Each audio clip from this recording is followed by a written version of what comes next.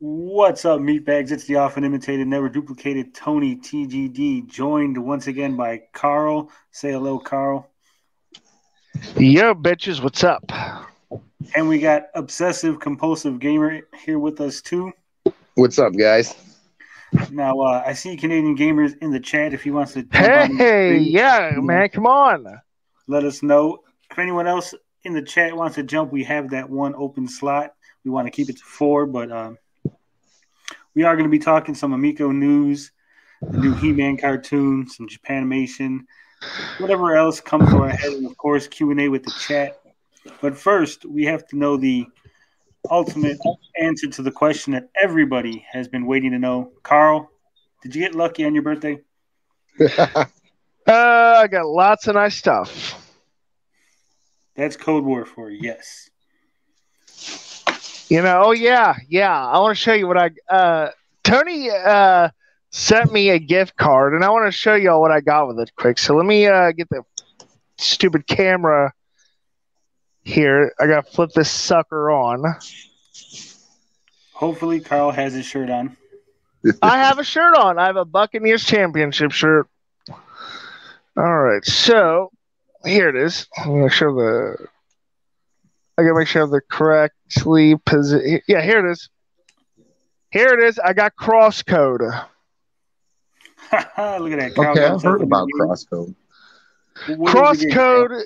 It's an action RPG, science fiction, and here's the thing: the whole game was programmed in JavaScript. That's interesting. That game is really cool. It's got puzzles, and it's kind of got like the classic graphics style that you'd see in I'd say PlayStation Square games. Let me turn this off here so I can. It's got that Final Fantasy Tactics look to it. Yeah, more or less. I'd say it's the graphics are better, but if you like action RPGs, it was only $25. It was only $29. I only paid $6 over. And is that physical media, Carl, or is that just? Yeah, totally physical. I mean, basically there was one little patch you had to update, but it wasn't that long to finish. That's common. So. Yeah, that's common. It's more or less future-proof, in other words. So, Obsessive, you could probably get it, and it's commonly available.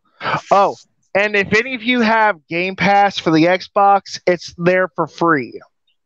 Okay, yeah, we do have that. The oldest has that, so I'll have to check that out. Yeah, it's. I do believe it's on Game Pass still, so yeah, it's totally cool. So, Carl, we're gonna have to get a review from you on that when you finish playing it. I kind of got stuck in the tutorial last time, so I'm gonna try it again. So have either one of you seen the trailer for the new He-Man Masters? I have. There's a new movie. Really no, I didn't even know there was a new movie coming out. Well, it's a cartoon, new TV series. Oh, okay. Yeah, so it's gonna be animated. It's on Netflix, and it's not going to be like that awful She-Ra cartoon. Well, who did the old movie? Was it Dolph Lundgren that did the original He-Man? Yeah, Dolph Lundgren did the. Yeah, that's one of my favorite movies, to be honest. If you're a He-Man fan, you gotta watch Masters of the Universe. Well, my brother was a He-Man guy. I mean, I'm 35, so that was kind of just slightly before my time, but it's I was a Turtles kid. I was a Turtles kid. I was a G.I. Joe kid. I was a Voltron. I was an everything kid. Voltron was good. I watched all those shows too. He-Man, Centurions, Jason the Wheel Riders, GoBots. I'm not ashamed. I watched cartoons. I'm And so glad I'm not the only one who remembers GoBots. Oh, GoBots was awesome. I don't care what anyone says. It was not a bootleg Transformers. It was a good show. I thought that, the thing I actually liked about GoBots was, and this is a lot of what Hanna-Barbera did back then. A lot of their stuff was for the 80s cartoons was consistent for plot. Well, I think it gets a lot of flack for the toys being a bit cheaper than Transformer toys were back then. Yeah, but if you had a lot of easily affordable stuff, because a lot of the G.I. Joe stuff was expensive. Or the Transformer stuff. Well, G.I. Joe stuff too, but yeah, the GoBot stuff was, easily affordable for budget families like mine at the time, and yeah. I watched GoBots all the time. I never had any GoBots toys. I have a ton of Transformer toys. Nothing from GoBots. Watched the 2009. I watched every He-Man cartoon there was. I watched the New Adventures of He-Man. I watched the He-Man remake from Cartoon Network. That was the one with where they decided that Skeletor was He-Man's uncle, right? Hold on, Sagan? The 2009 He-Man series, was that the one where they had Keldor turn into Skeletor? Yeah, that was good. I love that one. It got a little silly. It started off serious, and then it kind of got silly towards the end of the run. It was better. It was better than the Thundercats remake. That's for damn sure. Oh, that was just garbage. Ouch. Now, since Aggressive hasn't seen the trailer for the new He-Man, let's go ahead and take a look at it. Got it all queued up. All right, sounds good. I just listen in because I don't really want to. Gave birth to Eternia, the first planet in all of creation. I'm gonna go back real quick because we got this nice little Easter egg here. As you can see, these are the 3 towers of Eternia. Because yes, I am a He-Man nerd. You got Snake Mountain over there. You got the Tower of Grayskull, and of course, Tower of Eternia. I mean, already off the bat, just from the trailer, they're showing real love to the classic He-Man stuff. Now, who's making this, Tony? It's coming out on Netflix. I don't know who's behind it. I know Kevin Smith is the producer.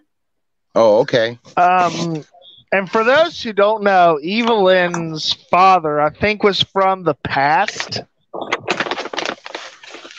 Like during the old times, and I didn't know that. I may be wrong, but anyway, let's continue. But now the magic is gone. Without magic, Eternia will rot and die. And as goes Eternia, so goes the entire universe. I built a life of truth. Away from magic. Now you want me to save It looks like the guys who just recently did Castlevania. Yeah, from all of Castlevania, maybe about it ain't. The funny thing is, everyone was complaining about the She-Ra cartoon, the way it looked, and it looks like they have taken that into consideration and made this look way better, way better. I mean, the problem with the new She-Ra cartoon was it was made by land whales. No, Carl. I don't know who they were or what they looked like, but I do know they used that really terrible Kel art style. I like this style. This style's better. Yeah, this looks good. We got Stinkor here on the screen, and I actually do still have this toy, original from the 80s, and it still smells to this day. I mean, it was 80s scratch and sniff, dude. That stuff never goes away. No, it wasn't scratch and sniff. What they did, they actually put the stink stuff inside the plastic when they were making the plastic for the molding. So it's in the plastic itself that stinks. It's trapped in there. Yeah. Wow, that's amazing. That's brilliant. They did it for 2 toys. It was for this one and for Moss Man. Stinkor smells bad, obviously, but Mossman But- smells like grass. Just to be fair, though, for Carl, that most '80s toys do have that stink nowadays.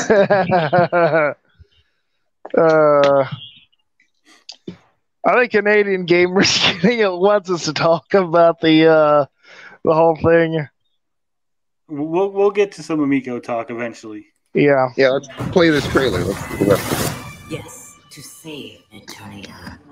If I don't. Oh yeah, they're bringing the classic stuff back. What are they bringing back, Carl? They're Expand. bringing back the Power Sword. See, okay, for those who don't know, the Beyond the Filmation series, the Power Sword was originally divided. So He-Man had one half and Skeletor had the other. And anyone who had the toys knows exactly where I'm coming from here. And who has seen the VHS cartoon tapes of the stop motion or whatever. Yeah, the two swords on the toys would actually go together and combine into one sword.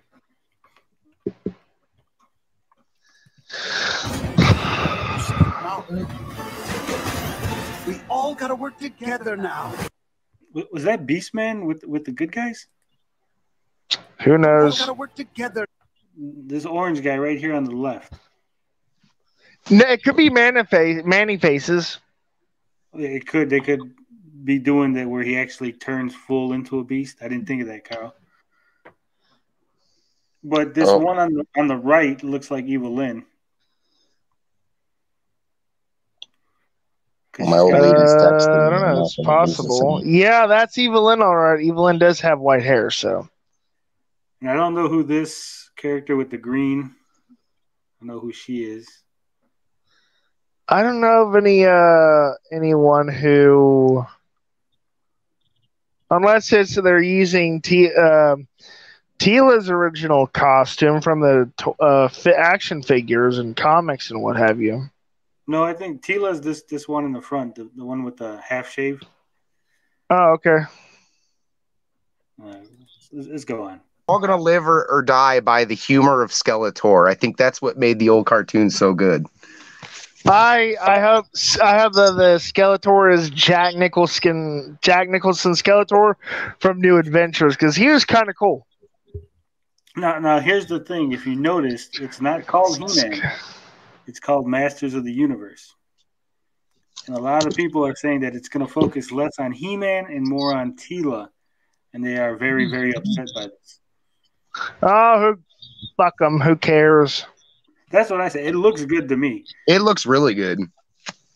They look like it had a lot of action, had a lot of homage to the old series. I got questions. I want to know what's going on with certain characters because. I mean, if Kevin Smith's involved too, I think I think he knows. He knows his stuff. Yeah, he's usually pretty good with that kind of stuff. Samuda says that Sailor Moon transformation at the end, though, yeah. Luke says it's Mark Hamill's doing the voice of Skeletor, so we might get like a. Ooh. Oh no shit! Series. Mark Hamill's great. That would be great. Mike Garcia's jaws on the floor. No. That's Smash JT. No. It's all fun and games. Yeah. So I am very excited for this. It comes out July. What did it say? Oh, 23rd. It comes out this month. I might have to subscribe to Netflix because I really want to watch that. Did either one of you guys see the MODOK on Hulu? I never got around to seeing that. It's weird because usually Disney's been keeping their stuff on Disney Plus. It's really odd that it's on Hulu. That's what I thought. ABC owns Hulu. Oh, Hulu. Yeah. I mean, they have that bundle deal where you can get Hulu, ESPN Plus, and Disney Plus for like $13 a month or something. Yeah, I believe Disney has like the majority stake in Hulu. Yes. Okay, so that makes sense. It's still weird that I guess they put it on Hulu hoping that more people would traffic Hulu. So, Well, from my understanding, they're going to put the more adult shows on Hulu and try to keep Disney Plus more kid friendly. I usually subscribed to Disney Plus to watch the old Disney cartoons like Gargoyles or the Gummy Bears. Oh, Gummy Bears is awesome. That's great. Samuda says, honestly, all the side characters were zany, and I wanted to know their backstories anyway. I'm cool with the stories about all the masters. Yeah, I would be very interested to see, some of the backstories about some of the guys. Fisto. I hope they have some of the forgotten characters, like the reptile from the old Filmation cartoons. I forget what his. I kind of wish they had more to add. He-Man's a little out of my wheelhouse. Is it, what were you watching if you weren't watching He-Man? He-Man was the shit back in the day. So early 90s would have been, like I said, Turtles, would have been Mighty Max, and then Mighty Morphin Power Rangers hit, and it was over. It was over. It was the king. He-Man was still pretty prevalent in the 90s, though. At least the early 90s. Well, you know what? When I woke up for school, He-Man was usually probably on just before I would wake up. So He-Man was getting over when like a Mighty Max came on or something like that. I don't like Mighty Max too much. I wasn't the biggest fan. I think I liked the toys a bit more than I actually did the cartoon. Oh, the toys were definitely better. The toys were just male Polly Pockets, though. Yeah, but they were cool. They had that little, you had they had little toy they had toy dioramas. Pretty much, yeah, pretty much. They were just unique. I think all the little different areas, you had one that was like a snake and that would open up. I think they were just kind of unique in that sense. Samuda says Street Sharks, Biker Mice from Mars, Captain Planet. Oh, yes, there you go. Oh, and don't forget the Peter Pan cartoon on Fox. Now, wasn't Stan Lee a part of Biker Mice from Mars, wasn't he? I believe he had something to do with it. I'm not sure what. Oh, and don't forget the Toxic Crusaders. Oh, there you go. That's another good one. The Toxic Crusaders is funny because the original movie is not really a child-friendly thing. The Trauma films were not really kid-friendly. Yeah, Trauma was really out there. Yeah. Luke Skywalker says, when my daughter was born, we made it a habit to watch the He-Man and She-Ra Christmas special. We watch it every year. She loves the original She-Ra series. She-Ra, I am a huge fan of classic She-Ra. And as hokey as the cartoons, the Christmas special was, it was still very fun to watch. Yeah, I mean, She-Ra was not the best cartoon, but I mean, really the options were limited. I mean, it's the cartoon boys could watch with girls and not necessarily be made fun of. I don't care about being made fun of. I watched Gem back in the day. Did anybody watch Dragonflies? No, I don't remember. You don't remember the toys Dragonflies? I watched like Jason the Wheel Riders, Mask, Stone Protectors, Mask, Stone Protectors. Oh yeah, Stone Protectors were great. I had a few of those toys. Didn't Chuck Norris have like a cartoon too? I don't know, maybe. What did you say, Tony? I said, didn't Chuck Norris had a cartoon? There was like a Chuck Norris and the Karate Fighters or some shit. Oh, Karate Kid had a cartoon too. Yeah. Yeah, there was a lot of animation going on back then. That was like the golden era of it. Dennis the Menace. That was a great one. The Karate Kid could have solved all his problems with a Glock. It's true. Don't tell me I'm lying. You know it's true. Yeah, I know Obsessive Compulsive, he mentioned the Power Rangers. I should have been too old for them, but I will admit here, live in front of everybody, I would You're never too old. Power Rangers. You're never too old for classic Power Rangers. I think the biggest heartbreak as a kid was when you got past, what were there, 2 seasons? When you got past that, like 2 seasons, and they started showing replays, and you didn't understand as a kid why they were showing replays of the same episode. It broke my heart. I didn't understand every time they canceled my favorite shows, especially when golf rolled around. Oh, God. You know what really broke my heart, Obsessive? When Kimberly left the Power Rangers show, she was no longer on it. That was my first crush. She would always wear the nice little spandex and the little gymnastics routine. Luke says, "Do you guys remember the Shirt Tails?" I don't. Shirt Tails. It sounds familiar. I remember the Snorks. Snorks. Those are like the Smurfs underwater. To the Snork. Yeah. With the little straws. The Silverhawk. That was a good one. Oh, man. Rankin Bass made some of the best cartoons ever. Samuda says Dragonflies, Beetleborgs, Captain Simian. And Beetleborgs. Those were great. I mean, here's the thing about Rankin Bass stuff. Generally, like all their, like they use the same animation style for the Thundercats, for the Silverhawks. How about VR Troopers? That was a good one too. Oh man, I love me some VR Troopers and virtual reality. Wow, we are the biggest dorks that I know. Hey, we're geeks, right? That's right. VR Troopers was good. The weirdest one that I seen was the tattooed teenagers from Beverly Hills. Oh man, I saw that. I hated that. Never heard of that one.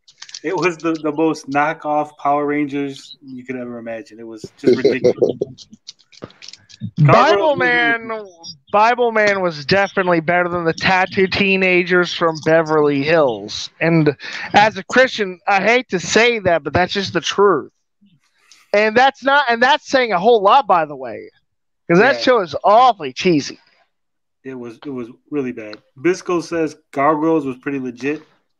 That was, except the last season. The last season is like the Metachlorians. It didn't happen. Yeah, I was never a big Gargoyles fan.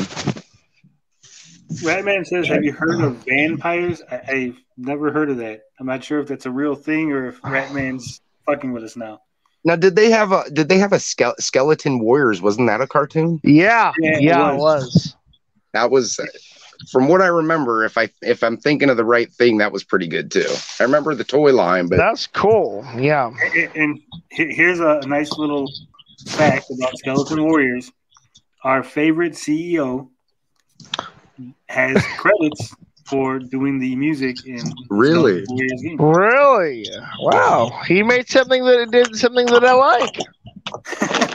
For the game. I don't know if he had any involvement with the show. The only game that came out was for Saturn, right? Sega Saturn? I believe so. Okay. All right. I didn't know that. That's kind of interesting, honestly. Yeah. No, considering wants Fox. I do think Finnegan Fox looks good. Okay, I mean, no. Hey, Carl, I'm going to tell you what. I think it looks okay too. I'm not in the realm of really killing it like a lot of people are. I think it looks okay. I think there are a lot of games that I have in my collection that I play today that look probably similar to that, and I'm okay with that style. In fact, I'd be one to say I love my pixel art, and personally, I think what they did with it looks better. That's not to say on all the games that they have, but that one in particular, I think is okay. I don't think it's as big a deal. I mean, there are two things about the Amico that do not bother me. Okay, three things. The photoshopping, the games, and the lag. I just don't care about those three that much. I have better things to worry about. For me, I've said this before, but it bears repeating. I do like the old, Fox and Forest pixel art better. However, I will say that if I did not know that existed, if I was unfamiliar with the Fox and Forest, if Finnegan Fox was the only thing that I saw, I would think that it was a good-looking game. So I can understand why people think that it's a good-looking game because it's not bad-looking. Yeah, I don't think it looks terrible at all. At all. I think Rich is the only one who really seems to hate that game. Well, there's a lot of guys out there that don't like the way that game looks. I think Pat and Ian even said that, the animations of when he's spinning his arm around it looks kind of flash. To me, it doesn't bother me. I play so many games. I mean, I have games from A to Z, and it just doesn't bother me at all. There's other things that they have that look terrible, like the footage of the soccer game. Now, granted, that was early footage, but even the MLB, certain games just looked kind of just off. They just looked really bad, really poor. Well, I think that Finnegan Fox looks better than most of the games because it was already a game. It was already whole. Right. They just changed the art style. They didn't actually, create new characters or have to. Right. Actually, they did add new. I think they did add new gameplay elements, but. I don't. Yeah, well, I'm talking about as far as the art, Carl. Like they didn't have to create a new character. They just switched the assets over. Okay, I get you. What was already there? Yeah. Canadian Gamer says Finnegan Fox looks like the old PC game Jazz Jackrabbit. Oh, Jazz Jackrabbit. So that's got me interested. I've been looking for that on the GVA recently. Oh, I know exactly where you can find it. They actually sell it on GOG. Good Old Games? Okay. Yeah, they sell it in the Good Old Games. I saw it there once. Well, that's as far as I know, at least. Maybe I'm wrong. Bisco says the baseball games look like total trash. Yeah, the baseball and the soccer look ridiculously bad. I mean, he's going for that old Intellivision feel, which I understand. But, I mean... And they didn't even show much of it. I mean, there was a lot of debate whether or not he had gotten in touch with the MLB to certify. I don't know if that's true or not. I mean, he could have done a bit better planning on his part to actually show some new footage of it. But from the old footage that we've seen, it didn't look great. Yeah, he can't just. I mean, he can't just say like, "Oh, I have permission from the MLB or whatever," because of legality's sake. We'll get more into that in a minute. Okay. But, Luke says he likes the name Finnegan Fox better than Rick. Yeah, in Fox and Forest, the original version, the Fox name is Rick, which was kind of a weird, just. Rick. Yeah. I don't know who LRG is, but apparently they go hard on Jazz Jackrabbit. Limited run games? Is that what he's talking about? I haven't seen anything. Oh, LGR. Yeah, I'm not sure who LGR is. Another YouTuber? Maybe. Ratman says, where we... Well, when you guys don't type good, I sound like an idiot. He wants to know if we're going to do a reaction on the Metroid Prime video on Judgment Day or Electric Playground. We could do that. We could. I mean, if you want. Lazy Game Reviews. I'll have to check them out. I haven't heard of that guy. I mean, we could do a reaction. I mean, it's. Bisco says, why should they even need permission? Isn't that point of getting a license? And now we will get into the discussion. I mean, okay. When I say Carl. Oh, all right. We got to set. Not everybody's familiar with what we're talking about, so we got to kind of set it up for them. Okay. So, all right. At E3, they showed a trailer for the Amico games. It included, old footage of the baseball, the footage of soccer, and some other licenses. And when asked why they didn't show any new footage of the new license materials, Tommy, apparently he called Mike Mullis on the phone and told him that in order to show the new footage, they had to get permission from the license holders. And that they weren't able to get permission in time. So that's why they weren't able to show the new footage because that's what you mean. That's what you mean. Okay. Now I get it. Now I get the reference. Okay, so with that said, Carl, do you think that that's a good excuse? Do you believe that is a viable explanation as to why we didn't get new footage for certain games? What's your thoughts? Well, okay, I don't, and I'm not trying to make any excuses for anyone, but I don't have expertise in that field, so it's if we're talking about lag or something like that, that's more apparent. But all the legalities of licensing and stuff like that, I know nothing about.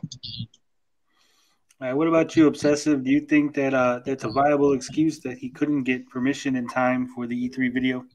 And this is what it boils down to. I think you do. I'm pretty sure you do have to get permission to show that footage. But the real question is why didn't he prepare himself for that? This could have been done months back so that he could show the footage. So I don't buy it at all. I mean, you should have came hard on the E3 video. You should have came hard and put your best foot forward and showed what you had to offer everybody, and he just didn't do it. It's just more of the same of what we've seen over 2 years. I agree with Obsessive on that. I mean, he had time to prepare to get, at the very least, he could have done a montage of all 6 of the pack-in games, unveil the 6th pack-in game right there on the spot, but he didn't. He was not prepared, and I agree with that. I mean, the best thing I think he showed was flying, like I've been saying, and anybody who's seen my comments, Flying Tigers is what impressed me, but it was a second long. We didn't see much from it. There was 2 clips of Flying Tigers. Was there? I didn't see it that well, but I have bad vision, so. It's... Before I give my thoughts on the E3 excuse, Samuda says, do you guys know if Finnegan Fox as a title came into existence before Save a Fox channel had Finnegan the Fox go viral? Finnegan Fox was done afterward.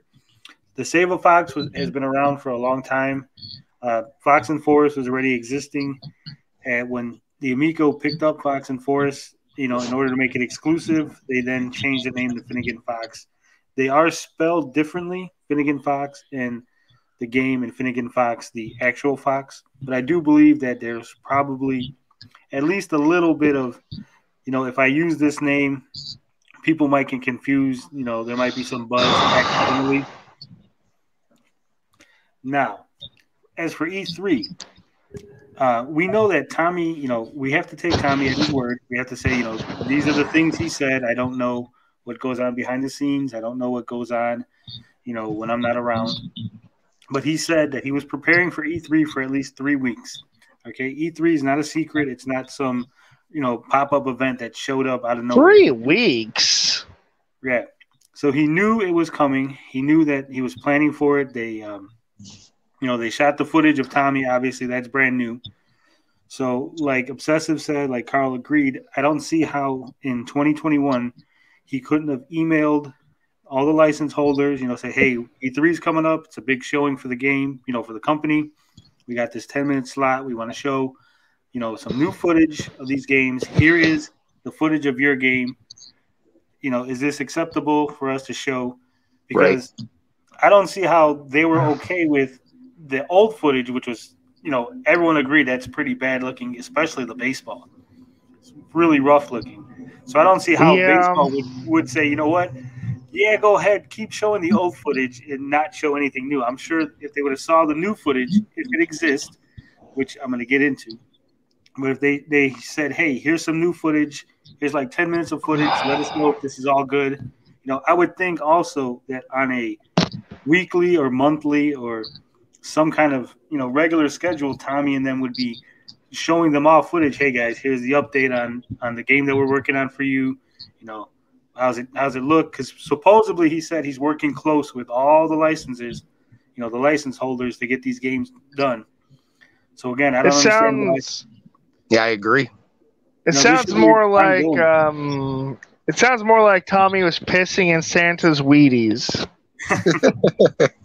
So this goes to what a lot of people are thinking and saying, that perhaps that maybe they ran out of money to pay developers. Maybe they ran out of resources. Maybe they're scrambling. They don't have footage. They started on baseball, moved people to something else, that wasn't working out. Because I know he said at one point he shifted people from the app to work on the website. And, I mean, we've all seen the postings for supposedly what he claims is for peripherals after launch, but I don't see – you don't even have anything to launch to be working on peripherals for after launch. And I think this kind of dives into the point of just biting off more than he can chew and talking about games that he wants to put out there but aren't even nowhere even close to being concept. I mean, I think he needs to focus on one thing at a time. And there's so many things he likes to talk about, like Super Burger Time, and he's talking with guys like Pete about all these games that could possibly come out. But I just want to see the games that you do have done. Yeah, I agree. Ratman says, I think Tommy is saving all his top promo material for October. Hip hip 1010 2072. No. You're off by about 10 years. 2082? Yeah, 2082. Well, here's the thing. When last year, when people were asking, it was always when we get closer to launch. When we get closer to launch. When we get closer to launch. I mean, we're pretty damn close to launch. I mean, oh yeah. So either they're not going to launch in October, and he's holding it back because, like he's in his own words, why show it if we got no console to release? Or there's just nothing to show, and this is it. This is the best he got. This is all he got. I really hope he's got something ready. I mean, we were, but weren't we told that a lot of these games were already done? That's, I mean, they were just waiting on parts. At one point, we were told that the console was done, and we were just waiting on parts. I mean, yet, last year, supposedly, he was ready to launch, but he just couldn't get the manufacturing. That was what we were told, COVID backed everything up. But as I've said repeatedly, you got the issue with the trademark is still ongoing. The issue with the FCC compliance is still not certification, right? He hasn't shown any games complete. He keeps redesigning stuff. We know that he's at least done 2 redesigns, something on the color and one of them on some little parts on the controller. I think he moved the buttons or something. Now, I definitely heard him talk about Night Stalker, and that Night Stalker wasn't going to be a launch title. And that was one of the very first games that was shown. And that was, I know a lot of guys don't like Night Stalker. I think it looks good. Personally, Night Stalker was one of my more favorite games on the Intellivision. I like to see more Night Stalker footage. From what I gather, he's basically holding all his games that are going to sell like crazy till the holidays. Cloudy Mountain, Night Stalker. Yeah, I mean, at the very least, we should have seen. I mean, if he doesn't want to reveal the 6-pack and he keeps saying that he's got some huge show that he's going to put it on, some big YouTuber or something. But the 5 other pack-ins, we should have at least seen extended footage of those games. Yeah, Cornhole's a pack-in, right? We should be seeing actual demoed, like someone said earlier, and I don't know if it was you who brought it up, Tony, that, when they got on stage, what was it, Miyamoto and, it was Miyamoto and Fizame, they got on stage, they demoed the Wii, and they showed how it worked. It would have been a perfect opportunity for them to go, hey, look, we got Cornhole, and this is how our controllers work. But we didn't get that. We just got a lot of, shifty editing from them, and I didn't like that. It was more of the same. And here's the thing: the stuff they showed from Cornhole, the shifty editing footage of, if you didn't know, that's actually Hans's family, the European president. I think that's his title, European president of something. And that was his family, right? That was his family. But that footage was already shown before. They just was shown like a year and a half, 2 years ago. And if you look, the controllers are actually like the chunkier, like they're the other design because it did get a like slimming down and then it got a little bit chunkier. Yeah, and they repositioned the buttons on the outside. Those like shoulder buttons. I actually had an idea of what they could have done before they started developing the console. They could have developed like a Intellivision Classic as a handheld. Had like Anbernic handle the hardware, they developed the software. And I think that would have sold out really well. You know what? I don't think it would have. I think if you look at the Don't think so? No, just based on the like Intellivision Lives sales numbers and everything. I mean, I know there's a lot of people that are really into it, but there's not a lot of people. You understand what I'm saying? Like some people might think like 10,000 is that's a big number, but when it comes it's not. No. Yeah, it's all relative. Okay. And this point. In the one of the big things I think a lot of these guys who are getting themselves worked up over this system, I don't think they realize that Tommy really is. I really do believe Tommy is marketing this to the not people who are just casuals, and they don't understand that. I don't think you're going to get an Intellivision that you grew up with. These games that like He-Man, Beauty and the Beast. I mean, I can name a bunch of games that I would love to see. I just don't think he's going to nail that aspect. I think he's really trying to sell this to a broader audience. I know the perfect game that they could develop for Tony: Booty and the Grease. that would be something. But to obsessive compulsive's point, I mean, I don't think in my opinion, and this is my opinion, the licenses for the games from Intellivision are unnecessary. I mean, yeah, it's nice to have an actual Astro Smash game, but I think making it actually Astro Smash is pigeonholing people, and it's it's really hindering the development because if you have a game that's like an Astro Smash clone, you allow the developers to go off into more directions, do more things with it. When it's actually Astro Smash, you're kind of you're limiting yourself, right? And that's why I think a lot of the games, because they want to be, retro reimagined versions, they're limiting themselves to basically being the old game with the new skin. And I think that's going to hurt them. But see, that's where I think it's really hard to judge this system because I still think this system is for guys who grew up with the original Intellivision, which is why he's pushing things the way he's pushed. Because personally, I don't see casuals. Now, casuals are people like my woman. She plays on her phone, and that's what she likes. I can't get her into Switch stuff. I can't get her into anything else. She likes her phone games. But I just don't see people who are casuals on the phones that they probably already have, shelling out $250 for a system. I just don't see it. And guys like me who want the retro reimagined, we're not getting what we want. A lot of the problem I have with this is the lack of imperative genres that I think definitely help every video game system grow. There are no role-playing games. There are no fighting games. No shooters. Cloudy Mountain kind of seems like a very lighthearted kind of role-playing because it's supposed to be like Dungeons and Dragons, but I mean, from what it looks like, kind of like a dungeon crawler type game. That's more of a fantasy action game, if I've got to be honest. Well, here's the thing.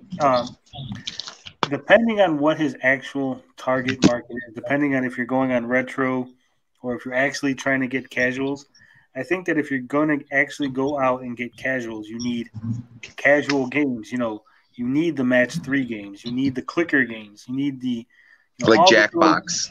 You need the bullshit games that are on the phone that they do play. If the phone audience is what you want, you need something comparable to what's on the phone. You know, Yeah, he doesn't have a puzzle. He doesn't have a puzzler like a Bejeweled or a Peggle or. The Nintendo Switch, I know for a fact, has a hero clicker that you can buy, and it doesn't rely on microtransactions at all. It does not rely on microtransactions at all. It's fully self-contained. It's like a space shooter hero clicker game. I forget the name of it, but it's basically some kind of thing where you run your own enterprise and. Yeah, that's exactly. I mean, there's a couple of clickers that are on the PlayStation that were originally on the phone, and at this point, the whole exclusivity, the whole, these games are made and built from the ground up for the Amico. We all know that's all just, that's bullshit. So just go ahead, just right now, go out and start signing all these other games. I mean, he talks about that there's no Disney Elsa games, but you know what? There is a Match 3 Elsa snowball fight. Go ahead and get that, put that on the Amico. And that's the big problem here is that 50's taken 50%. That's insane. And I think that's where. Here's to be fair, because we are fair on this channel. If you read according to the article from Ars Technica, it says 50%. But if you read the actual, the video that he's getting that 50% from was an investment pitch. And what he actually says is from 10% up to 50%. Up to 50%? Okay. Yeah. So it is a sliding scale depending on, I guess, the bigger licenses probably are not willing to take the 50%. Whereas if you're a small developer and he's kind of, got you over a barrel, he probably gets you at 50%. Right. I mean, with how he's highly curating these games, though, it does make me think that they're going to have a hard time getting support for this console, though. Seeing it last through a year would be something in itself. I think that would be incredible if they were to keep the developers on board. And well, he claims, what was the number that he claimed that he had a lot of people? 50. He said at one point he had like 50 developers on board willing to make games. Then he said he had too many. He had so many that they had to start turning them away. Yeah, and I think it's this, whatever process they're using is hurting them at the end of the day. I think if you're not going to have support, I mean, if I'm not going to be able to see these games and have developers working on these games, and as soon as this thing comes out, it doesn't need 50 games at launch. I'm not going to hold Tommy to his 50 games at launch. It doesn't need to be that crazy, but there does need to be quality there, and there does need to be more than 20. And it's looking like at this point they've come down from 50, and then they hit 30, and now they're at around 20, and nobody really knows. Nobody really knows at this point. How many launch games did the PlayStation 2 have? No idea. No idea, but their PlayStation, people know that God of War is going to eventually come. People know that those high titles are going to eventually get there. It's an investment that Here's the thing, to Sony's credit, PlayStation 2 is backwards compatible, so even if it didn't have any new games at launch, you could still play your old library. Same thing with PlayStation 3. PlayStation 4 has the old PlayStation games on it with PlayStation Now and stuff. I mean, here's the thing about classic PlayStation 2 launch games. There were very few good ones. I don't even remember what was out at launch. PlayStation 2. Oh, okay. So PlayStation 2 was I'll tell you because I remember picking one up. The Bouncer was a fantastic game, which was, I think it was still Squaresoft at the time. I don't think it was Square Enix. The Bouncer was amazing, and the game that I picked up was Ring of Red. That was a Konami game, and that's a fantastic game. So they did have some good games at launch. Oh, I know. I'm just saying, like, overall, some of the games were not that good. Like Evergrace. Oh, no, of course not. Disco says there was 29 titles on PS2 launch. Okay, well, there you go. 29, 30 is a good 29 is a good, healthy number. But I mean, for the Amico. you could put out 100 games. If all the 100 of those games are just dog shit, then it is what it is. Lord Raken, he's letting us know that according to the Art of Mana in a, I don't want to say interview, but he had dinner with Tommy and came back and reported. And so far, he says none of the games are finished. So we're almost a year past the original launch, and we have no finished games. So, and I think that brings it back to, I mean, a lot of us, I have been following this from the beginning. We knew, and that's what's so hard and why people have gotten so defensive and kind of, mean about this is that to some degree, we know, I don't want to say for a fact, but we kind of know Tommy was bullshitting us a little bit. There's definitely something going on. Something just doesn't feel people right. Bullshit me. I hate it. I also agree. Like I've said it before, I expect a certain level of spin, hype. He is the CEO of a company selling a product, trying to get people interested. But when you sit down for an interview and you blatantly just tell mistruths or exaggerations about how many games are ready, they're 99% ready, and then a year later there's still nothing. I think honesty would have been the best thing for him, and nobody would have given. This has happened time and time again with plenty of games that we all enjoy that we've had to wait, and most of the time we enjoyed those games and thank those developers for taking the extra time to do what they had to do. But when you start down this road, it's just a bad look. Look at we got Canadian Gamer. What's up? Hey, man, what's up? How's it going? We got the Canadian version of the ANA. He's in here. He's got something to say. What's on your mind? Can I just ask one question? And I noticed that a lot of Canadian guys are into this. Is this just an Amico thing, or what's up? I see a lot of Canadian guys who are following the Amico. Is this just like a? Is it just because it's the Amico, or who's following the Amico? That's Canadian. Well, you got Pete. Pete's Canadian. Darius is Canadian. There's a couple other guys I can't think of off the top of my head, but there's quite a few Canadian guys following this. I don't know. Pete's the ringleader. So, what are your thoughts on the E3, Cam? Was it a home run or was it a foul ball? On the Amico presentation, I think it was a bust. I don't know. I didn't like how Tommy went all in, sort of like pumping himself up at the beginning of the presentation. Oh my god! That was 2 minutes wasted. We have to visit that. Wasted. Oh my gosh! Me. Let me get into my beaker, okay? Me. Sorry about that. Yeah, you know what? I don't think anyone did. A lot of people, I think even the people at E3 who weren't really familiar with Tommy, they were kind of like, this is lame. Why is this guy talking about himself at E3? We want to see games. We want to see footage. No one cares who Tommy Tallarico is, but the Broforce. I mean, to Tommy's credit, he's worked on a lot of good stuff. There's no denying that. He's definitely accomplished, but at this point at this stage in the game, do you really want to spend 2 minutes of your E3 presentation rehashing what you've told people in about 3 or 4 other videos that they can see on your channel? Just use that time to show games. Let me ask you something obsessive and be truthful. Okay, so you have Kojima, Todd Howard, Phil Spencer, and Tommy Tallarico. Which of those people do you think people will remember more than Tommy Tallarico? Probably Kojima and Todd. Those guys, Todd Howard and Kojima, are at the top of the list. Thank you very much. Well, see, unfortunately, when you're a music guy, you don't get that kind of credit either.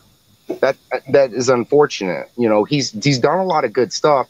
He was on G4 and Electric Playground. I loved that back then, but unfortunately, today is a different day. You need to put your best foot forward, and Not focusing on yourself is just something you don't want to do, especially at E3. It was just show the games. That's what everybody's watching. What's new? What can you show me that I haven't seen before? Yeah, I think the focus on Tommy was very misguided. I mean, realistically, gamers don't care who's making the games unless it's a huge name coming off a huge title. Casuals don't care. I don't think, I care who makes my soap, how many years of soap making experience they have. I just care that you could probably ask a majority of casuals. They probably don't know who a Todd Howard is or a Kojima. You know what I mean?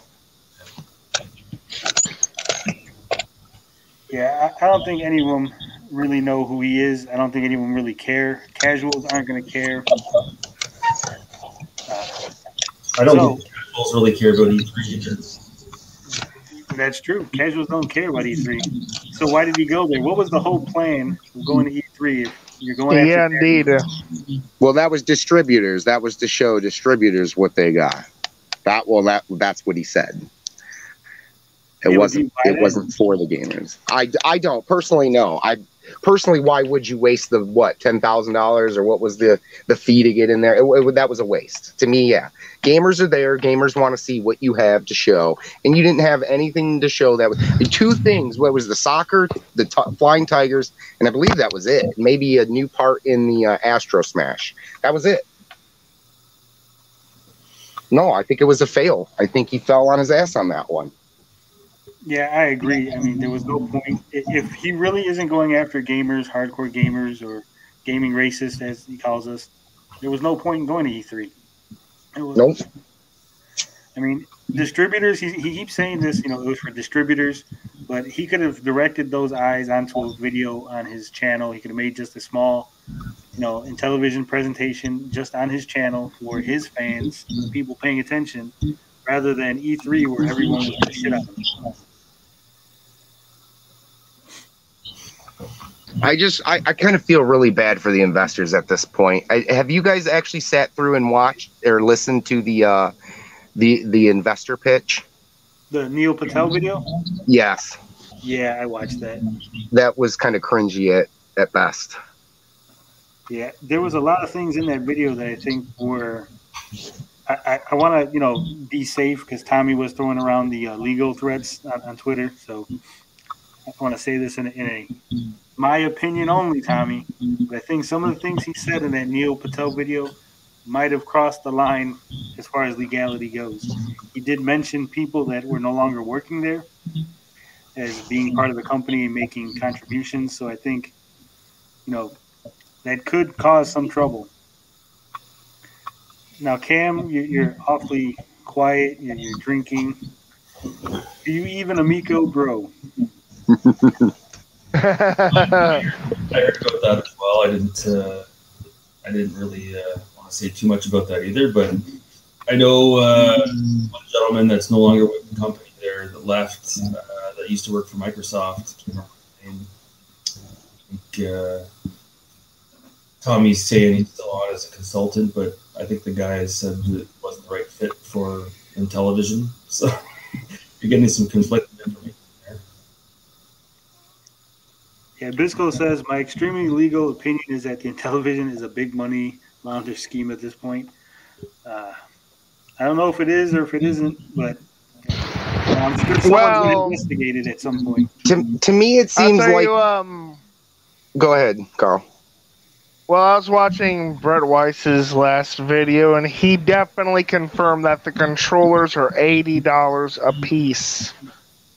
Yeah, that's incredible. But that's just for the special edition Galaxy Purple ones, though, right? And we're talking about I think that's the general price, and that's the big bull, and that's one of the head Amico fan guys here, who's saying that. That's $80 US. $80 American, 100 Canadian. And didn't I hear somewhere initially these controllers were supposed to be budget, right? They were supposed to be around $40, $50. Yeah. They're supposed to be budgeted around $50 or $60. And this brings to a good point. I know a lot of you guys are talking about, well, if you buy an Amico costs $250. Now, like I just told you, Tony, before we got on here, that I bought the little one, a Switch Lite. Why is nobody taking into account that I can go to a store and buy a used Switch? That, you know, that is an option. Parents do have the option. Parents do have the option to go into a store and buy a console used too. Well, here's the thing.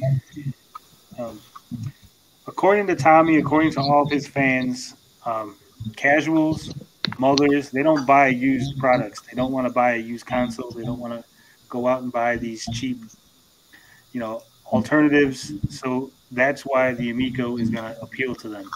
Because people have said before, you know, you can go buy a secondhand Switch, an old Super Nintendo, an old Genesis, something. If you want a starter console that is offline, you don't have to worry about it, and it actually has quality games. And let's do that. Let's talk about the usual setup then. Well, here's another thing though. First, I want to say, everybody's talking about the controllers. So I take my controller to let's say somebody else has an Amico. I pop it down. They have all my games. Now you're going to have to download those games, right? I mean, it can't just They're small games, like around 500 megabytes, I hear.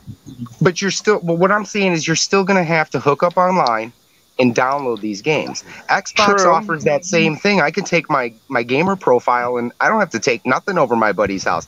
I type in my information and I can start downloading games that are on my account. What's the big deal? That's, you know, something I don't understand that everybody's talking about. True. Well, you could do it on PlayStation 2. You could go over there, add new account, guest account, and you could sign into yours temporarily to download your games. Right, it's the same kind of gist. So, I think a lot of the people are out of touch. You know, these are retro gamers. I don't think they're familiar with the newer things that are coming out. You know, a lot of them admit that they stopped playing games. I don't know. Pete should know better. Pete's got a lot of Switch games behind him in his videos, and I think some of these other guys are kind of guys that are probably more into the Atari, in television, the older systems. But would y'all mind if I went through the costs of the Switch versus the Amico? No, go ahead, Carl. Knock it out. Okay, so let's talk about buying it brand new. $200 for the Lite, $300 for the hybrid, for the Switch.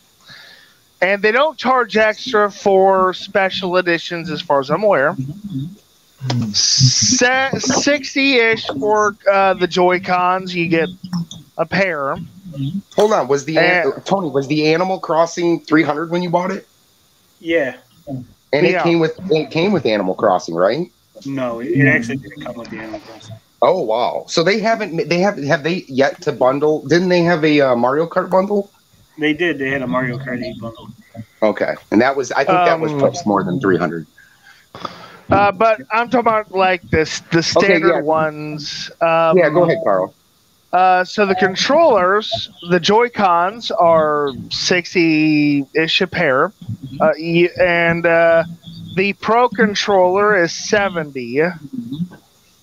You can get the best third-party controller for 50, or the best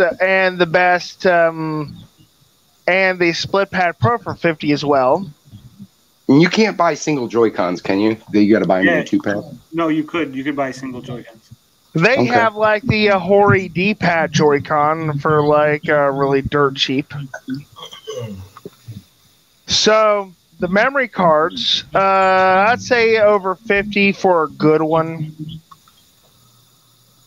And the games, I'd say 20 and over.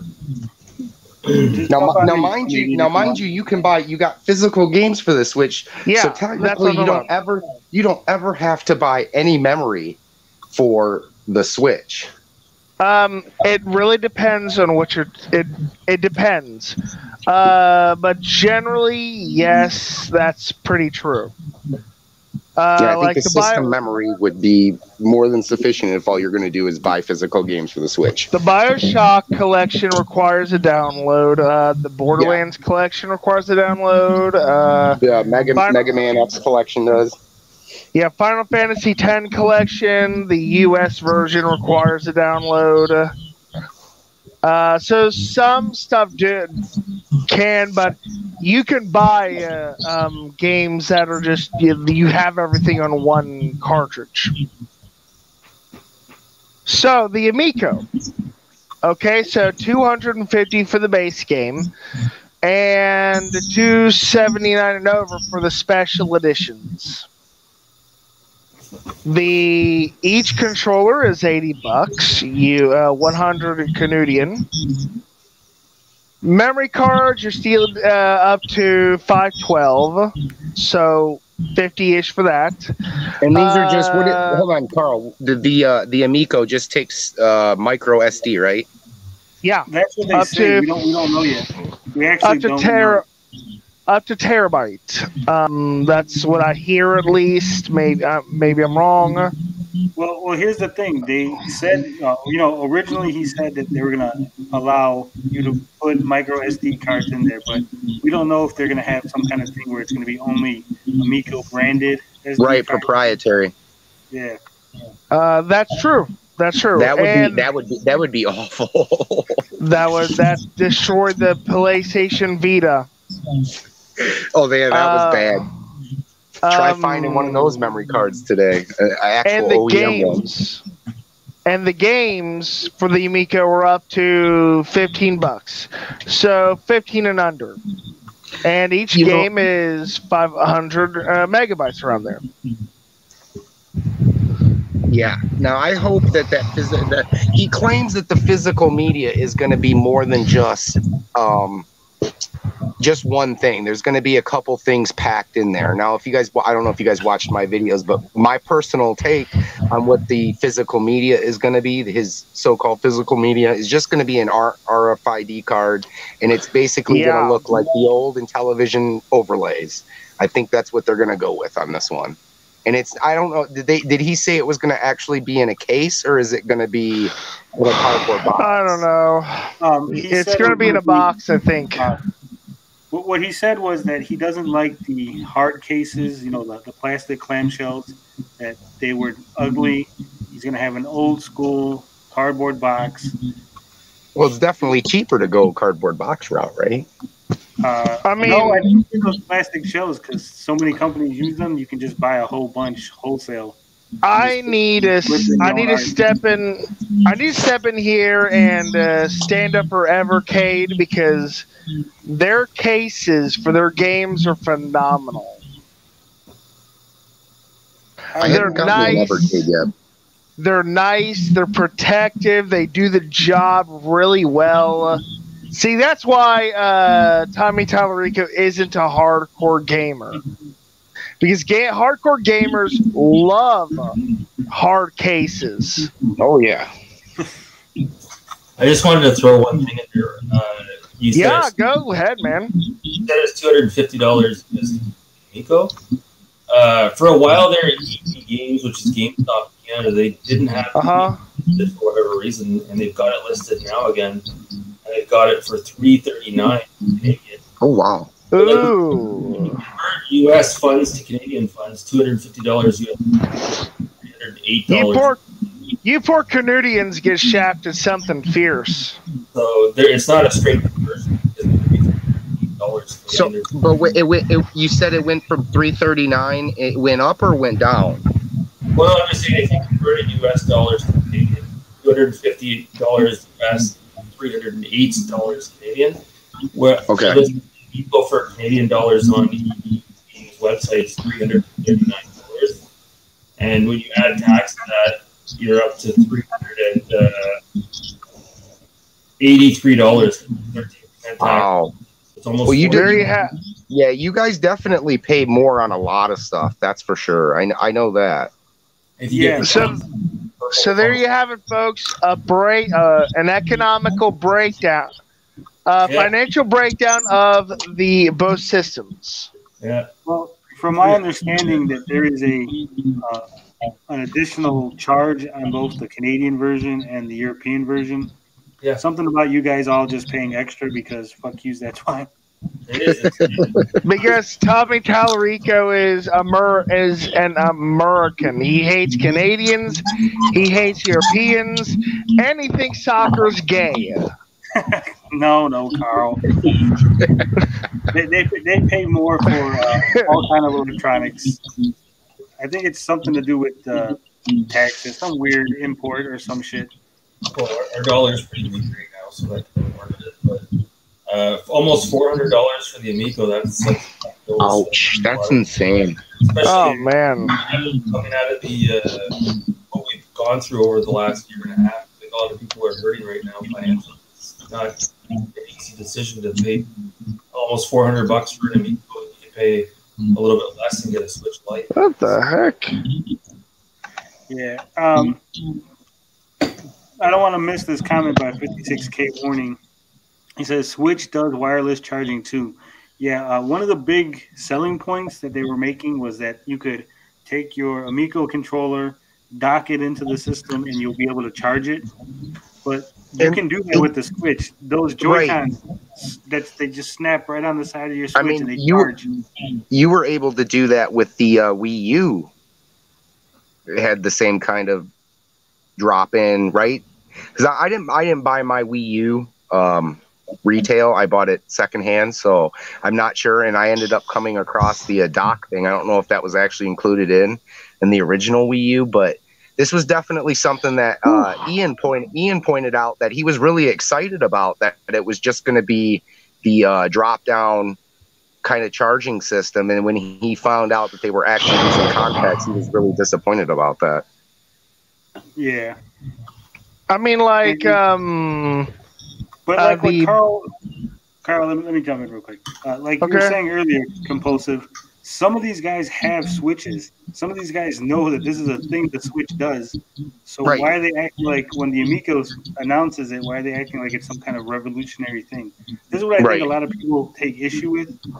You don't have to lie. You don't have to pretend that other systems don't exist or these other things don't exist in order to build up the Amico. You could say, hey, just like the Switch, we got the charger inside the machine, so you don't lose your controllers. You don't have to, pretend like this is the first time it's ever been done. Right. And I think this is where where the shill came from. I think this is part of what's pissing people off. They're just not acknowledging some of the things that look bad and some of the things that are pretty average among systems these days. Yeah. Can I bring up something that really frustrates me about this whole thing? Go ahead, Carl. There has been a bad, and I've mentioned this before, there's been a bad habit in the Amico community across the board. That people are thought and association policing. Like if you're this, you get put into that group. And that happened to me the other day. People try to accuse me of being an Amico fan. I felt like telling Generational X gamer, do you live under a rock? Well, I definitely haven't been perfect in the whole thing, but I jumped on Cyrus's stream the other day, and I told him, "Hey, look, I've been watching Cyrus before all this went down. He was the reason why I found out about the Turbo graphics, the Mini that was coming out, and I liked Cyrus's stuff, but it's clearly they're taking it a little too. They're getting a little too defensive over it, and granted, I've been part of it, and a lot of other guys have really just drove home the fact that they are what they are. And, I don't agree with all that stuff. I've said some stuff that was pretty stupid. And, I continue to kind of be harsh on it. But at the same time, like I said in my video, that I do want to see it to actually succeed, because there are games that I would love to see get a retro reimagined style to it. I'm a big Intellivision guy, even though I'm only 35 and I didn't really grow up with it. But I had the system when I was born, so I grew up with it. Me and my brother were playing it when we were 7. So, it's something that I do want to see succeed. I'm just really crucial on it. I just don't see it lasting more than a year. I mean, it's oh heck, I forgot what I was going to say. Oh well. It happens, Carl. It happens. Okay. Whoops. But Cam sent me the link, so we can check it out real quick. We're gonna check out that link to EB Games Canuta. I do want to say, Cam, I liked your video. That was cool stuff.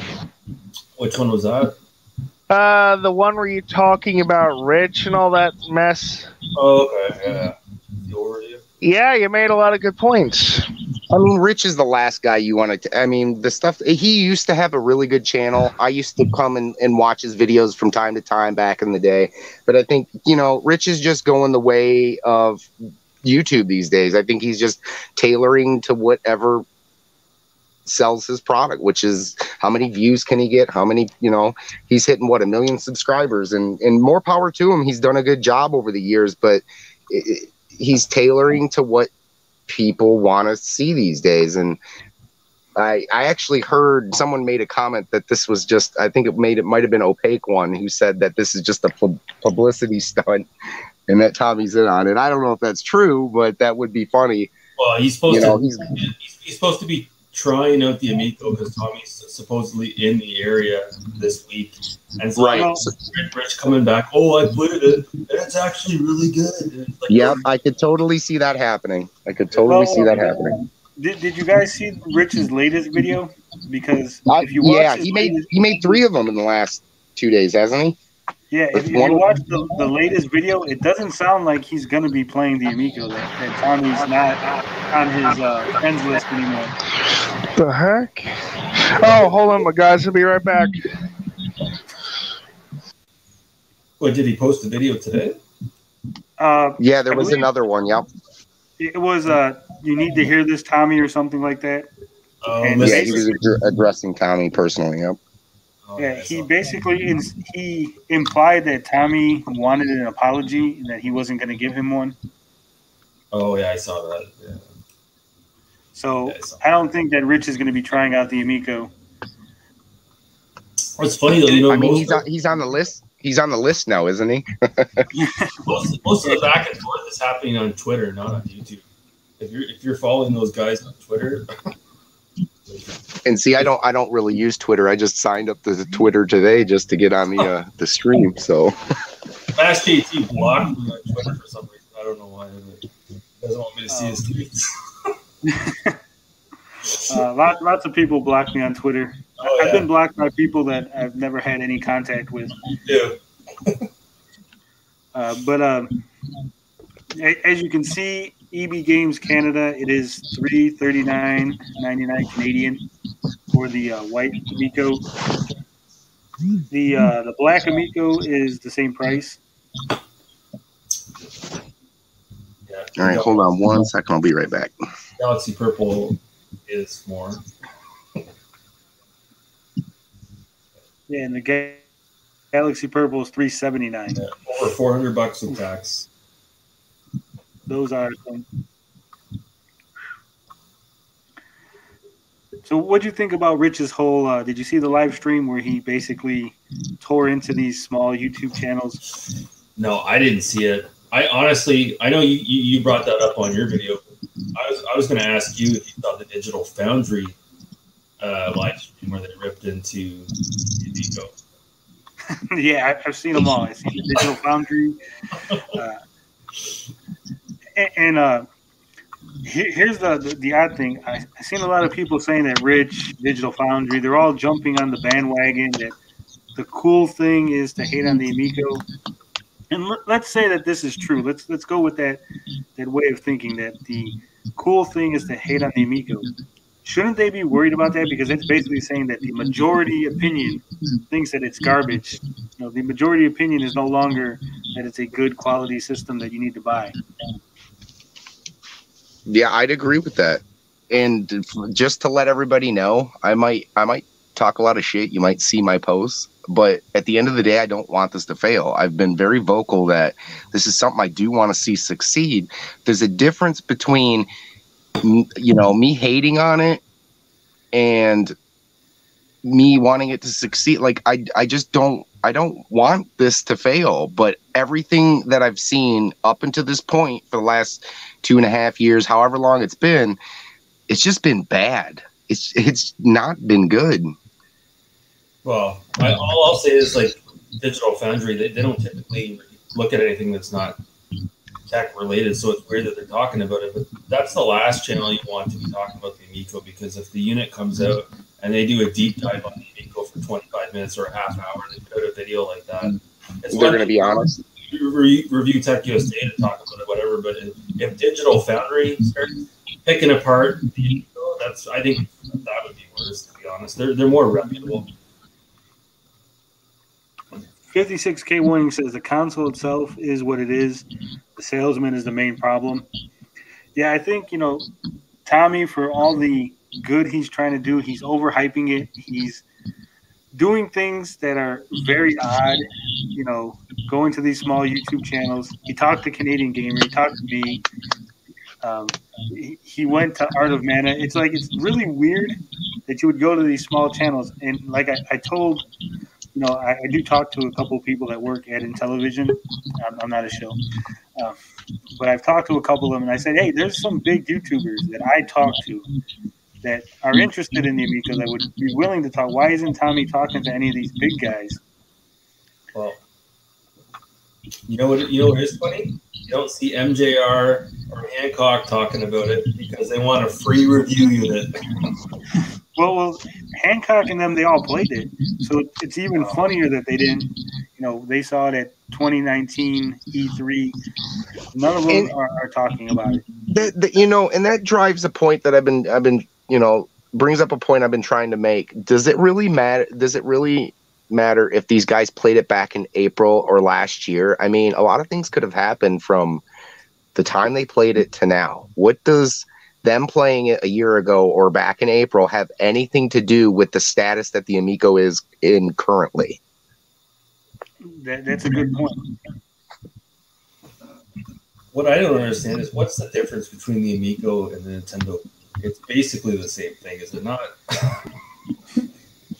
It's not as good. Ratman's out here blowing the spot. He says, where is your special 400K superstar YouTuber guru Larry at? Hope he can join sometimes. Larry was busy making a video last week. I didn't bother him with coming on this week. But I will try to bother him to get on next week. Vito went and took a shower. That's why he didn't join us. If you're not familiar with Vito G, I think it's Vito Gasaldi or whatever. He makes silly videos. He's got 200K. He's interested. He wants to talk about it. He has thoughts. I mean, these are big YouTubers, not unlike a Rich that, Tommy can talk to, but instead he's talking to these small-time YouTubers. And it really feels like to me that he's trying to get into these small communities, get some positive buzz, make almost an AstroTurf that he could show to investors and go, look at this video that has all these positive comments and everyone loves it. Yep, I think you hit the nail on the head because it doesn't make any sense to me at all. And that's who he's using. If you watch like the latest video that they put out, the reaction video, it's all of the guys that are, really excited about it. And it does strike me as odd. You're right, Tony. There's something there. Have you seen the new Amico parody channel? Have an Amico Day? The Amico Zero? I mean, it's pretty damn funny. Is that real? Does anybody know if the Intellivision Zero is real? It can't be real. Is that his name? No, it's a Have an Amico Day channel, but he put out a video. He put a video out saying that he's going to build his own Intellivision Zero console. Oh, that was funny. He's gonna buy the Intellivision name. You didn't break kayfabe in that one. No, I mean, It's so good that I'm not sure if it's a real video, if the guy is crazy. It's hard. It really is hard to tell. It really is. Because he made a follow-up. He's like, it was a follow-up addressing one of the comments of what he's doing. And so, I don't know. Maybe it's real. Maybe it's fake. It's one of the funniest things I've seen all week. Yes, even 56K says, I don't even know if it's a parody or not. Yeah, no one knows. Maybe he's pulling an Andy Kaufman on us. Have an Amico Day channel. What if, here we go, what if the Have an Amico Day channel unveils the Intellivision Zero, pans the camera over to Tommy Tellerico and says, hey, that other console, the Amico, that was a joke. This is the Zero. This is the one we're launching. New Intellivision console. Modern graphics. All the good stuff. You guys have been, punked this whole time.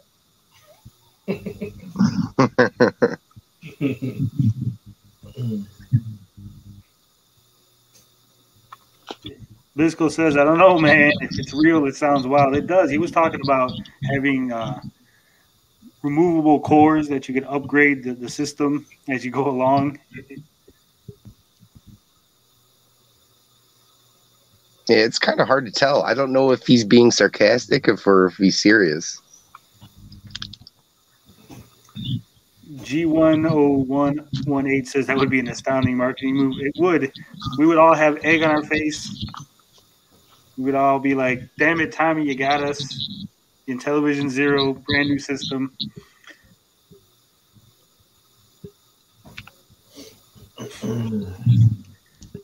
Lord Rakin says Intellivision Zero sounds better than Amico.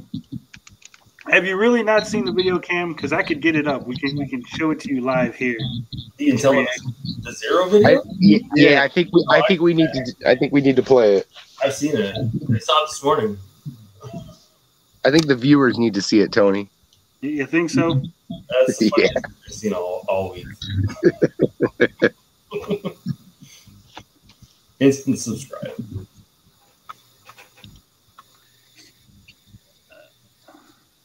The first video, the first video really catches you, and you really think he's serious. But the second video, there's something about the second video, and I don't know if it's maybe because of how he's dressed. I don't want to be mean or anything, but it's like there's something off on it that makes it seem like he's just being sarcastic. Well, you know he's being sarcastic because he mentions in the video that it's going to be an absolute flop.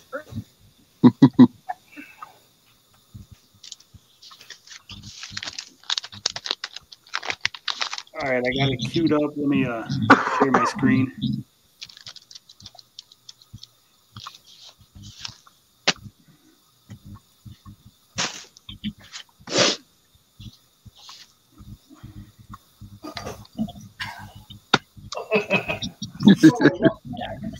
We're going to talk about a few things regarding the Intellivision Amico, and this is a semi-announcement that my lawyer has allowed us to present to the public that has seen the Have an Amico Day channel.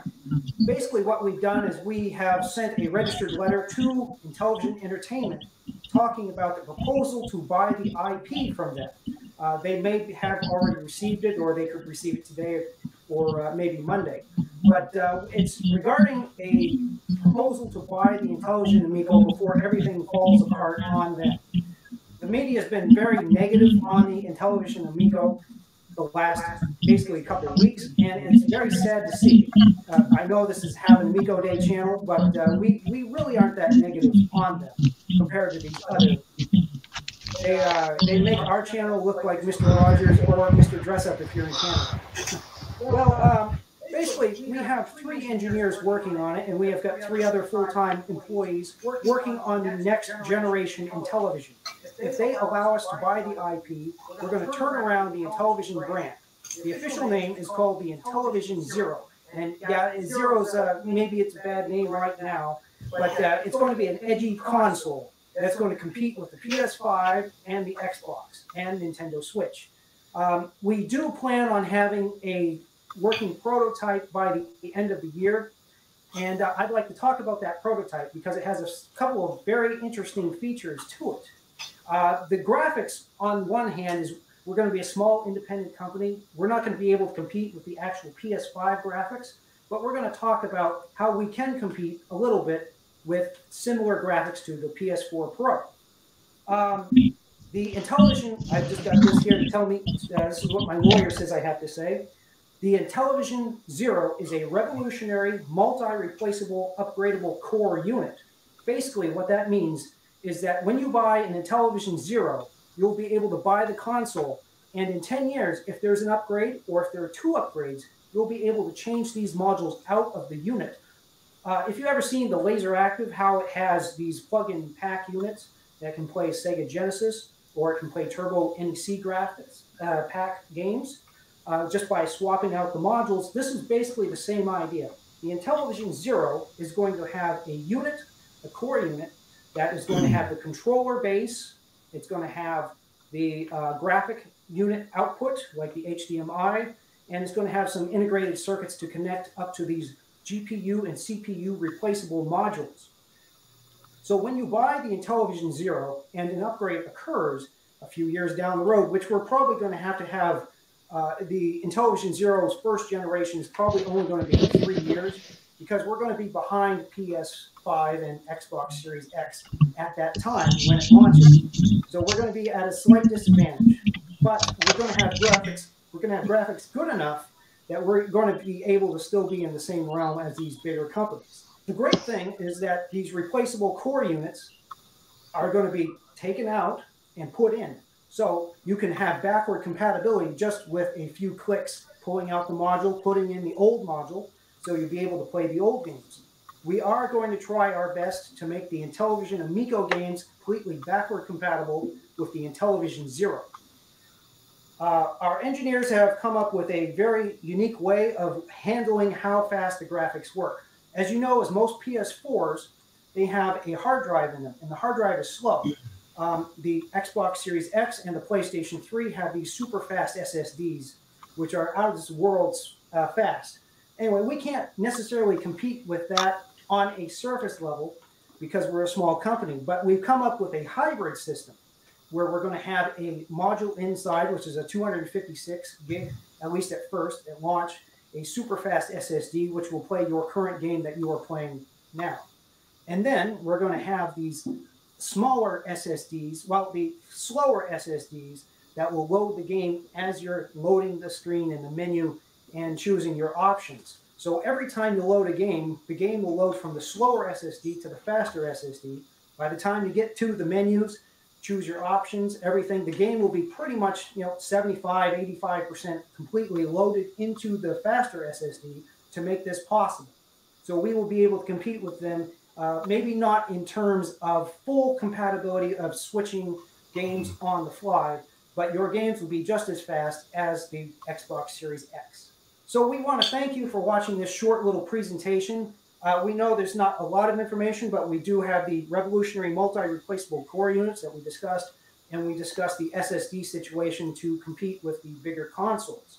I know this might seem like a joke since we haven't done any real videos on this yet, but we do have 3 full-time working engineers working on the multi-replaceable core units. And we're going to be showing at least some similitude of prototype in the near future. Regardless, we're going to be continuing this train wreck of the Intellivision Amico, and we're going to be documenting it. That's what this whole Amico Day channel is about, is documenting the train wreck that is currently happening. I am sorry to see Tommy Tallarico go through this, but he chose very poor hardware to compete with the big systems at this current time in 2021. I wish them well. I hope they don't have to fail, but we do have that offer on the table. So they can sell it to us now, or they can sell it to us later. They may not never sell it to us. We'll have to come up with a new name. But the Intellivision Zero is a system that is currently being developed and worked on, and hopefully we can forget this whole Amico Tinker Toy situation very soon with a really competent system that Intellivision is worth. Well, thank you for viewing, and we'll see you later. So I was hangry, and that's why I started Daily Harvest. no, we don't want no Daily Harvest. Lunch at like Shut up. 3 p.m. Running to and from appointments. So, what do we think? Is this a joke? Is this guy serious? Will there be another television console coming to the market soon? He has an Amico hat on. Did you see that? Yeah. Well, he said he bought that. In his face reveal video, he bought the Amico hat from the company. He unboxed it on stream. Oh, was that a Running Man hat? Yeah, it was. He's pretty convincing. Either he's joking or he's pretty convincing. That's all I got to say about that. Yeah, it was a pretty convincing pitch. I mean, if anything, he's built an audience. If this is serious, he's built an audience where we all paid attention. We all wanted to see what this is. We're interested now. I mean, he said he's got three. He's got 3 engineers as we speak working on it. As we speak, comes off like Jim Cornette, eh? Yeah, a little bit. Does Tom own Intellivision or just Intellivision Entertainment? Well, from my understanding, I could be wrong, but he owns Intellivision Entertainment is the company. He bought rights to the Intellivision name and the IPs. He's like a 1/5 holder. Yeah, it's not just Tommy. No. Although Tommy in his original pitch video, I think kind of makes it like unclear because he said he was friends with the old man who owned Intellivision and he bought it. So it's kind of, I'm pretty sure there's other guys involved that own it with him, but in that video, he at least makes it seem as if he owns it. Did you guys? Sorry, go ahead. I was going to say the Blue Sky Rangers, they're the ones who own the name. Keith Robinson and the 4 other individuals. When Keith died, Tommy bought his share of the company.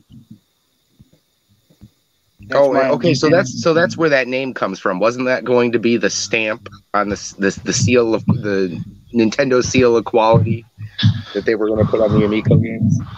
Yeah. Oh, Carl's back. Yeah. Sorry about that. I got way late, as I want to say.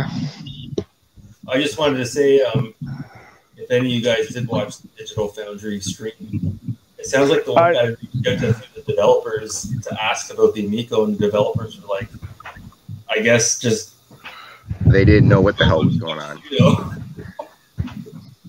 Well, that's putting it mildly.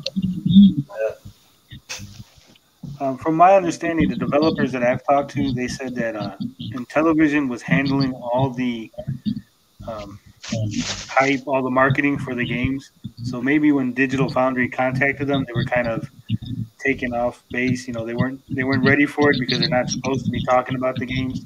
So there might have been some miscommunication. I'm going to give them the benefit of the doubt, but it could very well be that, you know, they are in the dark. They don't know what's going on. I know that there are the other day, I want to say Tuesday or Wednesday, I left a comment about the Karma engine on one of the videos that they made because Tommy had said that they were going to have a patent pending Karma engine for the Amico. And I said that on another video, he said that was just some bullshit that they had came up with. I had 3 Intellivision employees arguing with me in the comment sections of a YouTube video. And all 3 of them... That there was no such thing as the Karma engine? There is no such thing as the Karma engine. Well, didn't he just recently said about the Shark, didn't he? That if one player was ahead, that another player would have a prompt on their controller to tell them where the pearl was hidden or something along those lines. Right. But see, here's the thing: the original pitch was that the Karma engine would be a almost an operating system unto itself that would affect all games. That would, you know, it would evaluate your profile and who's a better player, blah blah blah. That sounds awful. Now it's just a philosophy. Basically, he's telling the developers to put something into each game that's going to help, you know, the people that aren't skilled versus the people That's that a are. terrible idea. It's basically thought like it was- rubber banding. You know when they I thought it was cool at first, but when you think Yeah, about so it, I'd have to sandbag in the games to win at the end. Basically, it's Yeah, basically pretty like much. It's basically like Mario Kart and all the power ups. It's like getting the lightning bolt or anything else, like the blue shell. yeah. Hey, what do you guys think of Tommy's 10 Commandments? Well, I've seen them last year. He's been touting them for a while. There wasn't. It's nothing new. Well, Cam, let me answer you with this statement. I had better things to do, like wash my hair. Somebody read the the Tommy's 10 Commandments, and I can't remember who read it, but they read it perfectly. It was hilarious when I heard him read the 10 I think Commandments. it was Radical Rick, no? Yes, Radical. Yeah, yep. Radical Rick read him, and how he actually read him was pure gold.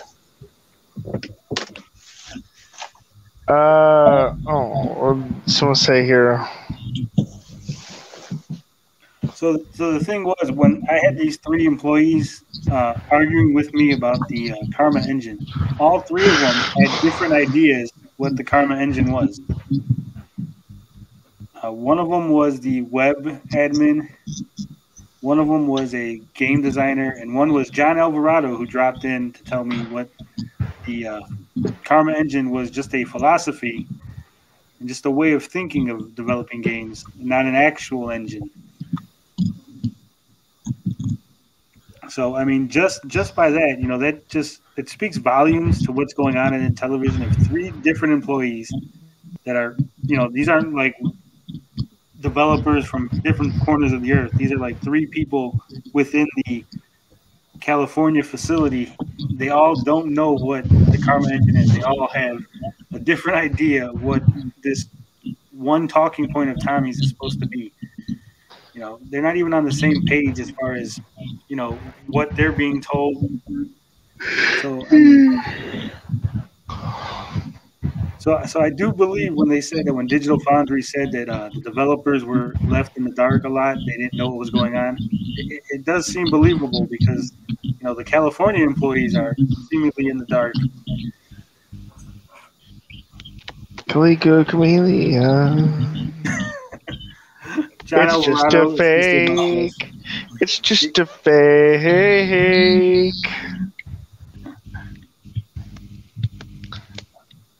Mike Garcia says, no other console, to my knowledge, has this strict creative control. Maybe NES. I mean, even then the NES didn't, though. I mean, there was ways around it, guys. A lot of people don't know that Konami had subdivisions, and they had Ultra, and there were ways around back on the NES days. I think this is the most restrictive console I've seen. And if you're mean to Tommy Tallarico, his employees will say, "How dare you insult the Fiora?"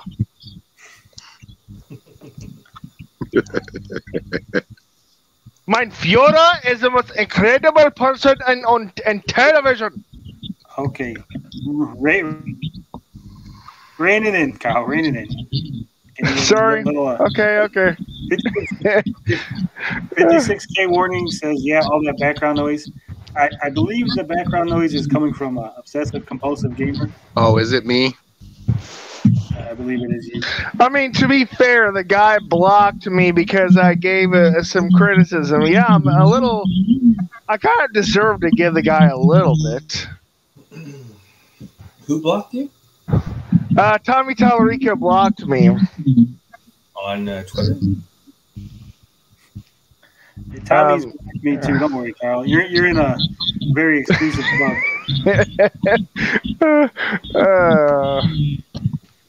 Is that noise coming because I'm using my phone, or are you listening to it also? No, no. Yeah, it might be from your phone, maybe the way you're holding it. I don't know.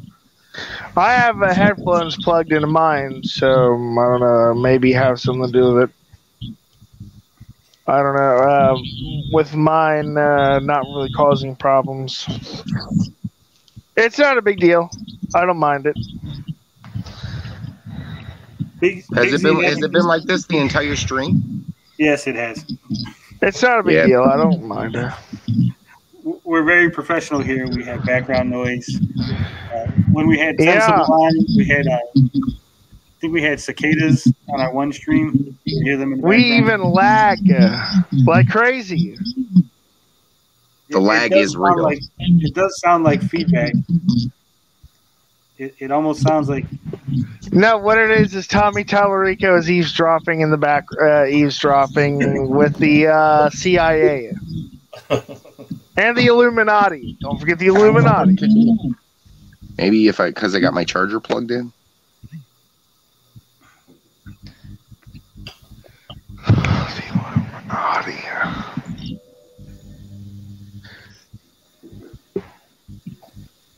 I don't know, but whatever you did, it might have. No. Hold on. Are you talking? Is it because I got the charger plugged in? Is it better now? No, I think it really sounds like you're getting whatever we're saying is coming out of your phone and doubling up. Oh, okay. Oh. It's not a big deal, dude. I mean, I'm not bothered by it. It's cool. Because we don't have an expert sound engineer like Tom Quixote to help us. Yeah, the sound quality is still better than the E3 video for television, so we got that going. Ninja Kitty says, "What's up, meatbags?" Hey, what up, man? So, is there anything else we want to discuss about the Intellivision, or should we move on to some? Actually, I do want to say one thing. Ninja Kitty, I am shocked you did not do a video on Rich from Review Tech USA doing 2 videos on the subject. Where were you, man? Were you on vacation? Ninja Kitty was helping have an Amico Day. He's one of the engineers. Anybody catch Retro Bros live stream last night? Yeah, I caught that. I was me and him are not on good terms. I basically outed him on while I was talking to Tony on broadcast one day, so he didn't take it too well. Yeah, I was there. He did unblock me from his YouTube channel. We are on better terms, me and the Retro Bro. You're on good terms. Really? With Cyrus too. Cyrus wants to patch things up with you. I mean, I think, I did make that video letting my feelings know about what Rich did, and I guess they appreciate it. They realize that, hey, we are not as bad as some people out there. Yeah. We might not content. I will never be on speaking terms with Retro Bro because he's a bully. I caught him making fun of someone on YouTube and just rewinding the video over and over and repeating the ordeal all over again several times. I hate that kind of behavior. I will agree with GoGo 13 that there are some times where they don't realize that they are not being objective. Even if it's a subconscious, someone is your friend, you are going to give them the benefit of the doubt. That's just the way it is. They are not objective. They know it. The way they vilify, the way they make Pat and Ian sound like war criminals or something. And believe me, I'm being kind when I say that. Well, it's so funny that the Amico has brought Pat and Ian back together with Rich from Review Tech. They're all on the same page. I mean, but I don't mind not talking to Retro Bro. It's not a big deal. But Rich didn't say much about the Amico for a while. Then he just came out and did this. I mean, he's doing it for clicks, right? He's doing it for sensationalism, totally. Oh, for sure. Yeah. He said, he can act self-righteous all he wants, but it's not real. Yeah. It says, it's not real. It's a slow time of year, so he's trying to. Maybe. That's a possible. Oh, come on, slow. I don't know if it's that slow time of a year. I mean, people are complaining about the Metro Dread graphics are awful. I mean, it's the Amico has been the hot topic of conversation in the last 72 hours. All right, is that better, guys? yeah. It was cool in the first place, though, dude. It's not a big deal. I mean it. It seems like I'm putting a video out about Amico the last 72 hours. Me included. There was a lot of Amico content in the last couple of days. It is kind of weird to see all these bigger channels jumping in on it, but at the same time, it's almost a validation. It's almost vindication for us. We have been here saying these things, being told that we're not representative of the majority from the beginning. No, we're being told. I mean, I'll still be the Benedict Arnold of the Amico, so to the Bro Force, and that's okay. I'm cool with that, and I'm cool with blocking Saggy. I'm cool with blocking Retro Bro. Well, here's the biggest problem I have. The only reason some people have jumped in, and I think this started when Tony started saying that we were gaming racist.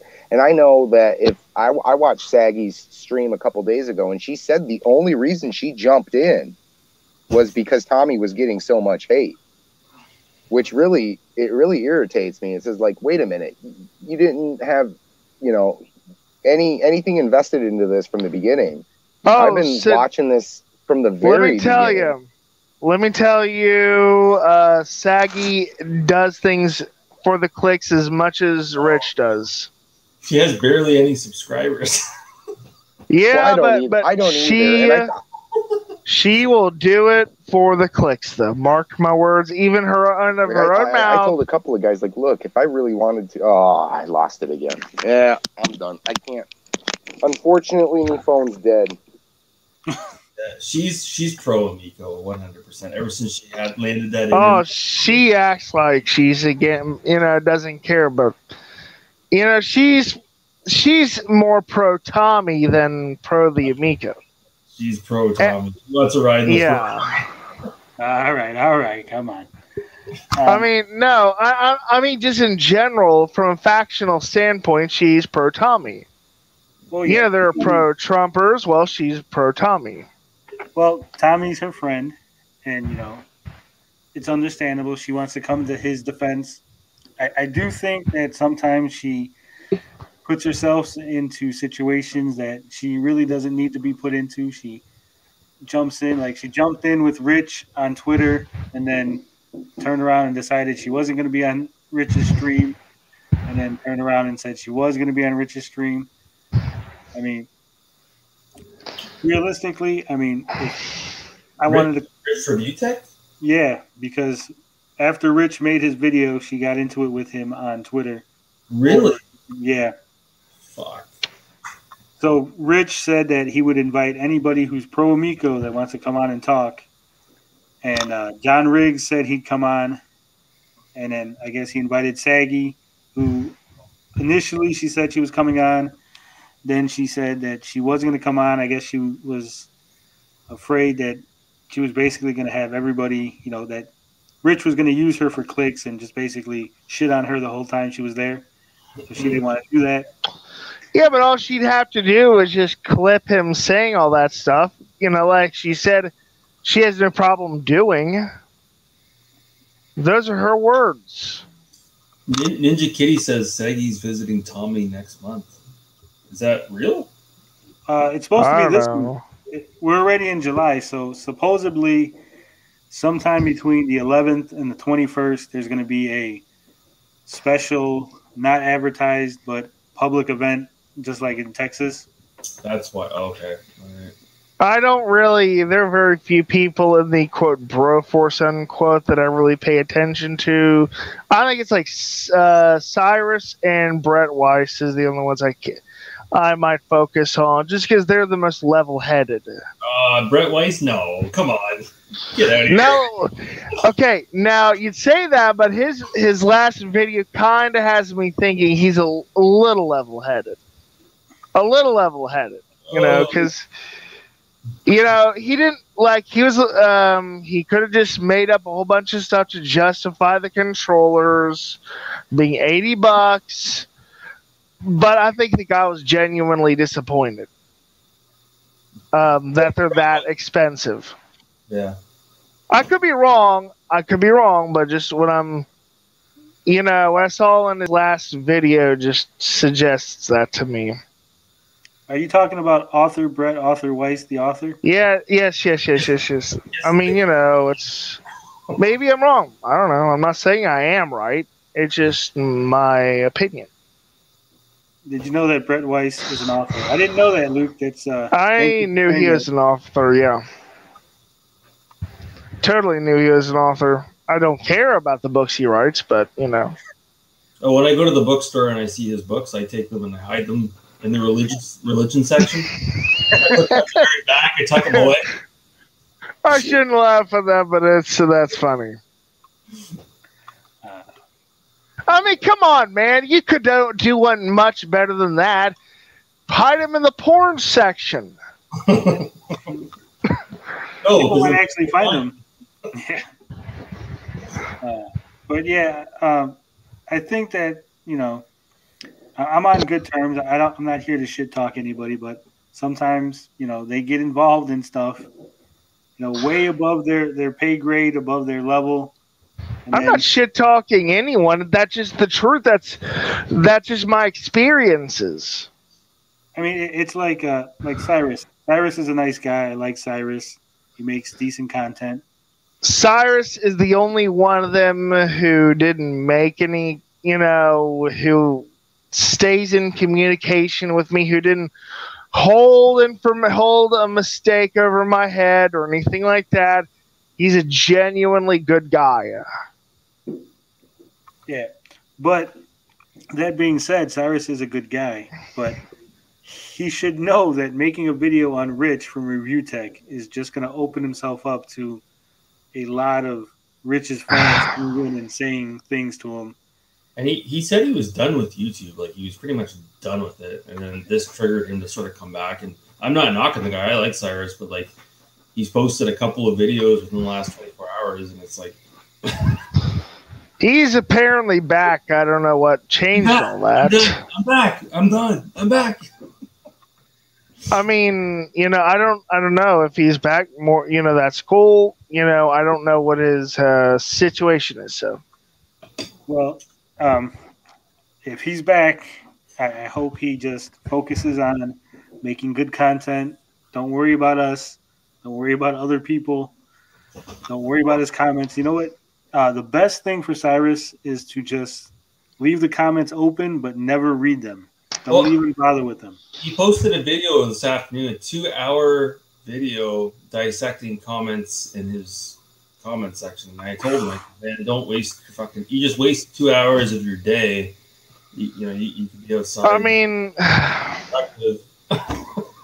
I posted a comment on his Rich Review Tech USA video. I said, listen, if you're basically along the lines of if you're serious about all this, I gotta admit, I'm tired of people from your side calling me a clown or a jackass. Mm-hmm. Just because, I have opinions and more or less says, yeah, I mean. Yeah, I mean, like I said, I'm not here to shit on anybody, but like Gogo says, yeah, he needs to ignore people he's going to be on YouTube. I mean, I don't know about Canadian Gamer and I don't know about Carl, but I've had 300K plus subscriber YouTubers make videos on me, and no one probably knows this because I didn't make a response to it. I didn't engage with them. I just ignored it, and it went away, And that's basically what Cyrus needs to do. He needs to just ignore anybody who's talking about him, anyone who's making videos, But Cyrus has had, back in the day, he had a channel that had like, I don't know if it was 1 million or a couple 100,000 subscribers that was relentless on him. Well, so he's been through it before. He knows how it is. Yeah, and he's admitted before that he handled that poorly. He said that he handled that very poorly. So you would think that he would know not to. He's making the same mistakes he did back then, making them again. You know, a 2-hour video about his comment section that's really unnecessary.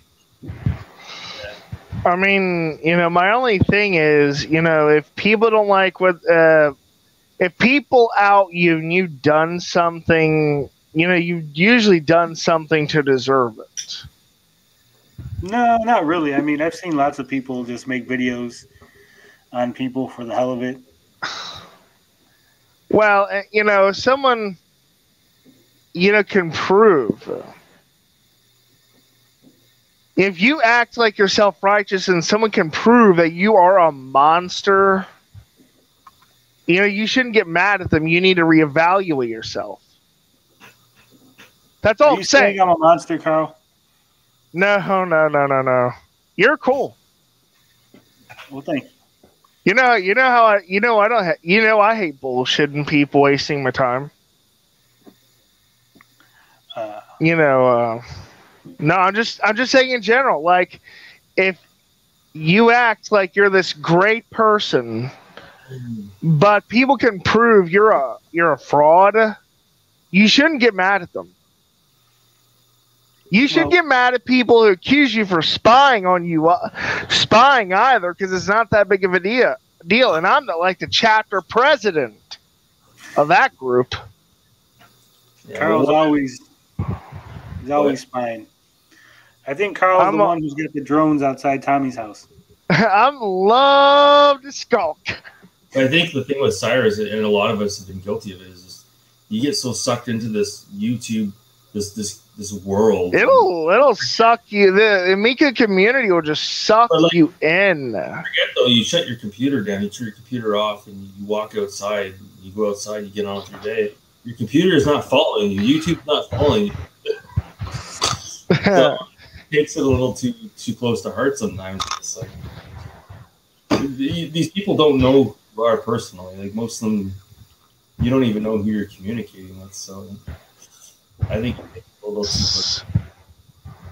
Yeah, I think at the end of the day, you can't let this YouTube stuff affect your real life. None of us are full-time YouTubers. None of us. This isn't our jobs. We're not making any money. No. Some of us are making a little cash, whatever. I'm not making any money. I'm doing this out of, just a hobby. Yeah. There's only 24 hours in a day, right? You don't need taking up any of your personal time. So I think we should move on. I wish Cyrus the best of luck if he's back on YouTube. Yeah. He's free to jump on the stream. Yeah, hey, you're invited, man. If you're watching, you're invited. It'd be cool to have you. I invited Retro Bro. He said that he would be able to come on in a couple of weeks. So we might have the Retro Bro on here. This will be good. Well, I'll be civil, I promise. We might have to put Carl in timeout if Retro Bro shows up. I'll be, if you want to put me on timeout, that's okay. We should get Tommy on here. Come on. I'm totally not going to shit on you if you decide to put me on timeout. It's okay. Tommy, I've said it before. I've actually talked to, like I said, I talked to somebody inside the television that works there. And I told him to pass it along that Tommy's more than welcome to jump on and have a conversation. We won't attack him. We won't kiss his ass either. We've even talked about pro Amico ideas. Luke says he wants Saggy to come on. Bring Saggy on. I mean, I could be civil. I could be civil and talk to these people, but I mean, they've got to be civil and want to be civil. That's the problem. Bring Jay Allard on. I sincerely don't think Retro Broken wants to be civil. I mean, this is a guy who laughs at people being bullied, and people like that usually have an awful personality. Pat and or Ian would be elite as well. I mean, we could get Pat and Ian on the show. That would be something. Pat and Ian would be more interesting to talk to, I've got to admit. David Perry. You know what's interesting about that? I actually know a David Perry in real life, but he's not that David Perry. I was the best man at his wedding.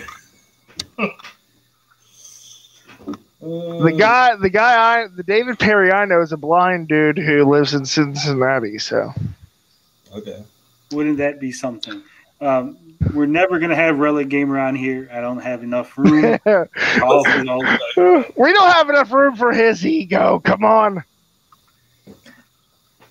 I did just extend the invitation to Saggy, so she might be hopping on. We don't know. I mean, you know, she's welcome. You know, I can be nice.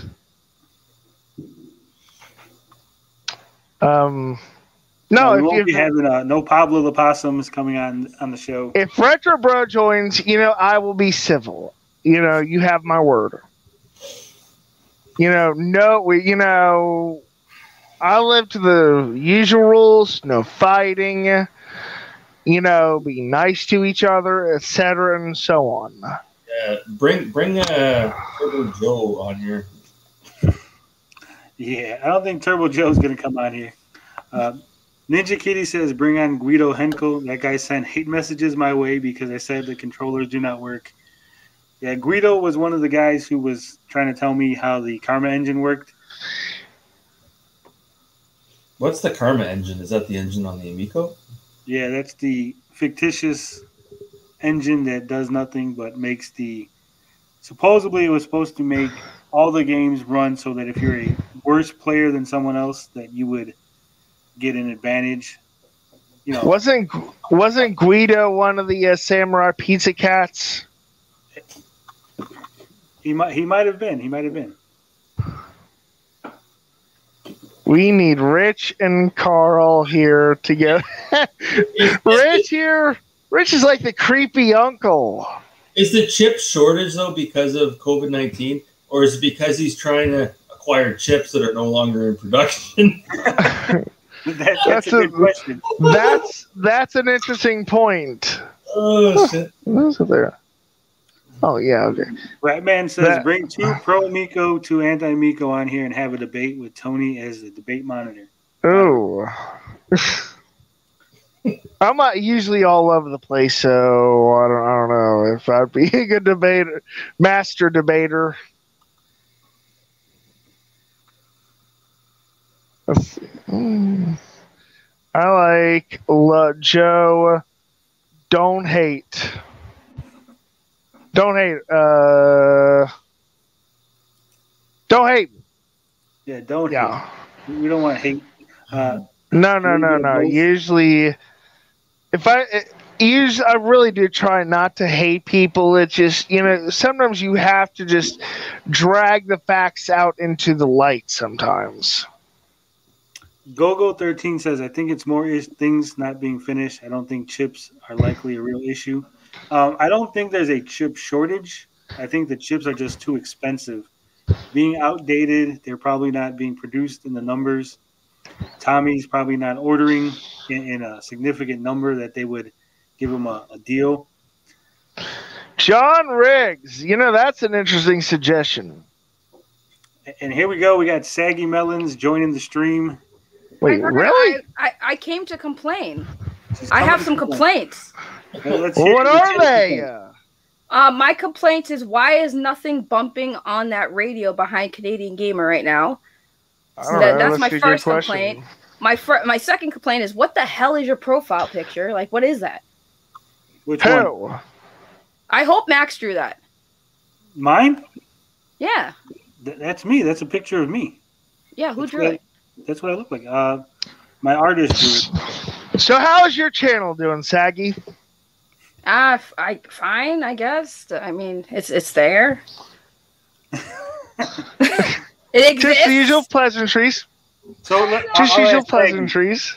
I will ask Saggy's opinion on this, because we heard that the reason that the E3 footage was old footage is because they weren't able to get permission from the license holders. Do you think this is a likely scenario or just an excuse? I mean, it could be a likely scenario. I mean, I honestly don't know. Like I've said many times that people seem to ignore. I also wasn't happy with the E3 event. I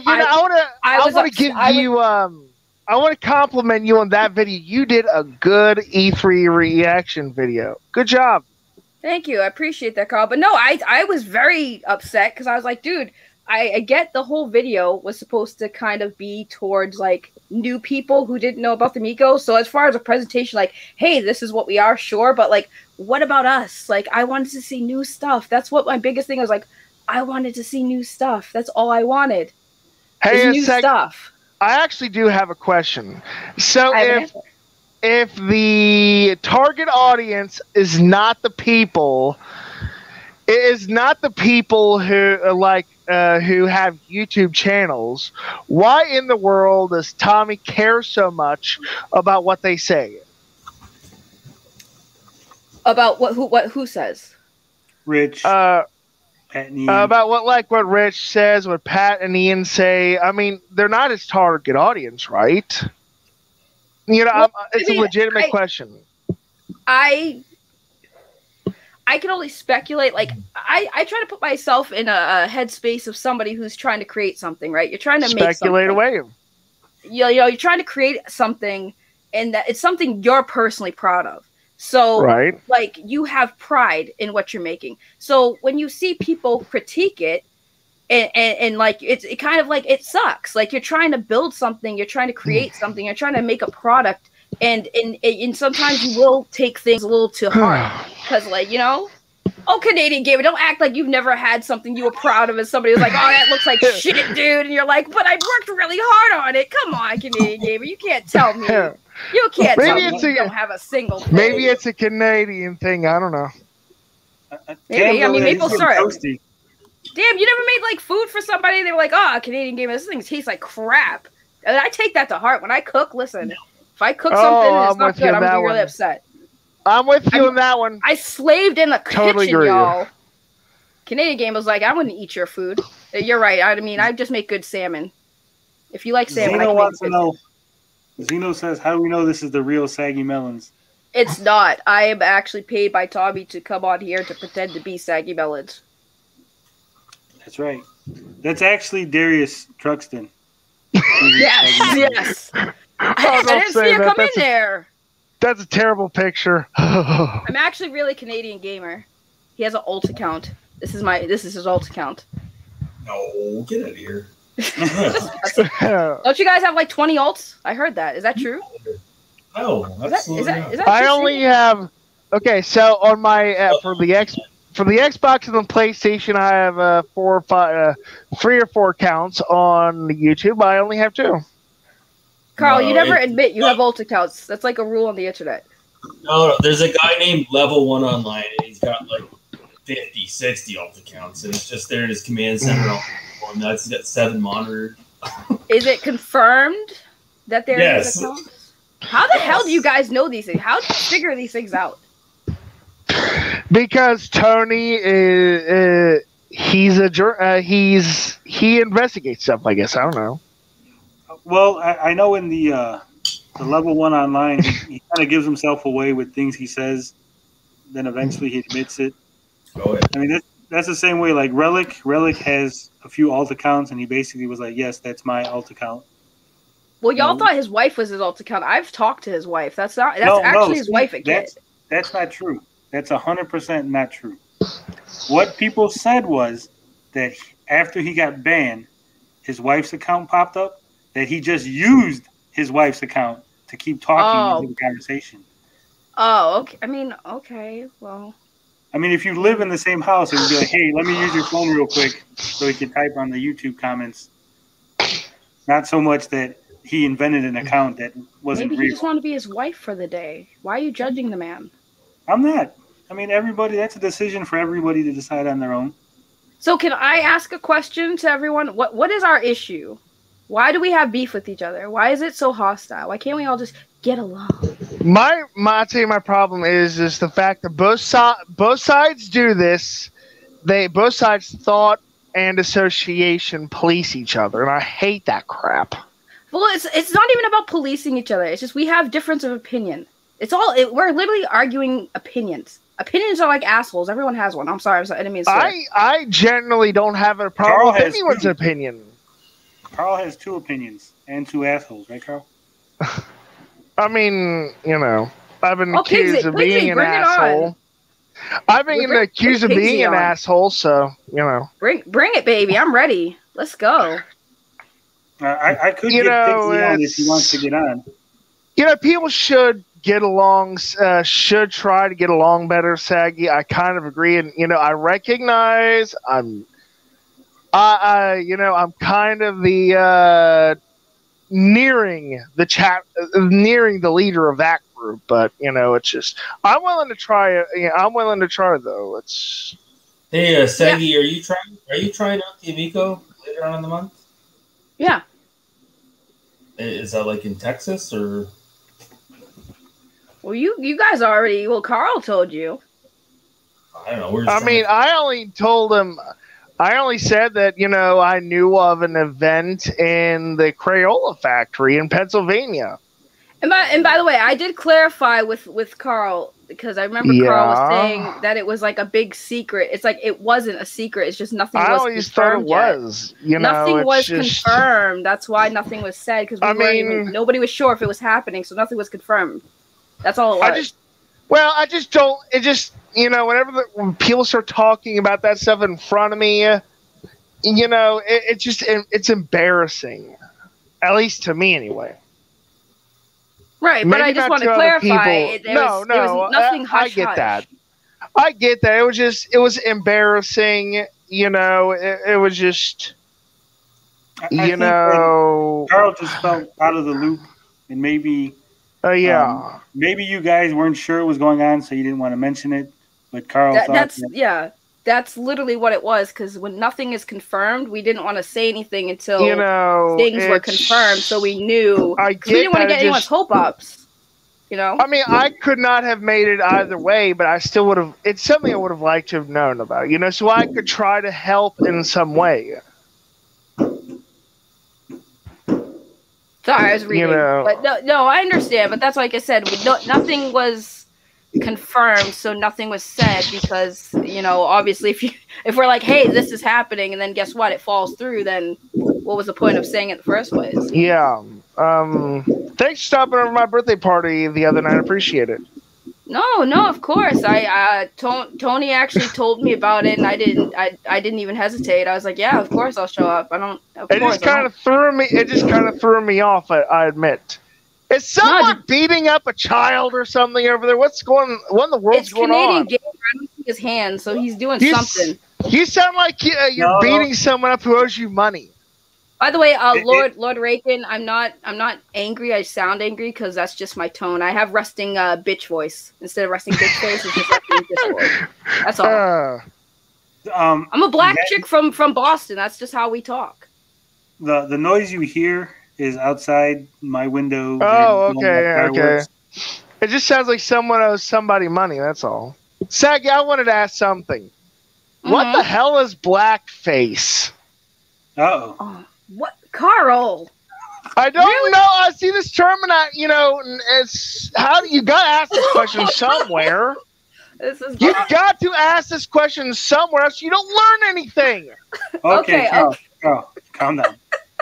Okay, Carl. Okay, no, I wasn't prepared for that question. Are you? I see it. I believe that Canadian Gamer that you could pass for it. I believe it.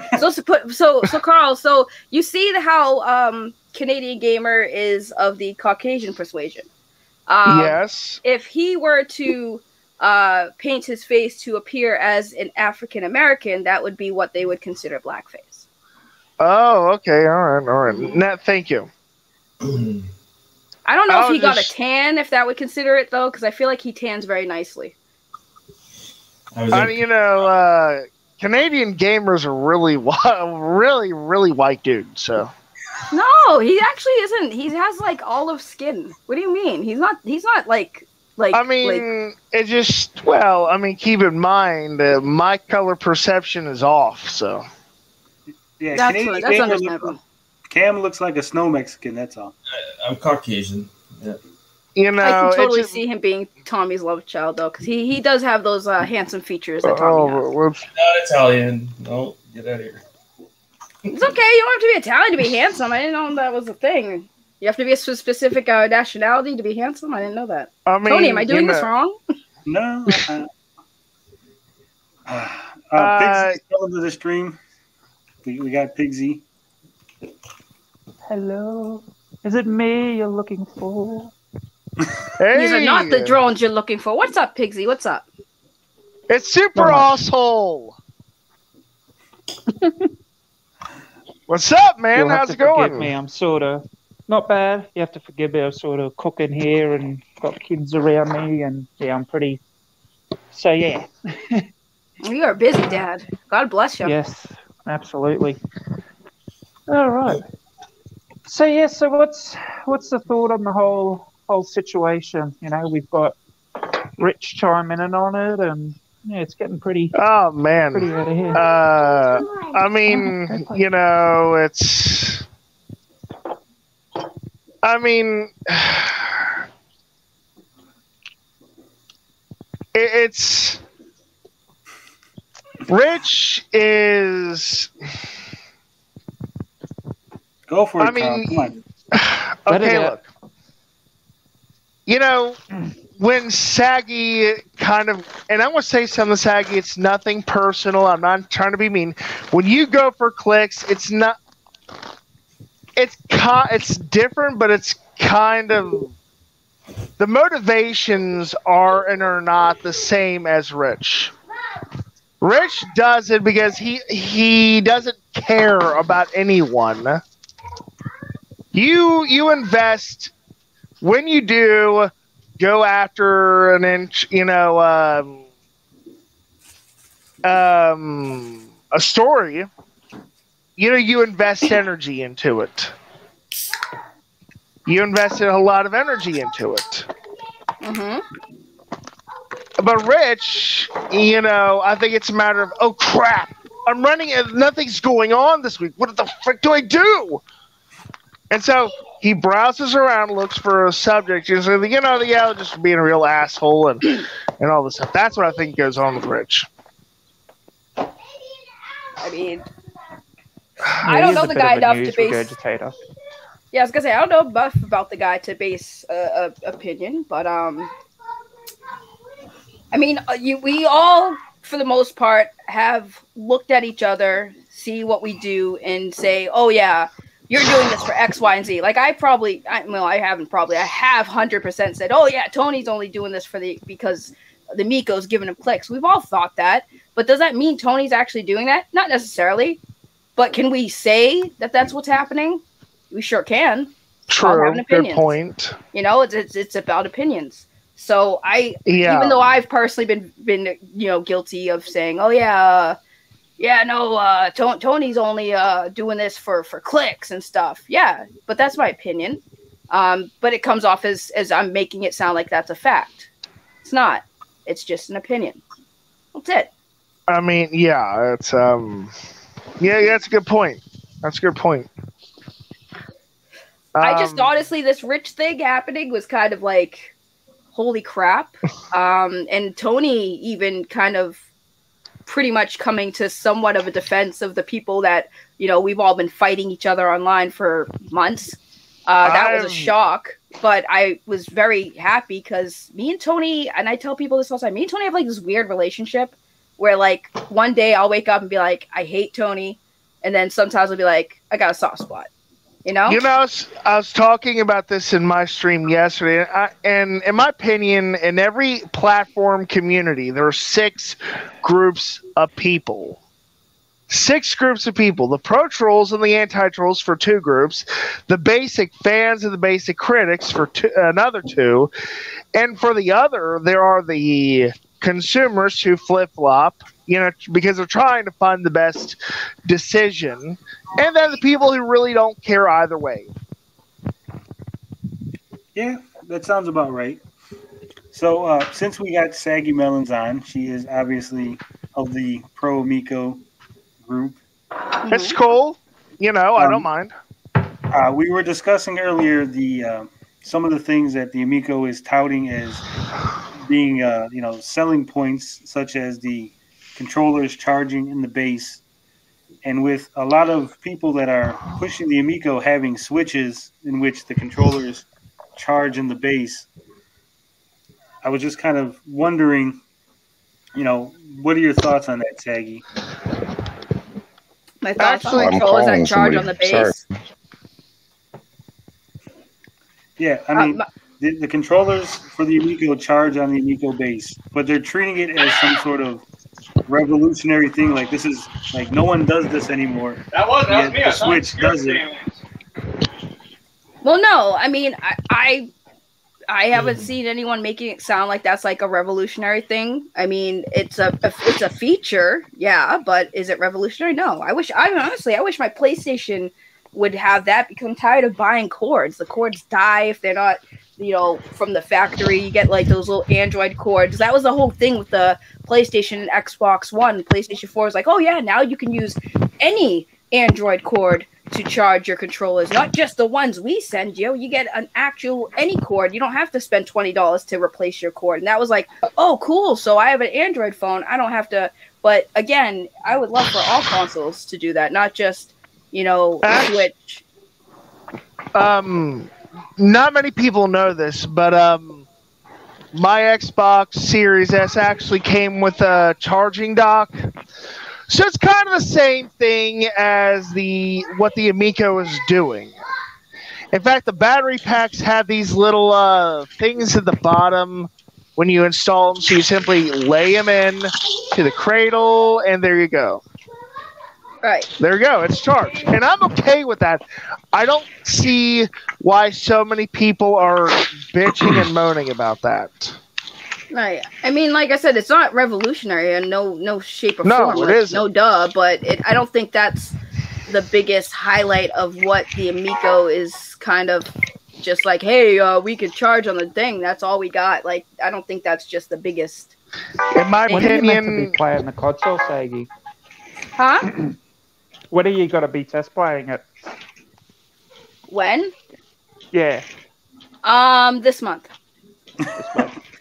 I can't say when. Nothing. We have to wait for the announcement. We can't say exactly when. We have to wait for the announcement. I respect Is that. Rich meant to be test playing it? Is Rich going to test play it? I don't know. I'm not part of that conversation, so. It's supposed to be in Pennsylvania, right? Mm-hmm. Hey, you could totally sabotage Rich's experience. See him complain. You can clip him and really give it to him. No, Kyle. By the way, I'm already playing Fox and Forest on my PlayStation. There's two codes for Fox and Forest, as Tommy Oyamiko points out. One for a whole bunch of coins, and one for level select. I don't know, dude. Listen, I'm a PlayStation 4 gamer, right? The only reason why I'm even in this is because I was part of a panel. Y'all heard the story. I was part of a panel that had him on. Met him for the first time. And, I told him right then and there, before we even did the show, I said, this doesn't seem like, I think I even said during the interview, this doesn't seem like it's for me. I'm a PlayStation 4 gamer. I play VR. This doesn't seem like my type of thing. And all he said was, just give it a chance. Maybe you'll find it. And I see, when people say just give it a chance, that seems like a fair thing to do. So I was like, all right, cool. But then, like I said, you see all the stuff that people are saying, and you're just sitting there in your head, like, being a gamer, like, but why? But why? So do you want to know why? I mean, I know why. I just because I've been following it since the beginning, and it's I don't want to see it fail. I don't think you know this. I don't want to see it fail, but it just looks that way to me. Everything just screams like it's just not gonna do good. I've been down this road before with other things, and it's just looking bad. That's just my take on it. That's my personal opinion on it. I just don't see it breaking through in the casual market. I don't. Right, but I think that and I've said this before to you guys, that I think the thing that people aren't understanding is I don't really think it's really like I don't even think Tommy is really expecting it to be the next biggest thing since sliced bread. And you know, no one has ever, like in our group, you know, the Amico cult, no one has ever said or expected this thing to be the biggest thing ever. To us, it's just another toy that's coming out that some people are interested in and some people aren't. It's just a toy. Well, here's the whole point of why I'm hesitant on putting $250 down on buying one. If it's not around within a year, that worries me. That means all the promises that he has made on like Pete's channel about all these other games coming out, they're just not going to come out. And stuff like Earthworm Jim, if this fails in a year, you could kiss that game goodbye. I don't think that game's in production. Right. I think you've seen a concept trailer, and I think that's all it was. So if this thing tanks out in a year, those games aren't going to come out, and that's why I won't put $250 down on it. It's not that I don't like it; it's that the whole marketing behind it, and maybe Tommy wasn't the best pick. You know, they should have got somebody else to do the talking. Like, I don't know. It's not that Tommy rubs me the wrong way. It's just that it's the certain, you know, it could boils down to the fighting. And I think for a CEO and somebody who's the president of a company shouldn't be fighting those battles. It should be maybe somebody else. And it should have been, I understand that he was personally attacked, and I didn't personally attack him or his family or anything. I don't agree with stuff like that. But at the end of the day, I don't think he should have been gung-ho on Pat and Ian. I think that was wrong, and they've been right every step of the way. So let me just say something. Well, let me address this first. That's fine if you disagree. That's personally how I feel. I mean, I've talked to him, and it doesn't seem like that to me. But on the start, I can see cool. But overall, I think that the people who are liking this are the ones who aren't really acting like this is going to be the next Wii or the next Nintendo Switch. All right, I don't. I'm gonna jump in. I'm gonna jump in. First off, I will read Sega Snatcher's comment. That's why it's on the screen. Sorry, Saggy, but I disagree that Tommy doesn't act like it's going to be the next great thing. He constantly compares it to the Wii. In the investor pitch video, he does sell it like it's going to be the next Wii. And there are lots of people in the Amico fandom, whatever you want to call them, shills, cult, whatever, Amico fanboys. But they have constantly said that they're predicting the Amico to sell 1 million units within its first year, and that is a significant number. That it's not, you know, just but it's a prediction. Toy. Yeah, but they are acting as if it's going to be big. Like I've heard multiple times on multiple videos saying, you know, as soon as this thing comes out, it's going to get into the hands of families, and it's going to explode, and it's going to be the next big thing. And Pat and Ian and Tony and everybody's going to look like idiots, and they're going to be so sad when we're playing our Amicos with everybody, and none of them have it. And, you know, they do treat it as if it's going to be this huge, big thing. I kind of want to throw in my 2 cents to the subject. I think that we need more options again. Like, okay, what I mean is like there's the Evercade right now, and then there's the Atari VCS. We need more of those options, if that makes sense. And I think Amico could be those in that category. Carl, I agree. I think anything that comes out gaming-wise, I'm all for it. Anything new, anything that can succeed, I'm all for it. Because at the end of the day, I'm a huge gamer, and I'm a huge collector. So it's not like I want to see this fail. I do want to see it succeed. Oh, I get it. I saw that, but go ahead, read it, Tony. I saw that. I was waiting to respond to that. What CEO is around the internet attacking random people for having a none about a product? None. Okay, so you guys are. I don't know if you guys are over on the Reddit, the subreddit that Tony mods over there. So Tommy went over there one time, made a post called Entering the Lion's Den, said, hey, I'm here if anyone has questions, right? And I watched that thread.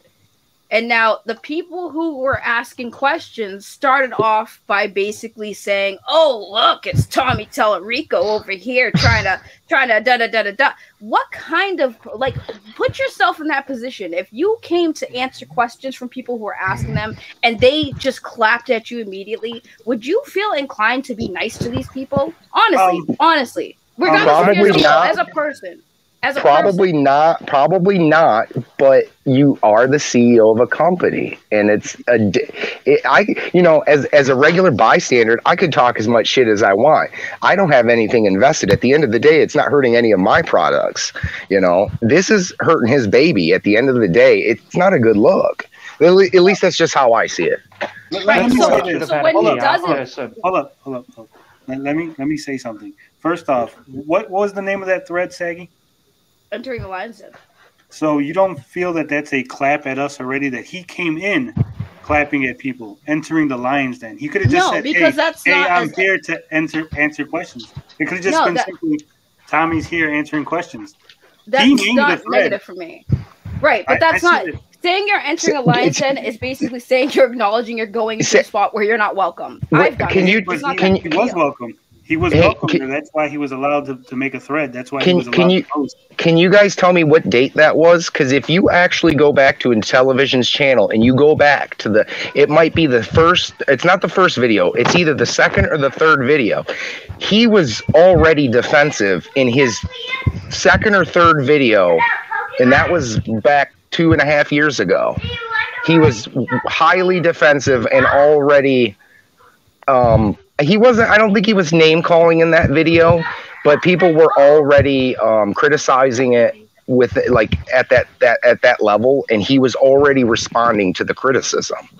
And that was if you go back to the Intellivision page and because I scrolled down a week ago, I watched every single video to see exactly what was said, and because I remember being told at the beginning of this that there was going to be a custom state-of-the-art chip. And Tommy, when I went on Essex, I think it is, when Essex showed up to the fight, I put it on as a comment, and Tommy responded to my comment and said they never said that. Now, to Tommy's credit, they have been saying that it wasn't going to be anything huge, but I do remember at the initial releaser, there was something that was talked about that it was going to be like a powerhouse, and that it was going to handle so many pixels on the screen. And I don't exactly remember where that was from, but I do remember that, and I have seen a couple other people talking about that. So I do remember some kind of new kind of 2D pixel technology or whatever, but I don't specifically remember, if that makes sense. It's just something I recall hearing in passing. Well, I'm reading the chat, and like I said, me and Tommy have similar personality traits, which is probably why most of y'all hate my guts, which is fine. But it's more like people like us were really defensive. And granted, I get where your criticisms come from, but at the end of the day, when he has just tried to ignore things, because he was been pretty silent for a little bit. Because I remember he was pretty silent in ignoring a lot of the stuff that was happening. But when he does ignore it, then people come out demanding answers. So it's what is he supposed to do? Give you answers and then you guys clap at him and he can't say nothing? It's like I said, it makes no sense. He either talks or he doesn't. And when he talks, it's an argument. I do got to ask about the whole Nintendo rape comment. And your general that was just ludicrous. And your general, hear me out, please. In your general opinion, do you think he was perhaps reaching a little too far? And especially anyone who's ever used a Nintendo Switch knows that those kind of games are hard as hell to find. You virtually got to know what you're looking for. I mean, what kind of games is he talking about? The Japanese games that they do have out there, but ones that aren't released in the States. Yeah, okay, so that's neither here nor there. Their culture is highly different than our culture is. I mean, I'm just saying, don't you think he was reaching a little too high for that? He's just joking, though, I think. Right, but here's the thing, though. He was not joking. Compulsive gamer, when you say that that's the culture and it wasn't, it's like, I think think of, I don't even want to bring this up, but like think of that Cuties fiasco, right? That's a French film. And that's acceptable in France, like those type of topics that they talk about, because it's something that's a problem in France. Now they tried to bring awareness to it here, but that didn't. We all saw how that went. Right. But right. you know what I'm saying. But companies, regardless, Nintendo is still a company, even though they bring their stuff here. It's still based in Japan. So, but you don't hear guys like Doug Bowser, or, you know what I mean. You don't hear those guys coming after just nobodies. Doug Bowser is the show. I mean, it would be a bad look for them. Doug Bowser is basically the leader of America Nintendo base in so many words. Gotcha. He's the president of Nintendo. President of the America, right? And by the way, I wanted to address comments I saw before. If I was a CEO, I probably would still act the same. And if it means I lose my business, then it means I lose my business. At the end of the day, it's Tommy and the people who are invested in this that have something to lose in any of this. So it is kind of like it's Tommy, the investors, and the staff and the developers who have everything to lose. Right. If they're okay with it, that's fine. Personally, I'm the same way. I'm a hothead, and I'll say what's on my mind 24/7. But if I were launching a product, I probably would watch my tongue. That's all I'm saying. Here's the thing, yeah. But wait, are we? I don't know how to answer that one. But I see somebody say, Saggy, do you even care about video games? I care about playing them. I don't care about what's in my. How many people, aside from people who are good in tech, know what makes a PlayStation 4 without having to look up the specs? If you come on, Ninja Kitty, we're trying to be civil here. If you care, I know, but I'm a geek, so. Right, but that's what I mean. Like, do I care about video games? Yes, I play them on my PS4. I have a VR system. Yes, I care about video games. But and again, I think at the end of the day, everything that has gone on, and this is what's really weird to me, is that he's being defensive with a crowd he's not targeting, though. That's what I don't get at the end of the day. If we're not targeting him. Right, but the crowd that's not targeting are the ones that are complaining the most. So, of course, it's like, I've owned a business, true. right? That's absolutely true. Let me ask this, okay? I am a quote-unquote big journalist. Okay. I have no reach. My audience was exactly 5 subscribers when Tommy first came under my spell. I have a tiny little blog that Tommy, as Tommy calls it, it's a little blog. Why would he even respond to me? Why? Even if what I said was completely untrue, I was completely talking out of my ass in my original article about television, why would it bother Tommy? Why would he even acknowledge it if it was so insignificant? Because you're not insignificant to him. Because the thing that you don't understand, Tony. The CEO of Sony doesn't give a shit about who you are. None of us. The CEO of Nintendo, the CEO of Microsoft, they don't give a crap who we are. They wouldn't even give us the time of day. You're a journalist. Those CEOs would never have a one-on-one with you. They pay somebody else to do it for them. They would never acknowledge us as people. We are dollar bill signs and we are numbers. And I'm saying this because all of you, even in the chat, you are people. You have voices. You have opinions. They don't care about you. They're not ever going to care about you. They care about your money.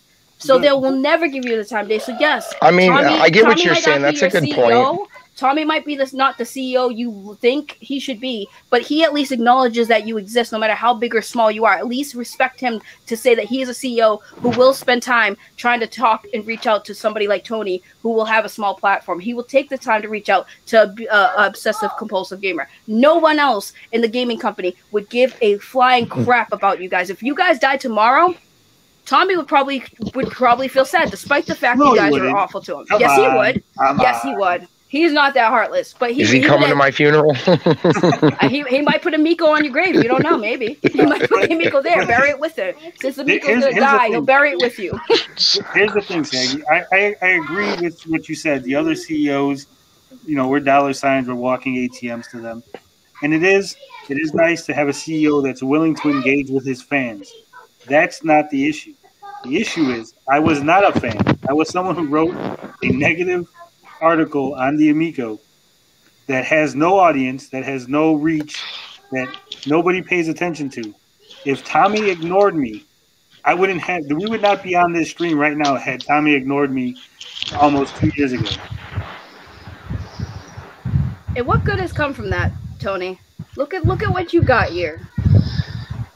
Not for me. For me, it's not what good has come for me. It's about what negative attention has it brought to himself.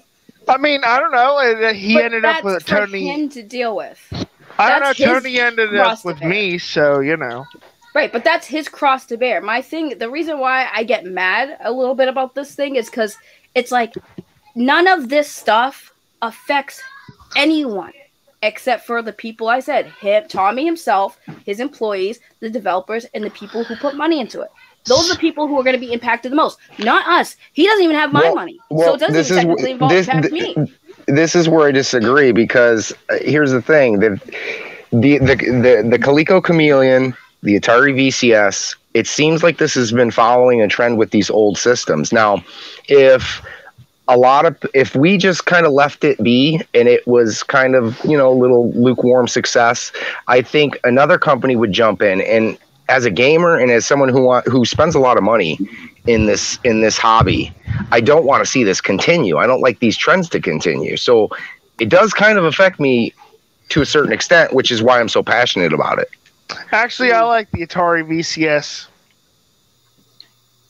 Here's the thing.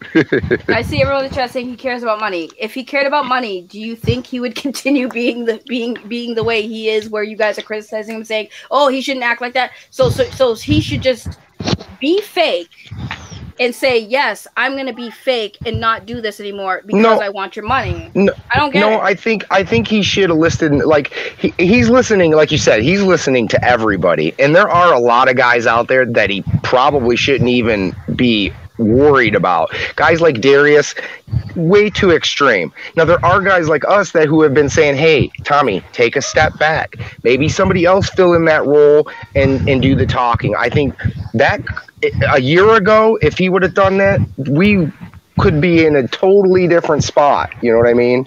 I get that he's passionate about it. I really get that he's passionate about it. I just don't think it's helping him with the crowd that he's talking to.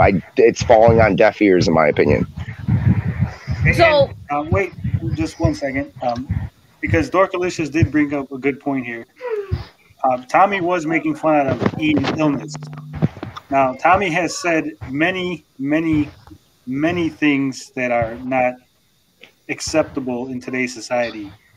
He's excused racism. He's made fun of people's mental illnesses. He's called people mentally challenged. He's called people psychopaths, and I've heard him say that myself. Yeah, this goes beyond, and these are public comments. I'm not trying to have him canceled. I'm just saying, had he stepped back as a CEO and let someone else handle the PR, these statements wouldn't be out there. They wouldn't be there haunting him. He's having problems right now with people on Twitter, going after him because of things he said, because of posts that are out there that they're highlighting, discussing mental illness, calling people psychopaths. So don't you think it would have been to his benefit to not have been so passionate? I mean, Saggy, see this in a real life scenario. Someone goes around calling people psychopaths and makes fun of people's illnesses and all that. Person would look like a crazy person in public. You mean like how people have done it to me many times in this situation? Lots of people say things about me. But that's the thing. They're not pushing a product, though. I understand it's not right, no matter what. And I've said stuff personally to you. I noticed that you've deleted some comments. I haven't been very nice to anybody, but I'm not pushing a product. That's the biggest issue. I understand that he's passionate, but somebody should have told him, especially in television, should have said, "Hey, look, you need to step down. This is not helping." I mean, all I'm saying is, the guy is a CEO. And that's the sort of thing that does ruin your business, or worse, get you sued. Then let him ruin it and let him get sued. That's what I've been saying. Just let it happen. Just let it happen. What is anything that any of us, including pro Amico or anti Amico, whatever, what has any of this in the last few years done and changed anything? Well, actually, it's really started in the last, like, I'd say 6 months. I'd said that the hate was there and the criticisms were there for about a year. This has really picked up from at the beginning of this year, to be honest with you. And it really kind of started when he started, like, calling people gaming. What was the gaming racist comment? It was at the beginning of the year, wasn't it? And I think that's really when it started. When he started, it was the Finnegan Fox video, and when he said that he purposely inverted the controls and trolled Pat and Ian, that was a big jumping point for a lot of people. That was obviously, now we're starting to see stuff unravel, because you don't just invert the controls and then people called you out on it, and then it was kind of an excuse. And it was at that point that people really started looking at it with a fine-tooth comb, at least. But like, hold on a second. I'm getting a call here. Just mute himself? You have to realize, though, that you have to dial it back a bit. The people that are really going to buy it aren't looking at YouTube. They're not watching this stream. They're not watching Tech USA. They don't know anything about what we're talking about right now, for the most part. So when you see what's going on right now with the community, it's pretty irrelevant, to be honest with you. The casual market's not paying attention to any of this. So if he does hit a home run with the casual market, then he's right where he needs to be. But if those same people start looking into stuff like this, then that's going to be a detriment to him. I don't think a mother with children of 3 is going to care much about the things that we're nitpicking on, like frames per second and lag and things like that. Right. He's on Ellen DeGeneres' talk show or whoever's show it is. The casual, hyper casual consumer is not going to give a flying fuck, excuse my language, about the stuff that we're nitpicking on. That's what I'm saying. Like, overall, you're right, because like these people aren't watching us. You know, they're not caring about us. They don't know what lag is. They would not know what it was, even if. That's what I'm saying. You know, unless people are that into gaming and technology, no one is going to care. They're just going to see people talk about the lag and be like, oh, well, who cares? Does it affect the gameplay? Not that much, a little bit? Who cares? Well, 6 to 8 frames of lag is very noticeable, even to a casual gamer. And a platformer, it's like playing Mario, and that's going to be noticeable. Right, but it is going to notice that. Right, but even if here's the thing, even if it is noticeable lag, right, that won't be seen or felt until it gets until they buy it, right. And then at that point, then people will be like, oh shoot, this is crap, this is a scam, why am I buying this? It's garbage, right? So then again, that's why I say this. I'm hoping that's not the case. I really do hope they get the lag fixed. I really want it to succeed. We need a new player in this game. No pun intended. The cult, as we coin it, like people like Retro Bro, Cyrus. They're so passionate about this console, but that's not even the demographic that Tommy's going after. He's trying to get away from the hardcore gamer. So I don't understand. Right. Well, I mean, like I said, everybody. I have my reasons for supporting this, despite what people are going to think. But it's not that deep for me. It's just a cool thing that I'm like, okay, this is a guy's coming out with a console. Cool. Like, yeah, like I said, all he asked was to give it a chance. I'm going to give it a chance. Is that bad? Is it wrong to want to give something a chance? No, not at all. Not at all. Right. So, and if it flops, then guess what? It flops. And no, P.O. Box Christmas, not clout, because Rich had confirmed that is not the case. And I have proof. I'll just be honest. I'm getting my Playdate when the pre-orders go up this month. I am definitely pre-ordering that. Now, Saggy, be honest. Wouldn't you prefer a virgin sacrifice simulator for the Amico? Come on. What? A virgin sacrifice simulator. What would you do in it, Carl? That's awful. I don't know how I feel. That was a thing. What? Right? I'm shaking my head too. Like, I don't know. Have you ever played? What was it? The new Resident Evil? That's pretty close, ain't it? I've never played it, but Resident Evil 7 was amazing. Although I'm so mad that they made the tall lady, Lady Dimitrescu. Yeah, she's out in the first stage, dude. Yep. I was like, what were you guys thinking? You hyped her up, and she was the first freaking boss. Like, not even the second, the first. I got the little one knocking on the door. And no, I have not. Later, Canadian Gamer. Nice to chat with you. Later. I did not play the Coleco Chameleon, but I've heard about it. And yes, Resident Evil Village. I've vaguely heard about it. Yeah, I'm not a retro gamer. I've said that so many times. Like I said, I met Tommy, and he said, "Give it a chance. You might like it." I said, "All right, buddy, I'll hold you to that." But the whole thing with saying, because I know, compulsive gamer, you were a little raw with me, and I was like, "What the hell?" I was like, "Why? What did I do?" Jesus. It's nothing personal. It's just, I just have been following it for a while, and it's just everything's rubbing me the wrong way, and it sucks because it's something that I'm interested in, and to see it fail like this, and it could have been I think it could have been avoided, showing less. Maybe Tommy just kind of just backing off a little bit. I think could have helped a lot. Where the hell is Tony at? Tony's gone. His net went out. P.O. Box Christmas. What is Tommy using me for? Like, listen. I'm gonna be 100% clear with you guys. Tommy and the Amico, that stuff does not help my channel. It doesn't. You can look at my channel, look at the views I get when I talk about it. The only time people watch me is like if I'm talking about the drama involved around it. Sure, but Tommy is not using me to do nothing. Like, I'm not using Tommy. Tommy, the Amico, it's not as hyped as you think it is, guys. It's really not. Come on, guys. Seriously, she came here. She didn't have to. Oh, no. I appreciate it. That's fine. I'm not a stranger to...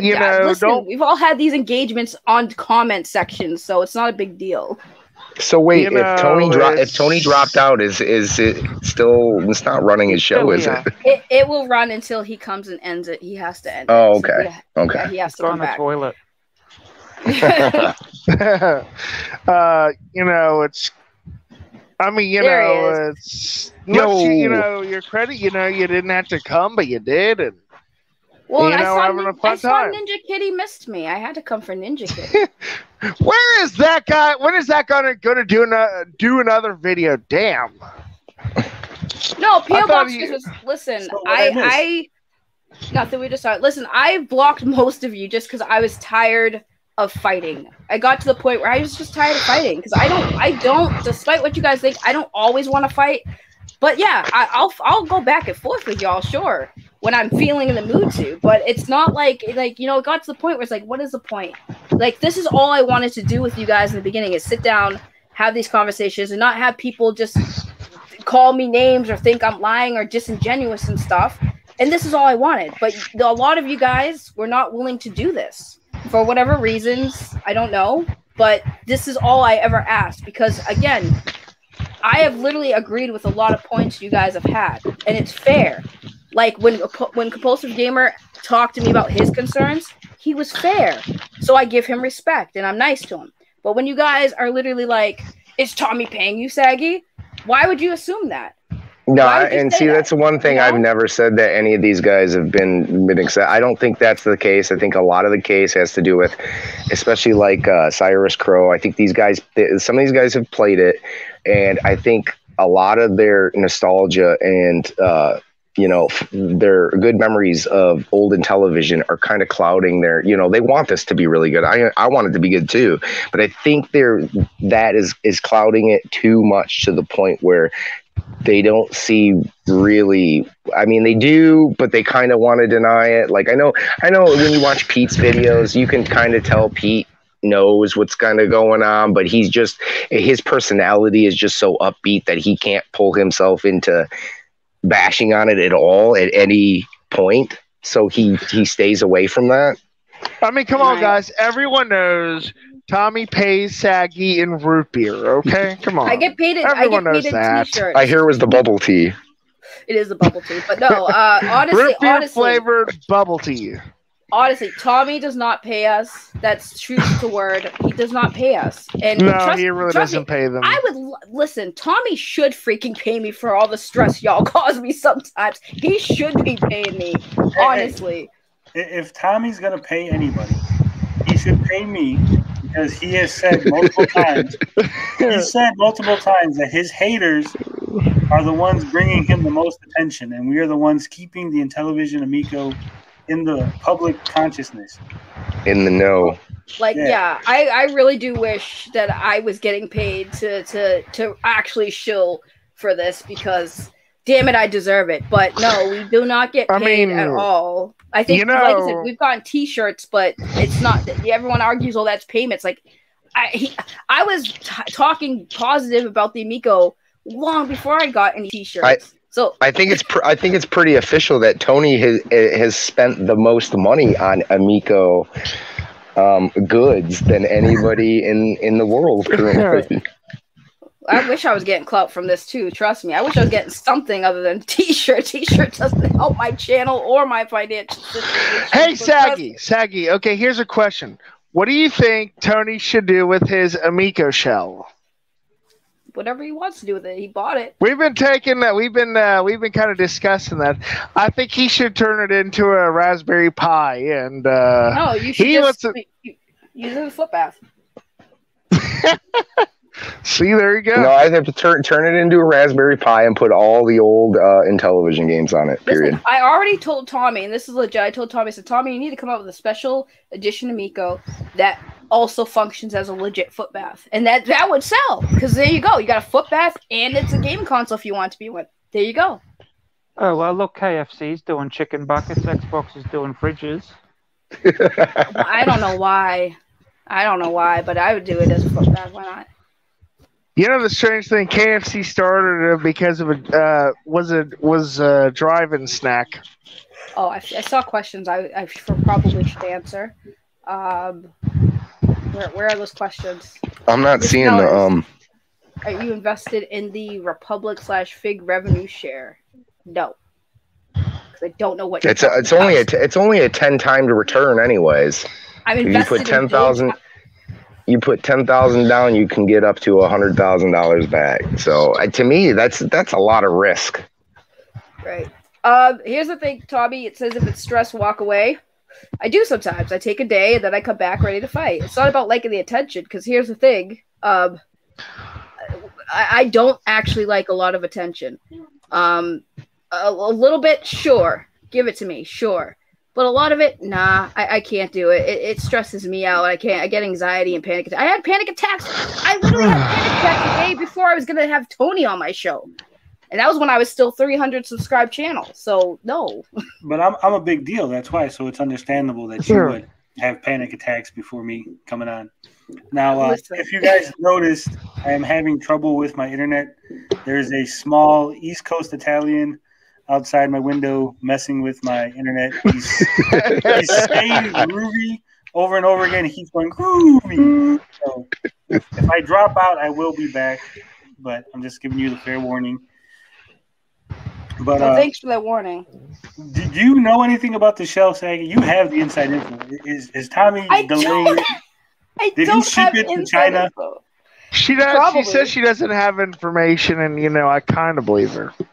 I know some things, but not as much as people think I know. It's like I don't know about myself. I just want to know. Is it true that Tommy is a member of the Illuminati? Confirmed. I can't divulge that information, Carl. I can't. Not the Illuminati. The Illuminati. There's a difference. Illuminati? What the heck is Illuminati? I've heard it's a BDSM dungeon in New York or something. Illuminati, I just got it. Why do you know these things, Carl? Well, I just made that up. Just Carl's a boss. And what do I think these kind of things? Do you really want to know, Saggy? I'd be happy to tell you. I need to see your search history, Carl. I need to see your search history. After Dark went down, after they lost Carl, that's for sure. That would be ratings went down. After Dark. And no P.O. Box. I don't know. I've heard about this hate folder. I know nothing of it. there's definitely a blacklist. Yeah, I mean, if a hate folder of all the people who hate on him, listen, I have a list. It's called a block list where I keep all my haters on that list there. I might start unblocking some of y'all if y'all promise to be nicer to me. I will be nicer to you, I promise. Okay. I'm a dick every day, so I can't promise anything. Listen. I watched your video, by the way, of Compulsive Gamer. I kind of laughed at the one where you had your kid say, "Are you excited for the Amico?" And I was just like, "Damn, he all brought the kid in and everything." I think Tommy owes me money because I think that kid created the oof. I'm telling you. I'm just saying. I mean, I don't think you all are these evil, disgusting human beings. Even though I probably have said it because out of anger, but I don't really think that you guys are all awful people. I just think that some of y'all can just chill a little bit. But do you?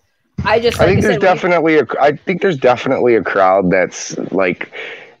And you guys know who they are. They're a little too extreme on one side. I'm not in for making both sides. Everybody's life terrible. I have been an asshole, but at the same time, I even went on, like I said earlier, Cyrus's stream, and I told him, "Hey, look," and it's definitely obvious that he's had enough, and he's definitely kind of like retired. He wanted to get off, and I know he's had other problems in the past with other YouTubers, and it's a thing where I think Cyrus is a great guy. I think he's got his heart in the right place. He's really passionate about television, but I told him, I said, look, don't let a couple assholes stop you from doing videos, because I think Cyrus was really good at the stuff that he did.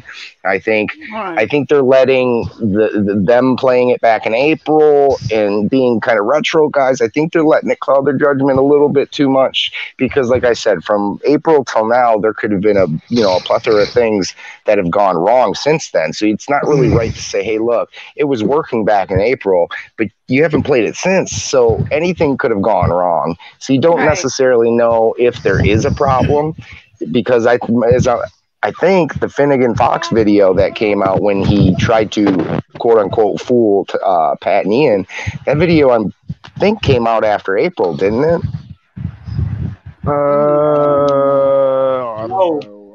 No, I think the Finnegan Fox came out before the. Okay. By the way, not Dorkalicious. Who said it? Somebody said P.O. Box Christmas. Honestly, it wasn't Dorkalicious. It was I'm trying to see. P.O. Box Christmas. Cyrus needs to drop the victim routine. Here's the thing: all of us, the Amico cult, we don't want to always fight with y'all, and it's like, when y'all push us, we're going to push back. And it doesn't help anyone, right? So I'll say, like I said, when Cyrus is saying, I've been guilty of this, is because we frustrate each other. Both of sides frustrate each other, because here's the thing. You guys want me to acknowledge something that I don't want to acknowledge, and vice versa. So now we have a conflict that can't be resolved because no side is willing to say, yeah, you're right about that, or yeah, you're wrong about that. That's where we're at with this whole stupid thing. It's not only that, though. It's not only that. There's, Brett. Brett's been going on, he made a video today and was talking about certain things that are just not coming out. And I know he's excited, he mentioned Beauty and the Beast. That is one of my favorite games on the Intellivision. Now, he's telling his audience, and they might be getting the misconception that game is in development when it's not. There's no footage of Beauty and the Beast. Now, Tommy has gone on interviews saying that he would like to bring that to the Amico, but there just isn't anything in production right now. And if you ask me, he should be more focused on what he does have than what he doesn't have. Also, Saggy, I do got a question, and I need your opinion on something. Is it going to be a serious one, or are you joking? Yes, it's a serious question, I assure you. Okay. So, Mike Mullis calls us the Jackass Brigade, and Relic calls us clowns. Which one sounds better to you? I like the Jackass Brigade. It was Jackass. By the way, Ninja Kitty, I see you talking, and here's the thing: you ask who's pushing them directly. You push them sometimes. You push me, so you're part of that generalization because you did it recently on the subreddit. this is what frustrates me. What gets us heated. This is why I'm touching my Reddit. Right, but this is what I'm saying. This is what gets me personally heated. Is like, you act innocent too. Like, you don't do these things. You've done them to me. So that's why I respond to what you give me. So if you come at me sideways, I'm gonna come at you back sideways. Yeah, she's right, Ninja. I'll be right back. Like, Ninja Kitty is literally like, you dogged me and I dog you back and we just go back and forth. But then here you are saying, well, who's doing that to you? You're doing that to me. If he's a kitty, just have him neutered her. No, I'm just gonna spray him with a water bottle and he can just ninja his way out, run outside or something. Now I just gotta address something you said, Say. You said that we're not willing to admit certain things, and that's completely, I would say, not some. Because I mean, true. Many times on this channel, I've admitted things. I said, "Hey, this is what this is what we believed at one point. We got new information, and here's the up to the date info that we got."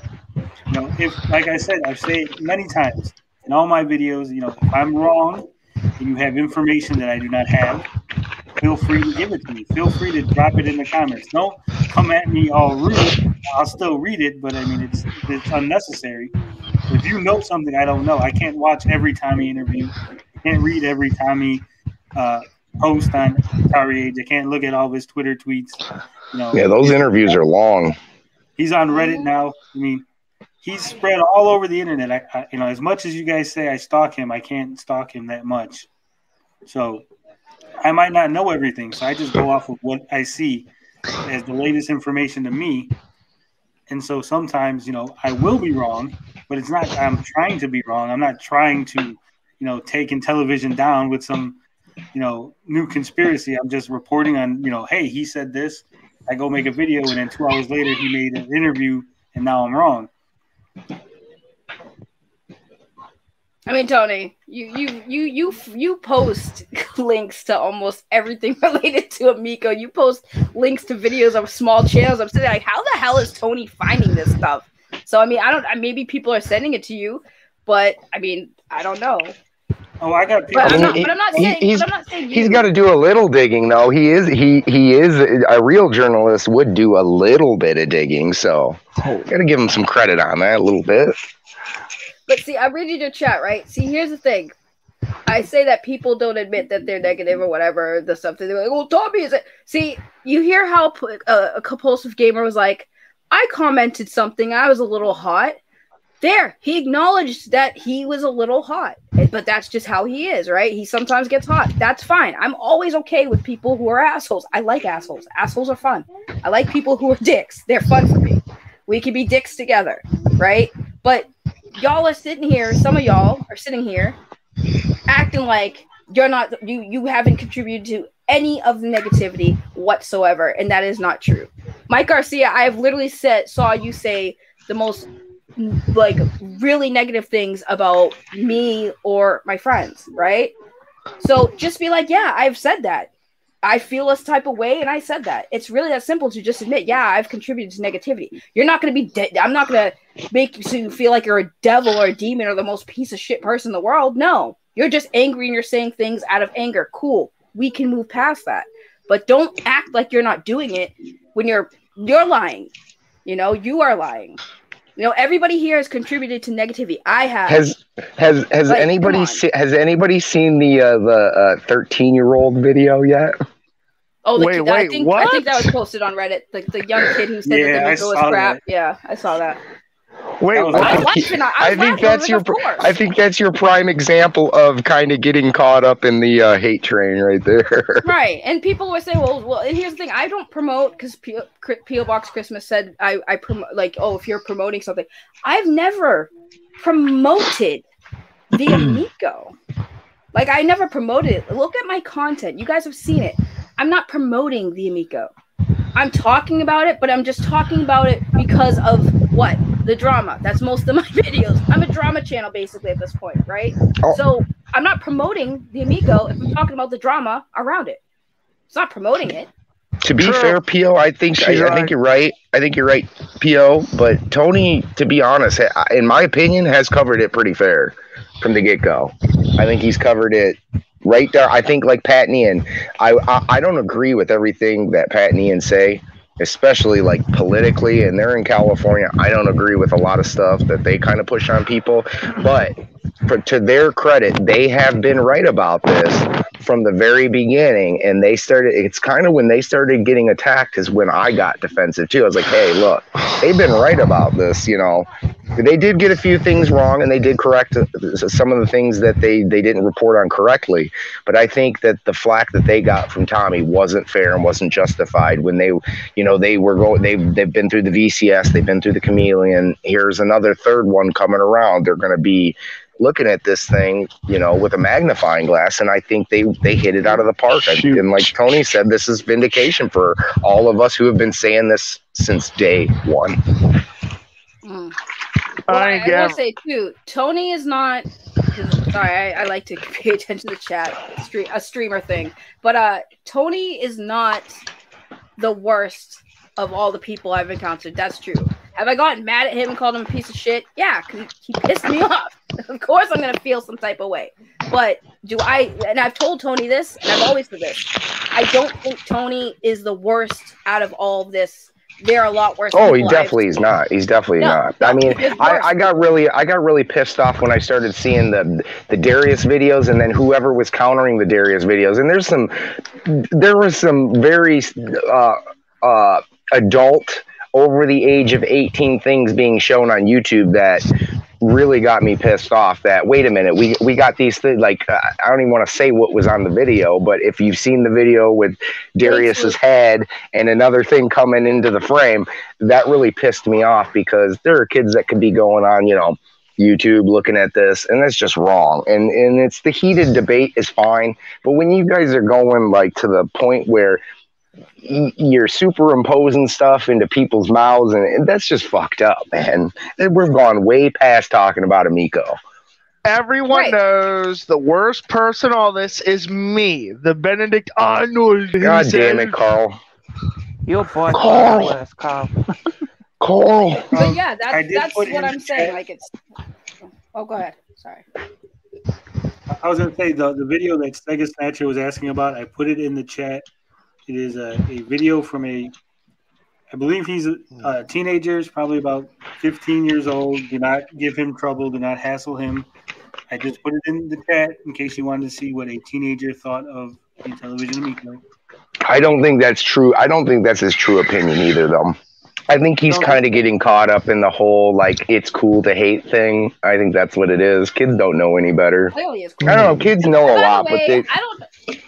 I don't know why y'all ever even said. I saw whoever said that the Amico cult was gonna go harass a child. That was not cool, because no one is gonna go harass a kid, and if they did, that'd be a wrap. But no one's gonna go harass no kid. Point of order. This was not the first teenage child to talk about the Amico in a negative manner, and the last one that actually did have several people go over to his channel and kind of give him shit. Really? Yeah. Speaking of which, where's Max today, Tony? Oh, Max is with his mother. Oh, no Max today. No Max. That's what people don't realize with, like, the internet and stuff. It's like, it could be a really powerful tool to use to promote stuff and to get news and the word out there, and then on the other hand, they don't realize like how negative it can be. Like, one small thing can steamroll something in a heartbeat. It could snowball from one comment into something so huge, and it could be changed 100 times. That's like what people just don't realize. That's, the internet these days is not what it used to be. Putting news out there isn't what it used to be. It's a lot. That's because everyone can do it now. Yeah. One step for Saggy and another step for Amico Kind. Everyone's got a voice now, and you've got to really people. That's the problem with people these days. They just don't think before they act or talk. Like, it's just an immediate reaction to put out what's in your mind. what you feel about the situation. I'm guilty of it myself. Like, you know, if I see a video, I'm definitely guilty of that. Yeah, someone with Pro Amico puts a video out, and I don't agree with it. I'm automatically on that keyboard, you know, smashing it. Oh, yeah, no, fuck you, you know what I mean? But if we all take a step back, 3 seconds to think, is that the right thing to write, or should I just let that go and cool down a bit? You know, people just don't seem to think this day and age, you know, with how they don't realize how big the internet is and, you know, how easy it is to put your voice out these days. You know, if we go back to when I was in high school, you know, that's just when like texting was coming in. It also doesn't help that there are no real liability laws on the internet. There's no consequences to what we do online, really, unless we're breaking a legit law. Get Max to help draw up prototype plans for the Intellivision Zero. The what? That guy. See, I don't know how. So have you not seen the video yet? No? Yes, Is this a new thing? We just watched it earlier, Saggy. You missed the whole video. Oh, is that a real thing? Yes. Yeah, he wants to buy the Intellivision name and create the Intellivision Zero. It's even worse than that, guys. Genuine. Guys, it's even worse than that. Guys, it's even more interesting than that. He stole the idea from the Polymega. So what? Wait, hold on. So let me get. He said it was gonna be like the Polymega. So we're gonna get an Intellivision Zero, and then they're gonna come out with an Intellivision Classic,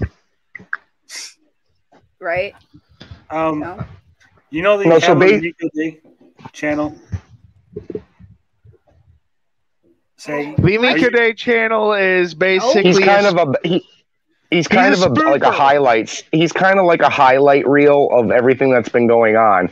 So he basically said that he's offered and sent Tommy an offer to buy the name. Now Tommy can either sell it to him at a high price now or wait until the Intellivision Amico fails, and he'll offer him like a bottom dollar.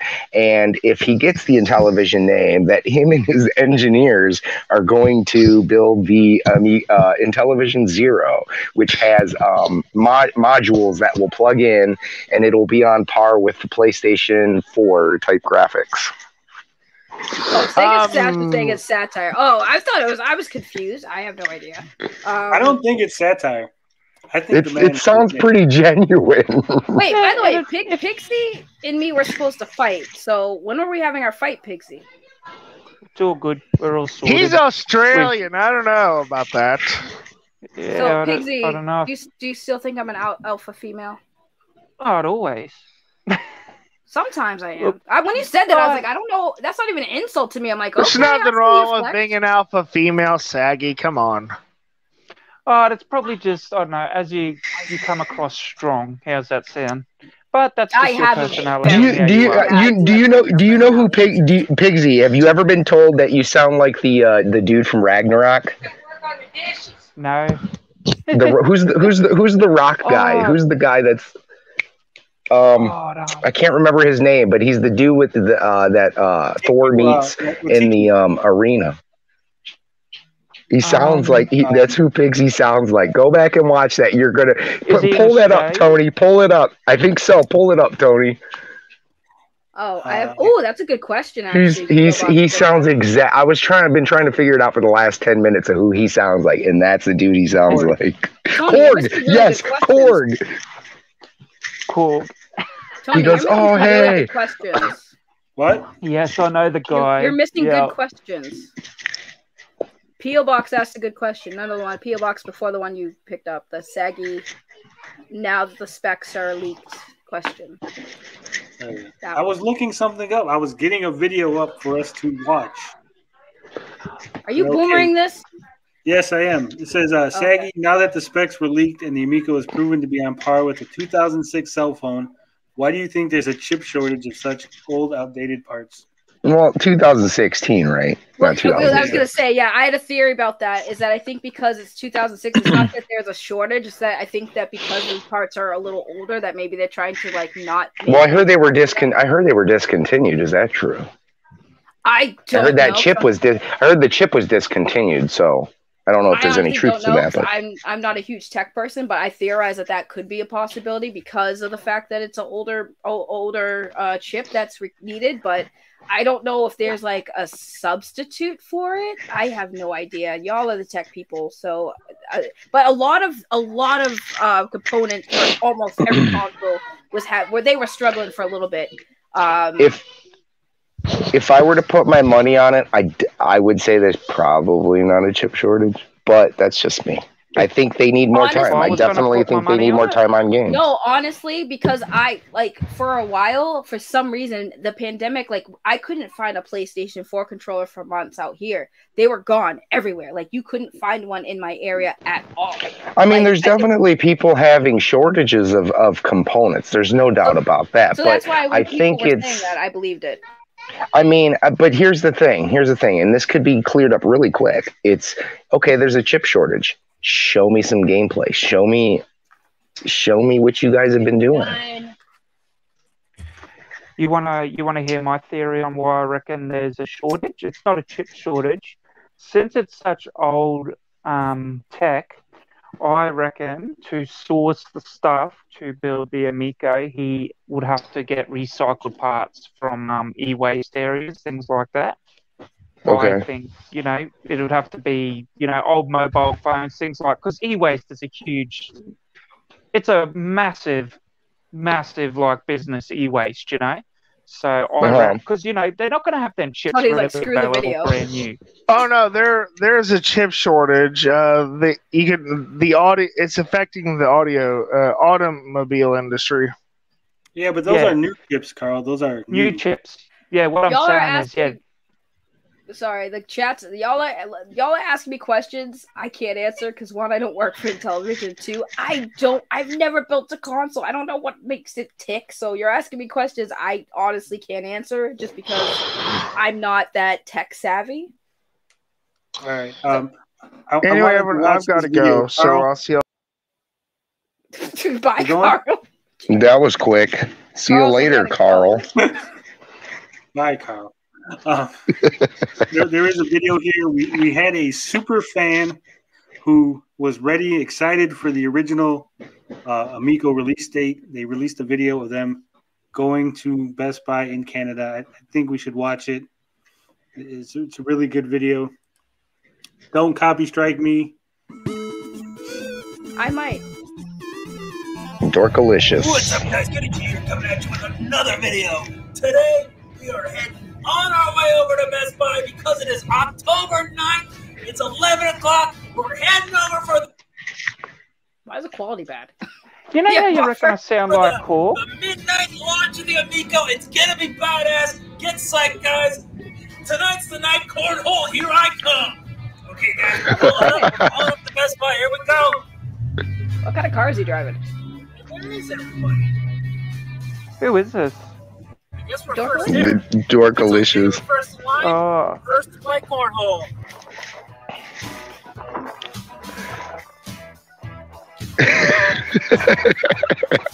He really went all out for this video. Dorkalicious, are you a skater guy? Just for us. You look like a skater, bro. He looks like real Okay, what's up, Nate. guys? It is 11:06. Can you get that there? Mm-hmm. It's our Lord and Savior right here. And we're just killing some time. It's 11:06. He definitely reminds me of like a skater dude or a rock, one of those 90s like a Linkin Park dude. This is pretty much the same thing. Oh my god! He looks like a thicker version of Mike Shinoda. We got our Timmys, We're just chilling Love out. it. I love Mike Shinoda. But that's okay. That's okay. Hang in there, guys. I'm psyched. I cannot wait to get this. I'm getting the white Amico today. I think he's being facetious. No, that's genuine. I think that's genuine. What's up, guys? I'll be right back, guys. No, I know he's in here, P.O. Box Christmas. That's why I'm saying these things. Why are you wearing glasses at night, dude? That's disrespectful.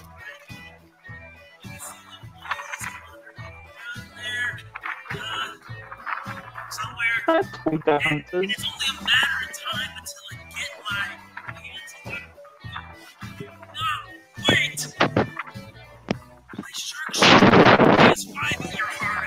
okay, it's 12:10, guys. I still haven't opened the door. He took his jacket off. Getting ready I'm for done. the crowds. There's so many guys. I see another guy way down there. He's probably waiting for the Amico. There's seats over there in their Subarus. It's Amico time. It's People at Best Buy's like, what is minute. this guy doing? Come on. 12, 10, 12, 11 now. Come on. You can't get in. But If I was soon. a Best Buy employee, Soon. I'd be like, what is this dude doing? It's 2:30 in the morning now. He's on the ground. I We're still can't. getting ready in there. I don't really know what's going on. I mean, I just want to play those amazing games that are going to just change the gaming industry forever. I don't know why they're taking so long. This is ridiculous. Jesus. 2:30 in the morning. I'm getting a little frustrated. What's up, guys? It's 3:04 a.m. Security just came by and asked us what the heck we're waiting around for. I told them Amico, I believe that. and they told me they never heard of it. They never heard of it. I don't know. So I've been looking, and what? What is this? Television Amico delayed till next year. What? What? What? I really hope he picked all that up. I can't believe this. I can't believe it got delayed. I never thought Tommy Talrico would ever lie to me. Ever. What? I'm so sorry. I'm so sorry you're disappointed. Oh, all that time wasted. I hope he picked up that trash. I hope he picked up that trash. That's just disrespectful. What did I miss? What? I missed the whole thing, damn it. He littered and he didn't even pick up the trash, dude. He just walked away. Darkalicious, Saggy, do you reckon the Amico's going to come out in October? No, it's not coming out in October. There's no way. I've been saying this since. I've been saying this for a long time. Do you think it's going to come out in October, or do I think? I don't know. I mean, if. What does your gut tell you? My gut tells me it will. I think if anything, if it does come out, there's going to be a soft launch. That's about it. I mean, I feel like at this point it kind of has to. Otherwise, it would just, make it. Yeah, the excitement for it's going to fizzle. Right, it'll fizzle because 2 delays I can kind of understand. We did have a pandemic. I know people are like, don't use a pandemic excuse, but we did have a pandemic, so you can't fault that because that affected the world. So, but if it does, then I can understand. Yeah, people are gonna be pissed. So, in my opinion, it has to. It has to. But yeah, it does. If it's delayed, it's delayed. But I really hope in my gut and feel like it won't be delayed this time, just because of how important it is to come out this year, on time. But that's just what I guess. Well, here's the thing. Like he said, he's not targeting hardcore gamers, so people who don't know about it won't really care.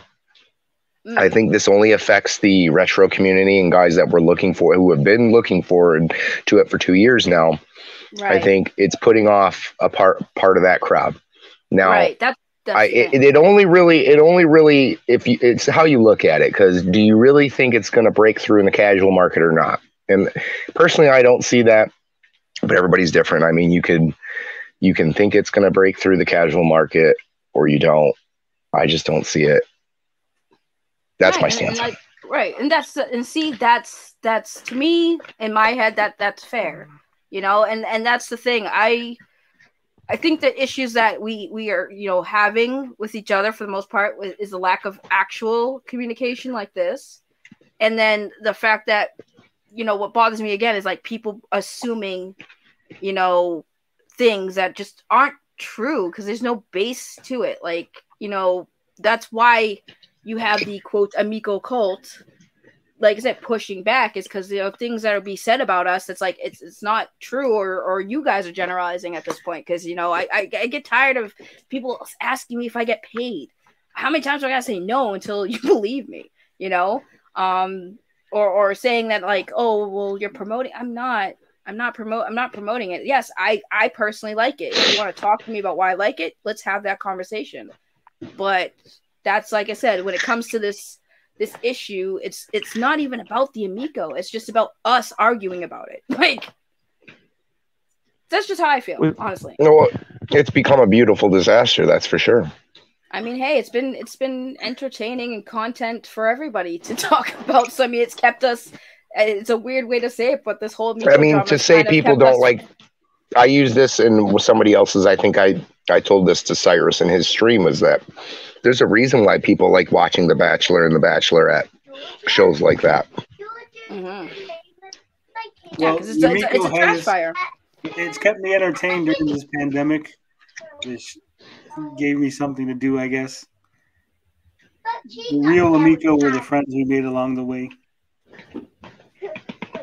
Yeah, basically, like the best thing that's come out of this drama is I got to meet some people and in the community. Luke in the chat. Got to meet some people. Got to meet a lot of assholes. Right, got to troll a bunch of people online. Got to trigger some people. That's just what it is. And Luke is a great person. He was pretty much in for the Amico, and he can even tell you, like, he messaged me and said, I'm going to cancel my pre-order. I helped him cancel it. Because I'm like, if you feel this way and you want your money back, I helped him out. I was like, contact your bank if something's going wrong. Like, I helped him, because at the end of the day, if that's how you feel, I'm not going to tell you not to. It's your guys' Wait, money. I haven't pre-ordered a gaming item in I don't know how long. I don't pre-order. I don't like pre-orders. It's insane. Yeah, some of the rewards we get for pre-orders isn't even that like epic. Like they were like, well, to be fair, there was a time when you had to pre-order, and those were games like Atlas games.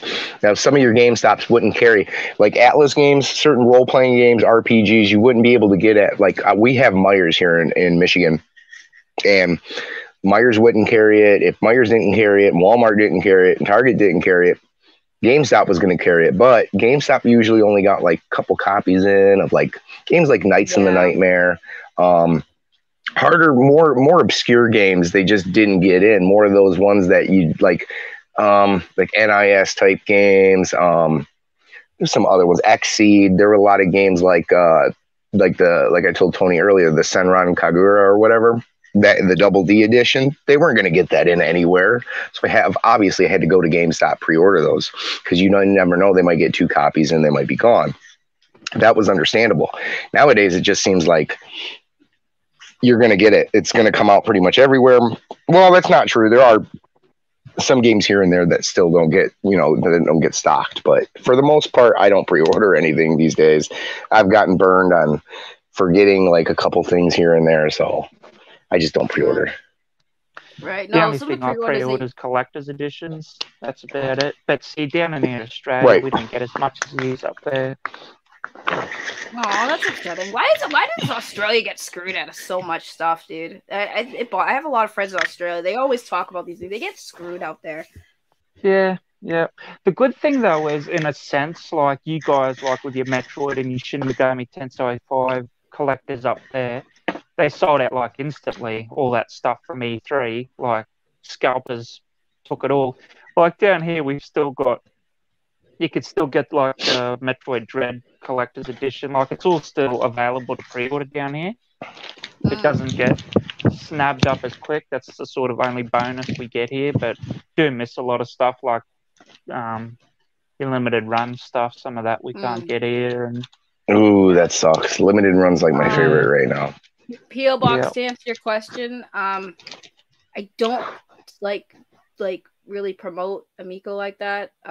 Again, if you watch the videos I did, even with Tommy's interview I did, it was mostly focused on like, I do like these getting to know people stuff. So we do the whole getting to know people, and then at the end, because of the Amico, I opened up for questions, and most of it was Amico stuff. But the most of the stuff I do about Amico is literally just drama stuff, the stuff that goes around. That's it. I think Pio makes a fair point. We've been told a lot that we need to wait until we play it, but there are a lot of guys on the other side that haven't played it yet, and they're hyping it up like it's good. Shouldn't they wait until they play it. I've got to address this too. P.O. Box, what does an Amico day consist of? See, I'm half Italian myself. The Amico means friend, right? In Intellivision? Yes. Like, in Italian, yes. Have a friend day. Doesn't make sense. OEB Pete needs to change it to... How about I have a friendly day? Have a good day, Amico. No, just Amico. But I don't P.O. Box Christmas. I don't tend to usually do 3-hour talk shows. I've actually, like, in the beginning it was getting overwhelming, so now I try to keep it like at least an hour, maybe a little over, but not. I don't do 3-hour talk shows on the Amico. If anything, my last few Amico talks were like an hour or a little bit over, but not 3 hours anymore. I can't do it these days.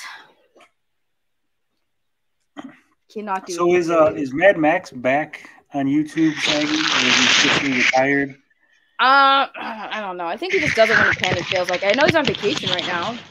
It's like his second freaking vacation. He's been partying it up since he decided to leave YouTube. He's been having freaking fun. He's been having fun, but I don't know. He comes on when he feels like it. And to Ratman, yes, Tommy is a mod on my streams. He is a mod on my channel. Just thank you, because he asked. He's like, yes. Carl said that his phone is dying. That's why he's 5 more minutes. Took off. Oh, he's doing dad things. I know that sound. That's a dad thing. Hold on. They're wiping my butt. Okay, give me a minute. Yes, children are great.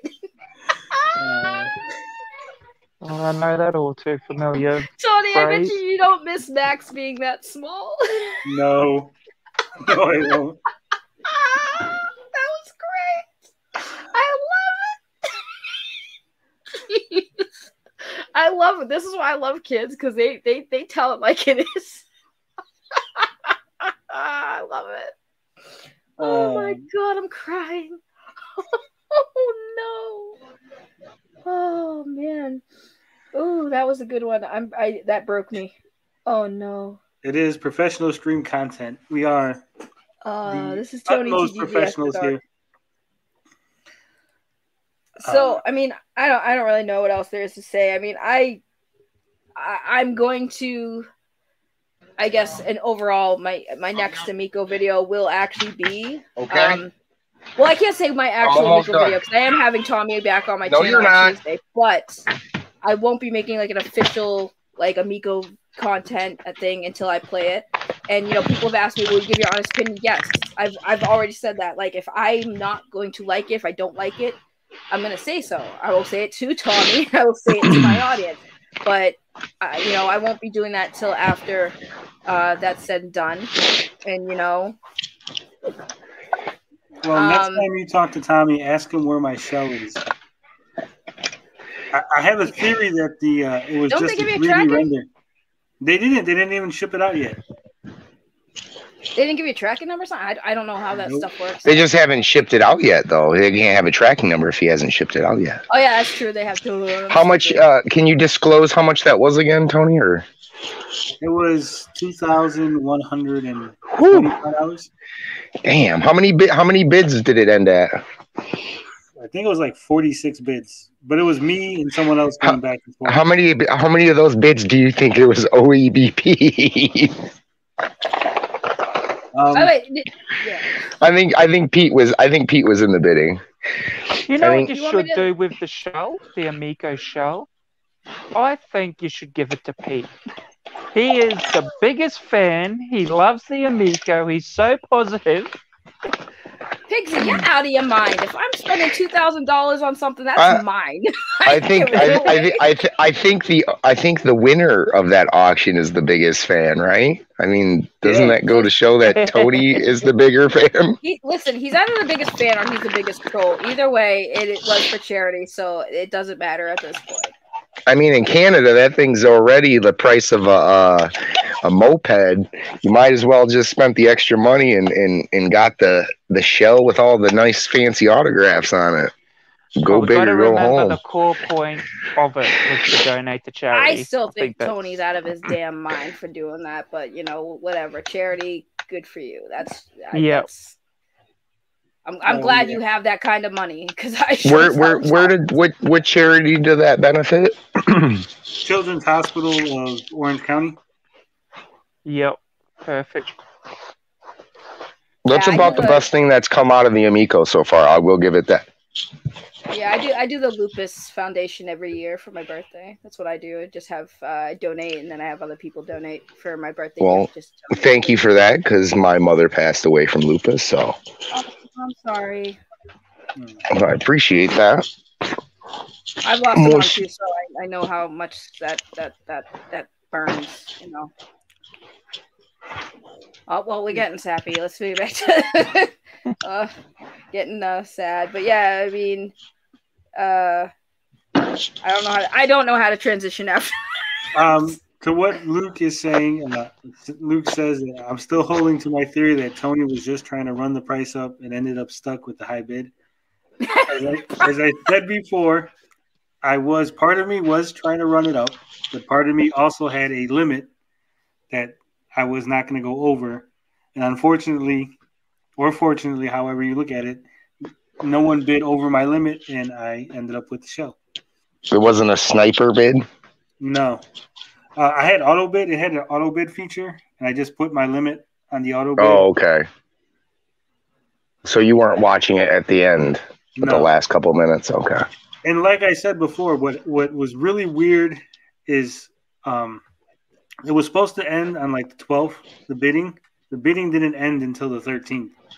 Oh, so it got put. So what they did was they added another whole day to it. Yeah. So, and that's why I won't. That's why I don't like to put at least when I do my bidding and stuff like that. I come in with sniper bids. I don't like to put, just in case there are those assholes who do want to drive it up. I don't touch it until the last 6 seconds. So, and I'll put my max amount I'm willing to spend and just come in with a sniper bid. So that's how I run eBay. When you get the show, you have to make sure that you wear gloves and a mask too. You're right. They say try and take you out. I would. I know that'd be my biggest tactic. They'd be like C4 attached to that thing. Got him. I don't think that Doug Tenaple signed that. I'm like 100% sure that the shell is not signed by Doug. It's Tommy. So what was the controversy surrounding him? That's a little bit too much to get into. They had to deal with like kids and stuff or something like that. No. Doug just says some things that he probably shouldn't say. But see, here's the thing. I mean, a lot of people say stupid stuff. I've always tried to separate the artist from, you know what I mean? Like, there's guys that have put out good work. You like, however you feel about Michael Jackson, did he touch little kids? Did he not? At the end of the day, did that affect his music? Does that affect the music that he created at the end of the day? And I get like, well, I think to people, it's more like, do they want to support somebody like that? And that's a fair thing. Right. And I agree with that.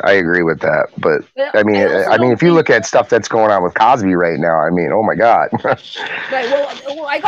Well, somebody like blocked me on Reddit because they were bringing up Doug Tenaple, and I'm like, I don't do guilt by association type mentality. Like, I have some people from like the, I guess people who don't like or are critical of the Amico. Some people like are my friends, right? I consider them friends.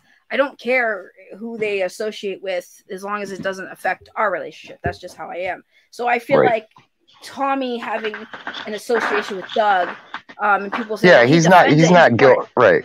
Right. Tommy said on my stream, and that's what I was trying to tell this person before they just freaked out. Right. He's not guilty by association at all. Not at all.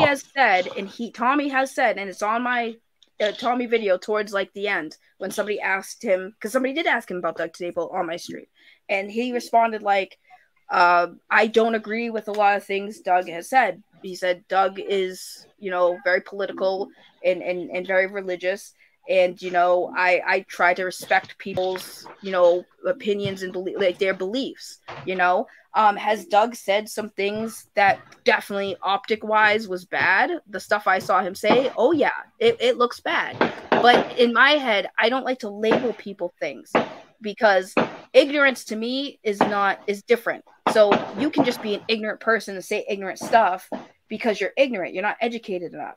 I'm not going to call you a racist or you're transphobic or something if you're ignorant to that. In the comments, I saw Doug say that everyone's clapping down on him hard, looks to me as ignorant. And now when people got mad at me and said, well, you're defending that, I'm all three of the things that people are calling him. I'm a female, I am African American, and I am openly pansexual. I am all three of those things that Doug TenNapel has technically, I guess, insulted. And I'm looking at this like, you're not this, and that. I just think you're ignorant and somebody needs to educate you so you're less ignorant. But I can understand, again, why people perceive it as they do. Because I look at it differently because I know ignorance is a thing. Hate is not something that you're born with. It's taught. So if you are taught wrong, then I would want somebody to teach you right. But just labeling people things, especially to that level of hate, you're basically calling that person something that's absolutely disgusting and awful without actually saying, well, mate, you need to be educated. If somebody called a compulsive gamer a racist because he might have said something or slipped something that might have been perceived as such, I'm not going to agree with you. I'm not going to say he's a racist. Do you know why? And I don't know what nationality you are, but most of the time I see people easily label people, especially white people, as racist just because of the fact that they're not black or a person of color. I will never agree with that. You're either a racist or you're not, So I hate when people do that to anyone. And I will always stand up for anyone who legit goes and just throws out labels and calls somebody something that they're actually not. It's not fair. This is kind of why I just like to keep the politics out of it. I like, my gaming. My gaming is I try, because nobody's going to like when I start talking. Nobody's going to like what I think. And everybody's got their own ways they can view it. That's why I keep to myself. My family, we keep to ourselves. And that's just, keep the politics out of it because nobody wants to hear my side of the conversation. And if they do, they're not going to be happy about it. So right. That's why they used to say it, a couple things you don't discuss: politics, religion. Right. People forgot about that along the way. Exactly. But that pisses me off. And listen, guys, I will be 100% honest. We might not get along, and I don't have you guys blocked on Twitter. But if anyone is coming to you and labeling you these things because you're not that representation, you come to me. Tell me what you said, and I'll be like, nope, you didn't do anything wrong. I got your back. Because it's sad that I have to be that white knight sometimes because that's what people do. They easily just drop labels on you, and it's not right. That's not fair. People are people. People are flawed. So if somebody says something that comes across racist, but it's you look at it no, that's just an ignorant statement. That's all.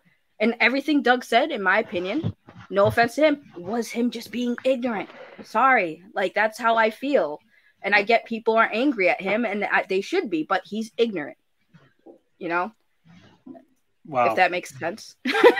Sorry, I get passionate about this stuff. So Tony, kind of switching subject. Have we talked about any Japanimation yet? No, we have not. But I think since Saggy is here, and she was one of the people that recommended me to watch the terrible Yasuki, I think we'll let Saggy start off the Japanimation talk. You really thought that was crap? I'm so mad at you, dude. It was garbage. It was complete garbage. Okay, first off, the if anybody knows the story of Yasuki, they basically got everything wrong. The only historical facts that we have on the actual person, the Japanimation got them all wrong. Yeah, but it wasn't supposed to be accurate, Tony. It was based off of that person, but they wasn't supposed to be 100% accurate. Well, they had magic and friggin' stuff in there. It was 0% accurate. I mean, the description of him was completely inaccurate. The historical places that he was, that we have historical records of him being in these places, they were not in the series. I'm mad at you. I knew you were a hater, but now I'm mad at you. If anyone hasn't seen it, how are you going to comparing history to a cartoon though? It wasn't supposed to be accurate. It was just supposed to be like a story about the person, and like okay, but it wasn't supposed to be accurate. Oh, that was okay, Carl, but it was supposed to be a historical sci-fi Japanimation. It wasn't supposed to be 100% accurate on history, but like I said, like let's take for example what he looks like. He's described in the text as having skin as dark as ink. In the movie, he basically was brown skinned, and they kind of played it off that maybe he was dirty. But the original was that he was supposed to have like really black skin like ink. To me, it feels like Netflix kind of wanted to avoid being accused of racist caricatures, so they went ahead and lightened his skin for the sake of avoiding that issue. Well, you know who made that animation, right? Who? The dude who did the show Boondocks on Cartoon Network. Oh, I hated that show so much. Oh, and he comes back just in time. You know Chadwick, what's his name? Boseman. Chadwick Boseman. Yeah, he was supposed to play the live action version in the live action movie, but unfortunately he passed away before he could do it. When I heard that broke my heart because I really wanted him to see him. He would have killed that role. Yeah, but in the cartoon they gave the character more prominence than he has in actual history. I didn't like that. I don't think you need to exaggerate someone's role in history because there's going to be a lot of people that don't know who it is. They're just going to know that it's based on history, and then they're going to see this and they're going to assume that those parts that are historical, they're going to assume that that's true. Right. You get a flawed view of who he is because it does still take place in historical Japan. It takes place during the Warring States period. There are historical figures in the show, so people are just going to assume, oh, this part must be accurate. I mean, they're not going to just get this part wrong. What are you talking about? The Japanimation. Yasuke. It's a Japanese anime that was on Netflix. It triggered me, Tony. I can't with you. I just can't. See, this is cool. And just beyond the historical thing, right? It has bad animation. It has the story is just garbage. The first 3 episodes, it almost seems like 2 OVAs put together because the first 3 episodes have one villain, and then the next 3 have another. There's a part in there where he's on the boat. Everyone's talking in English, obviously, right? Because it's in English for us. But he says something in actual Japanese, and then the other characters don't understand him, as to imply that they've all been talking in actual English the whole time and not Japanese that was translated for our benefit.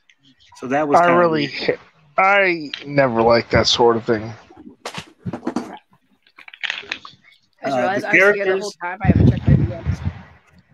The other characters, basically, they're treated as just being side. They just show up, they die. There's no point to them even being there. I didn't like that, and I didn't like the way they glossed over the pedophilia and kind of made it seem like that was a good thing.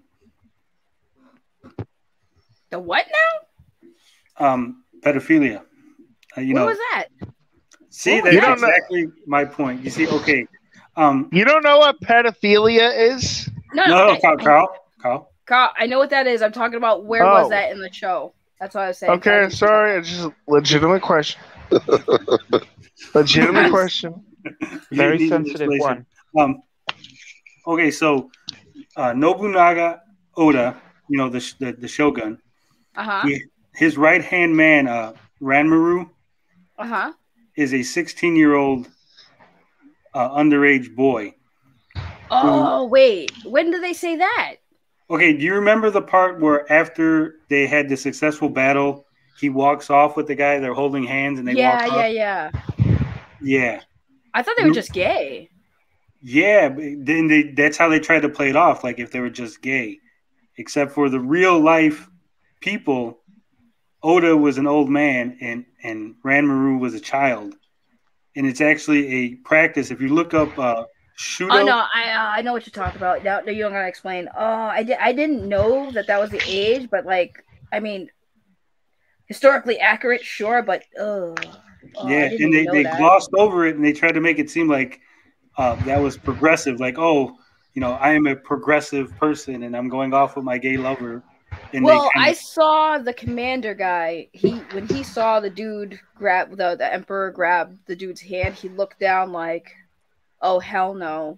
So I thought that's what it was implying, that like gay was no. But I didn't know that the dude was like supposed to be like yeah. I mean, Zeno, yeah, 16 in the age of consent in Japan right now, but it's still like, just because it's legal doesn't mean you should do it. I'm just saying, morally speaking, like, I don't care if it's legal. I'm not going to date a 16-year-old. Like, what is that?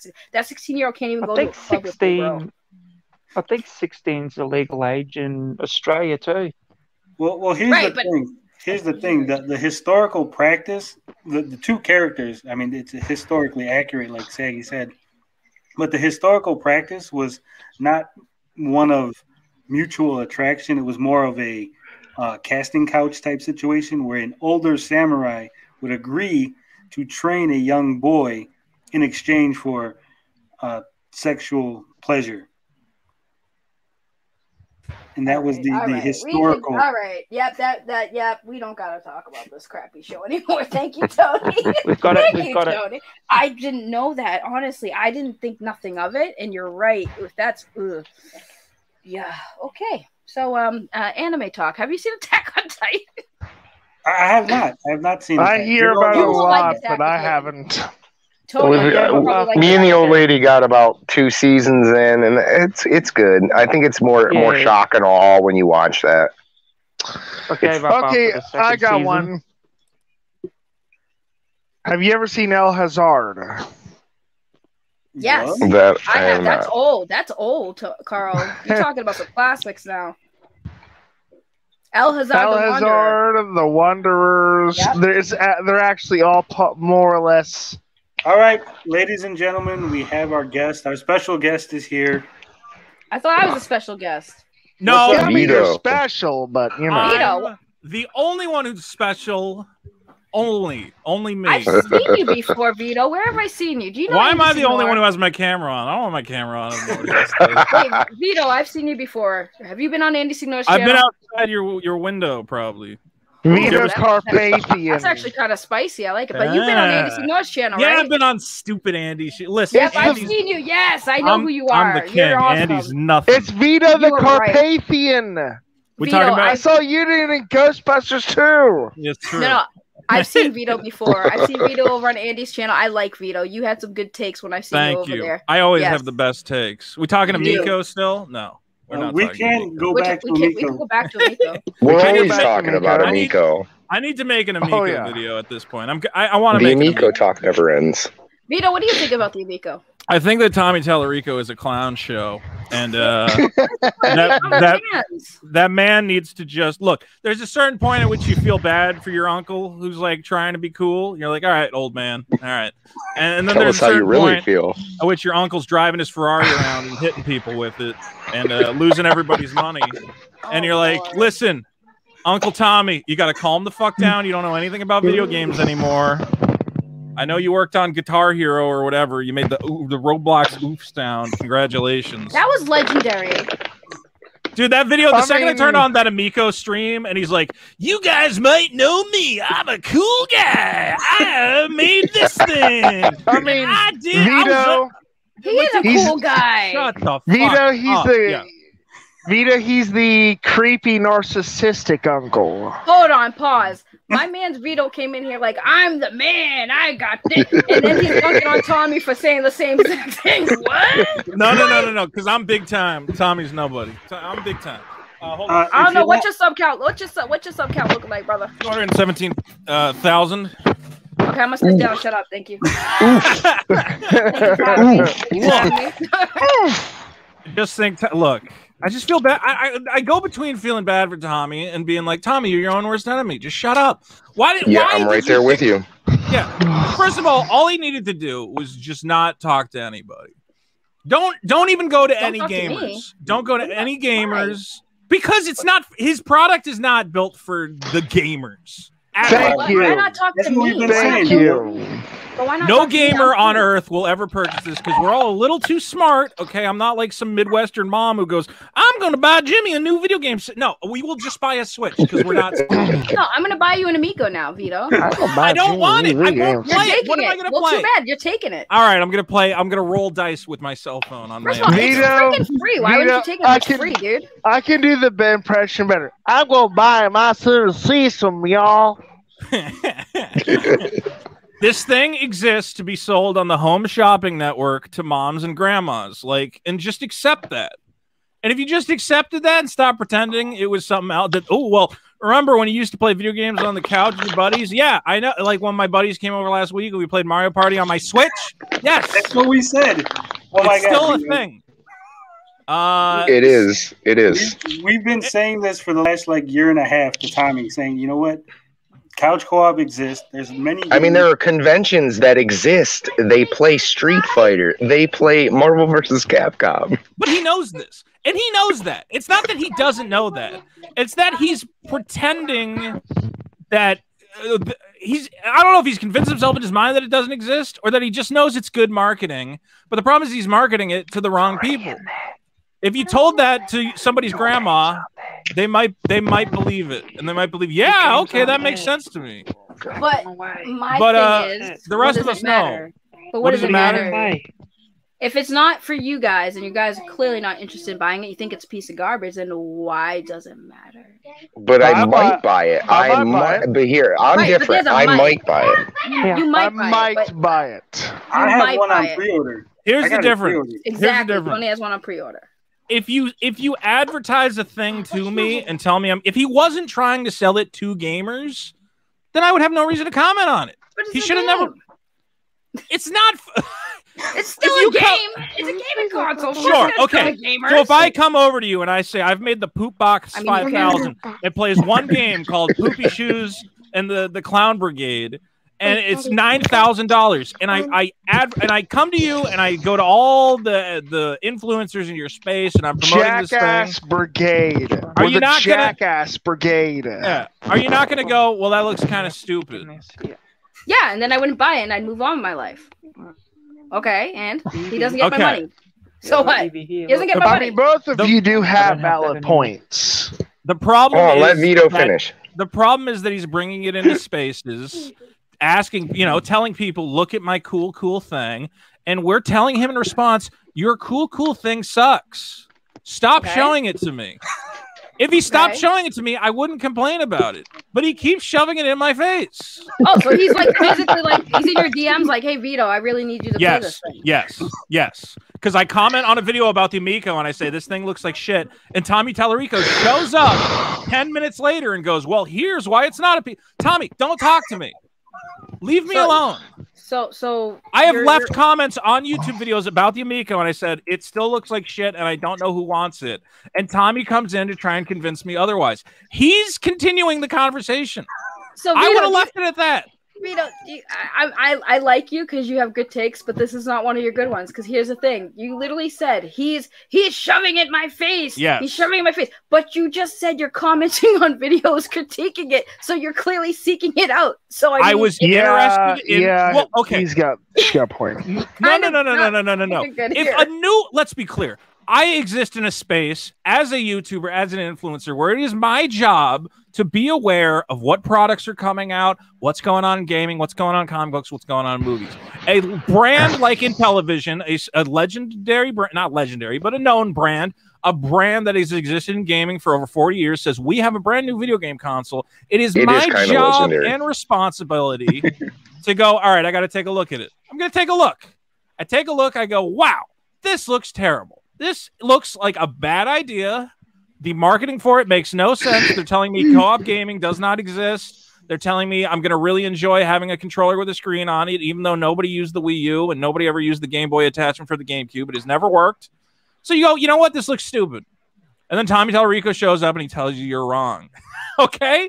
What am I supposed to do? Not respond back? Just to go, well, okay, Tommy. No, I'm not saying don't respond back, but like I said, your thing here is Tommy's shoving it in your face all the time. You don't want to see it anymore, but here you are saying, well, yeah, now that I'm a YouTuber, I'm an influencer. I look for these things to talk about and do coverage on, and then I find it and I comment and Tommy comments. So after the first time, that should have been the end of it. You clearly made your mind up.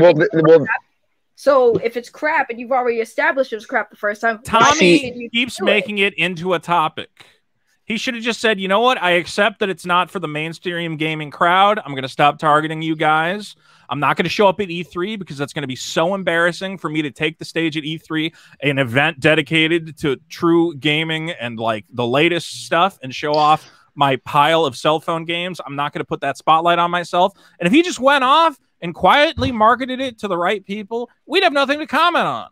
But when he shows up at and this is what happened to Sam Makovich, and he pissed Sam Makovich off, and Sam Makovich finished up with another article.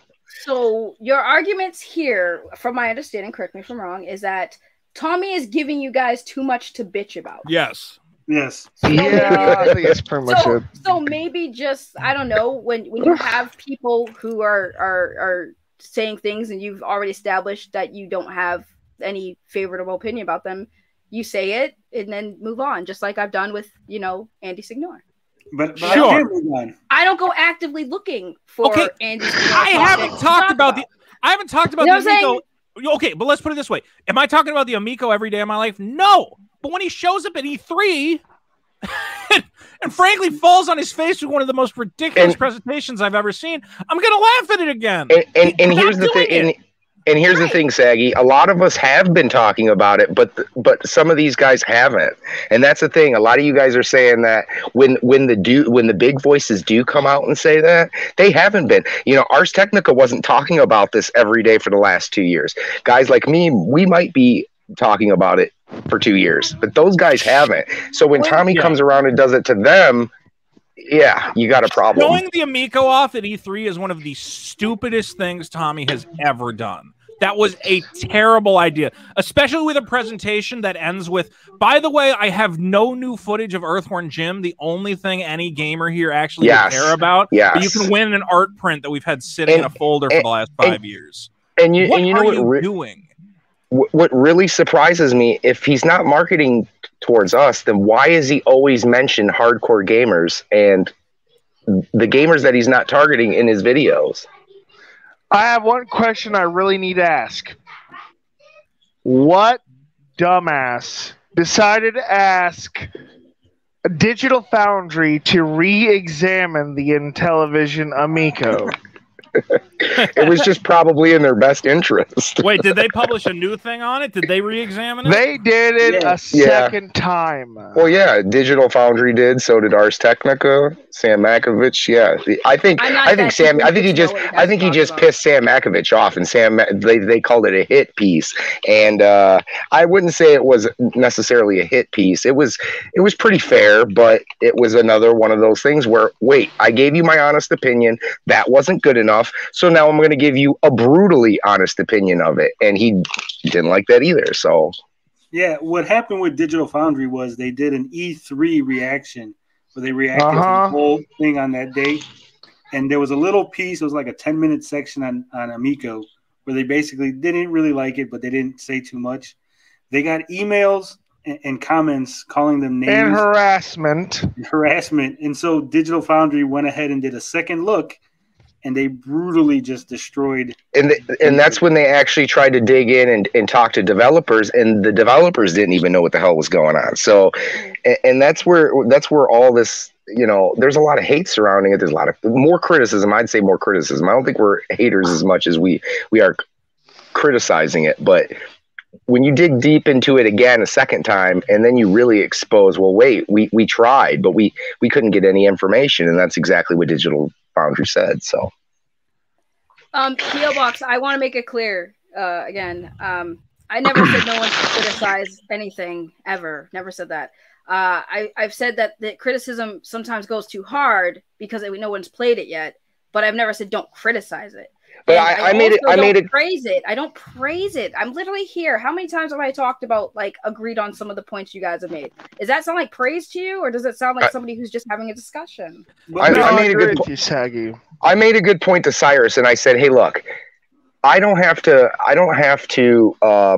have played iCarly or That's So Raven for the GBA to know that it was probably a pile of steaming shit." Wait, those are games.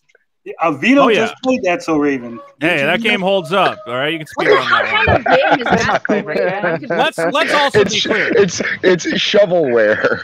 We can't shut up about this, and here's the reason why. Okay, as critics, we serve a necessary function, and that function is consumer reviews, consumer advocacy. That's part of it. When we review a movie, when we review a product, we're saying whether or not you should spend your money on it. Okay, because we're guys who are here. We know a lot about these different products. We know a lot about what's on the market. I think I'm a little more informed about gaming than maybe the average guy. And I can tell you by looking at the Amico whether or not I think it's going to be worth your money. Because it's not like they aren't currently accepting pre-orders. It's not on the market yet. No, but you can spend money on it if you want. Right. And it is in our wheelhouse to tell our audience whether or not we think their money will be well spent on this product. And my opinion, based on someone who is looking at this, the average person might not look at this and they might go, "Oh, this will be great for my kid because it's got a Sesame Street game on it." They're not going to know that Sesame Street game is a 5-year-old mobile game, and they have the right to know that. No. Let me correct you, Vito. I'm going to correct you. That's not a 5-year-old mobile game. It's a website flash game. Oh, yeah. Fair enough. Is it still available for free? Yes, it is. It must be. Now Vito, what if doesn't the consumer deserve to know that? And shouldn't a product be shamed for saying we're a great family console when they're giving away games you can get for free Vito, elsewhere? what if you get one for free? Will your opinion change? No. No.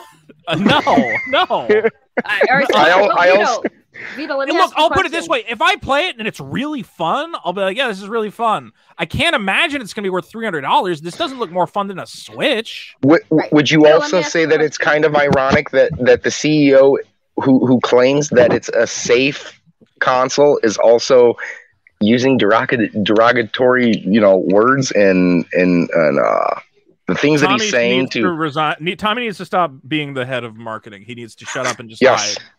And go ahead. Go ahead. I have a question, Vito. So, granted, you're right that you guys are basically doing a thing where you're letting people know if you think a product is worth your money. Yeah. Now, if I watch your video and I still buy that product because it's my money, I'm gonna do what I want. Yeah. Are you gonna feel some type of way? Are you gonna judge me and be like, "Oh, well, you're stupid"? I mean, honestly. I will think you're unwise with your money. I mean, if you can make a point to me and you can say, "Listen, I have a kid. I need something for him to play. It works out. The Sesame Street game. It's easier for him to play it on here." If you have a reason to purchase it, okay. I mean, if you have, give me a good reason, fine. I'm going to point to you and I'm going to say, well, I feel like if you bought a Switch, your kid would probably find much more to play on it. But if you're happy with the money you spent, okay. Right.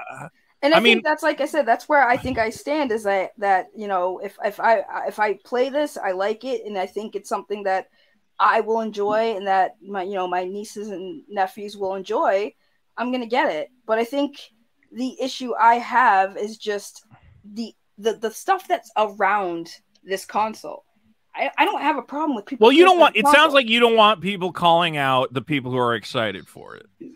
You want the people who are excited for it. Let them have their opinion. Exactly. And don't drag them. But I think they're still going to be excited for it at the end of the day. I don't think we're changing their opinions at all. That's what I'm saying.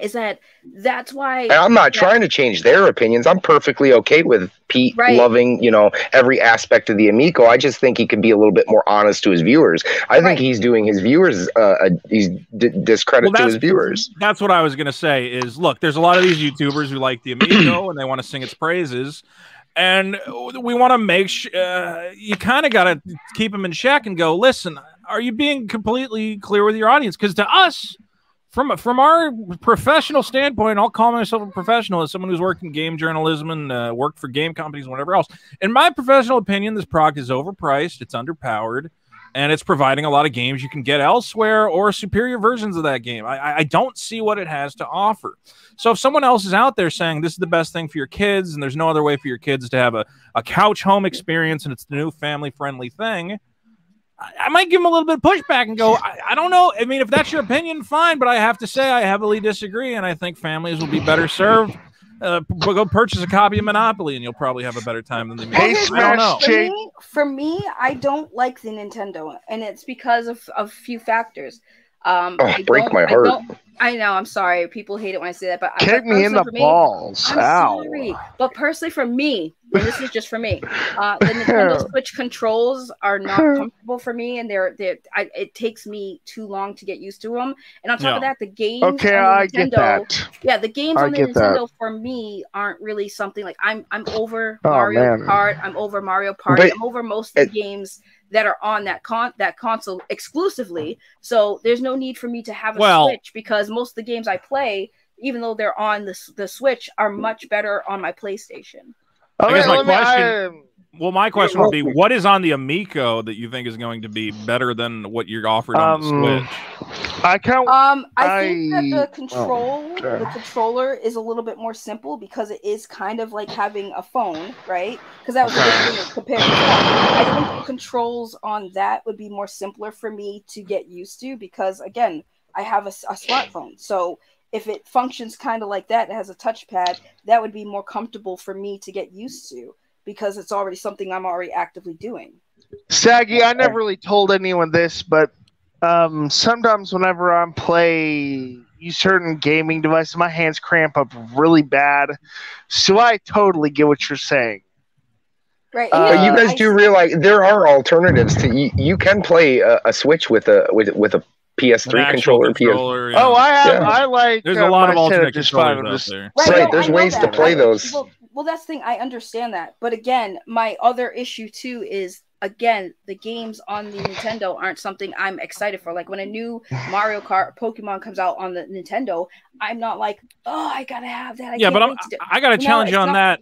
There are so many independent games on the Switch that I don't even think you're looking at because anything you point me at that's on the Amico, I guarantee I can find you a reasonable, if not superior alternative on the Switch. We've been beating that drum, Vito. We've been beating that drum for the last year and a half. Since the beginning. Well, hold on. Here's the thing.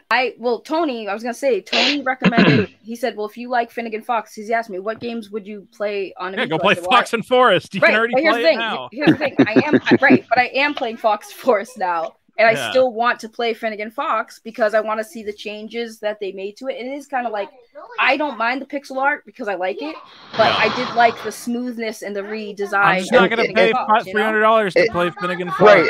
Right. And there's nothing. Right, there's nothing wrong with that. But when you got games like you got Evel Knievel, already a cell phone game. You got Care Bears and Sesame Street, already flash games on websites. You have Finnegan Fox, which is Fox and Forest, and that's available on Steam, Switch. It's available everywhere. That's the problem with a majority of the games that we see, and we haven't seen any of the exclusive, not many of the exclusive. Okay, that's why I keep digging in. And where's the Night Stalker? Where's the Running Man game that they showed in their first reveal trailer? There's a lot of games that they showed that they really haven't kept up on, and it's the only things we're really seeing are the games that really don't matter. We all know the game we really want is E.T. from Atari. I don't have a rebuttal just because I don't know what's in development and what's finished or whatnot because I don't work for television, so I don't know.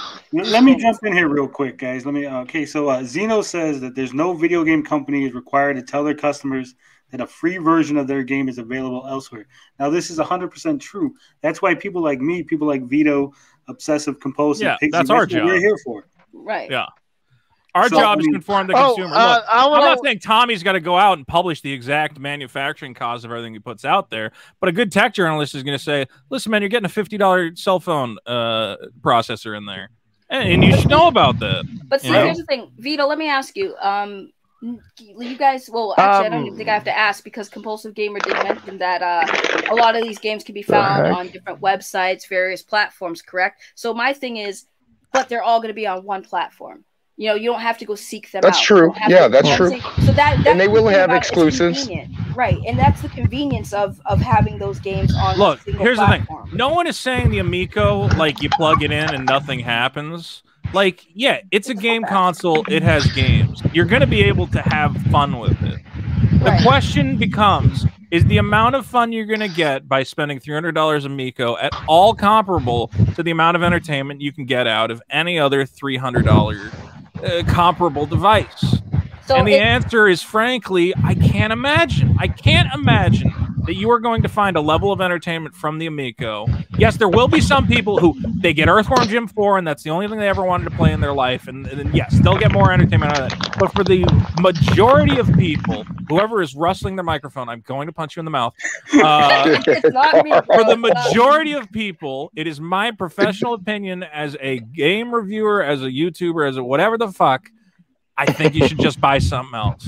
So and that's it. Price? Is it the price for you? Yes. And that's the thing. It's the price because it's comparable.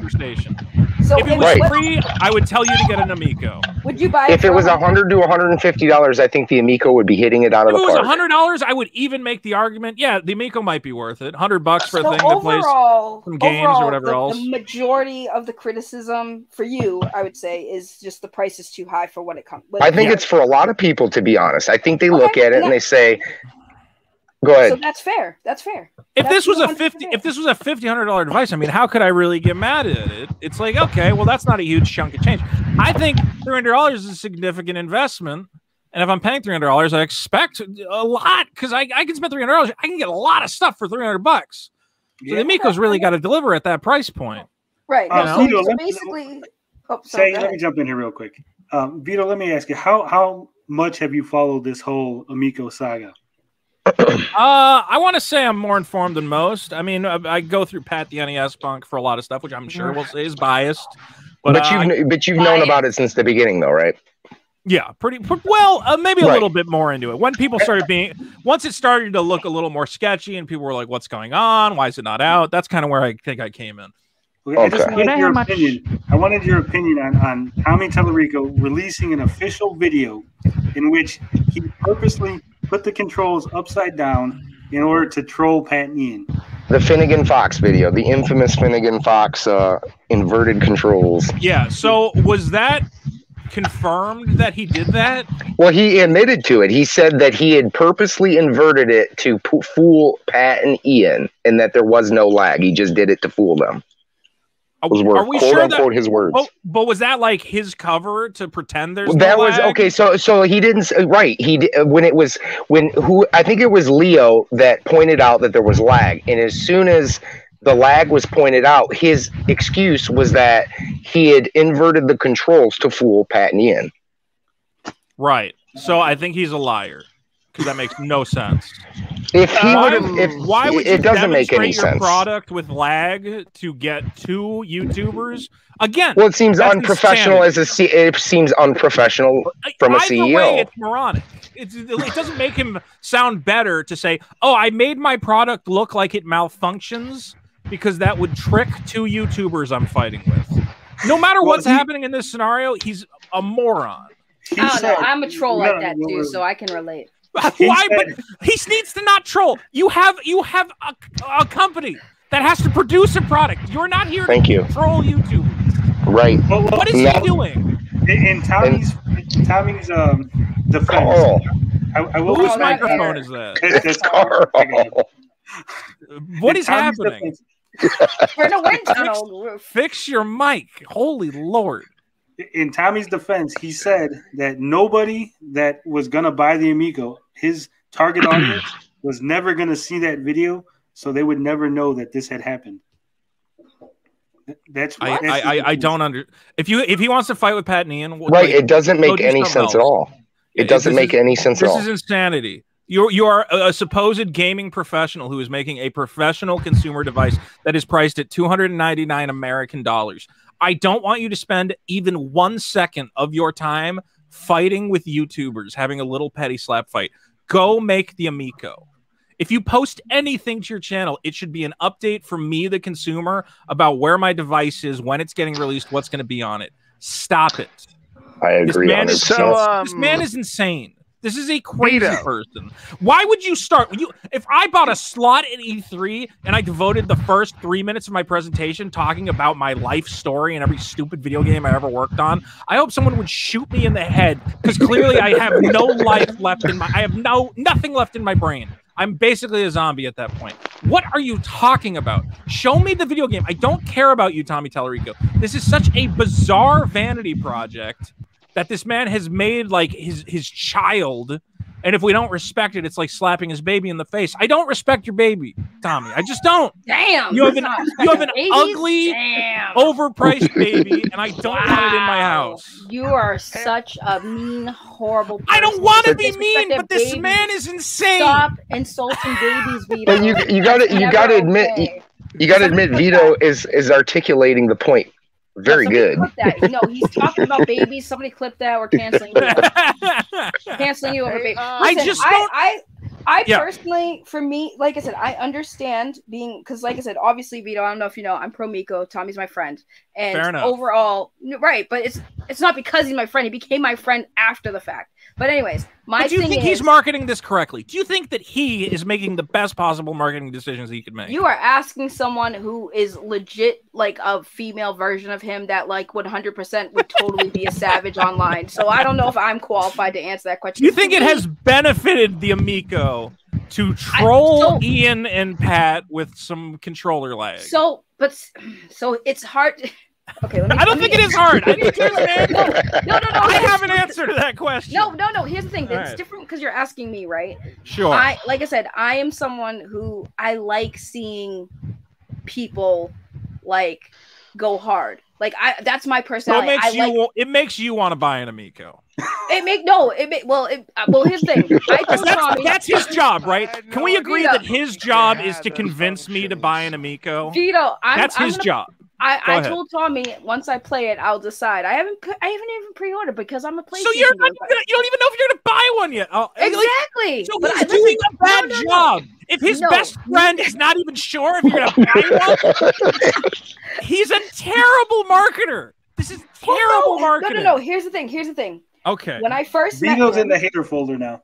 I know he is in my heater folder. I'm not struggling to answer. I just can't answer because Vito's very hyper. Vito's bringing the heat. I'm fired up.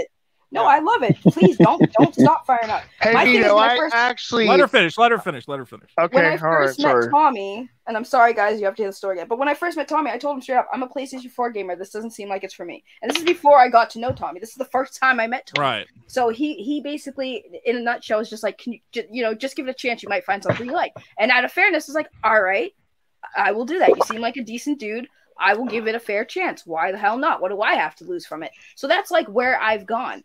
Like I said, it's not about, for me, like the Amico is the best thing ever. I think it's gonna be amazing. I want to try it and see for myself if it's worth the hype, right? Fair. And that's just for me. And with as far as for me, for Tommy, how he reacts, his behavior, because I know everyone likes to talk about his behavior. To me, I love it. I love people who don't take shit from anyone. That's just my personal thing. Sure. Like I said, we've talked about it before you got here. I understand that other people have higher expectations for what a CEO is supposed to be. That's fair. Saggy, so what you're telling us is you're sold on Tommy, not the Amico. What do you mean? I've never said I was sold on the Amico. Not once. I've literally said I'm going to give it a try. Here's the problem. Oh, thanks. I should not even know who Tommy is. Let's be clear. I should not have any, and that's bad for the Amico.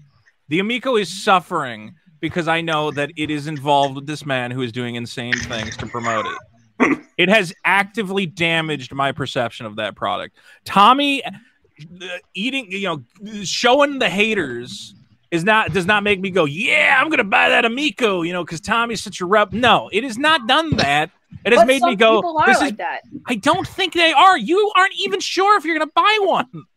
But here's the thing. But here's the thing. No. Here's the thing. Here's the thing. For me, that's my personal thing. But I have literally seen people. You have seen people say, "I love that Tommy is shitting on Pat and Ian, and I'm going to give him $300 based on that." Yes, I have. I'm literally so excited and happy for Tommy for pushing back against people.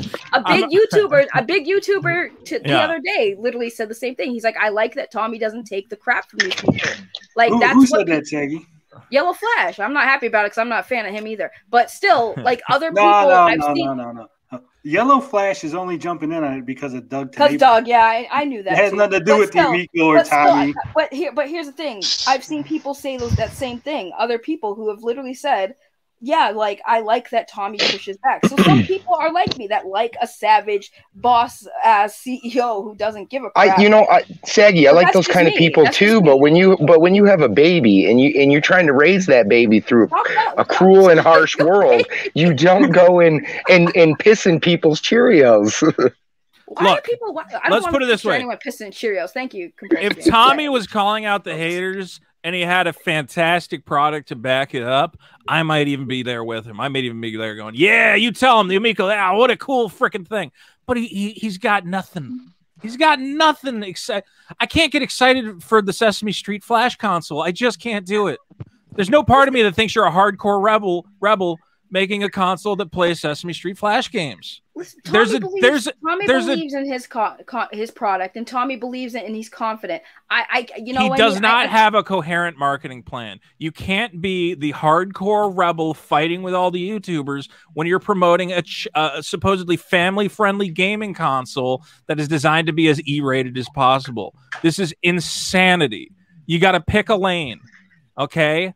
If I told you I'm the head of Sesame Street, fuck everybody who hates Sesame Street. This is my fucking house. Buy the latest Sesame Street tape. You would call me a madman. You'd say this is completely antithetical to what you're trying to sell me. You're trying to tell me this is a family-friendly product, and you're out here just picking petty YouTuber fights. This is madness. I would, yeah. Vito forgets who he's talking to already right now. I love that. I love it when people are like, because it's real. Okay, but most people don't.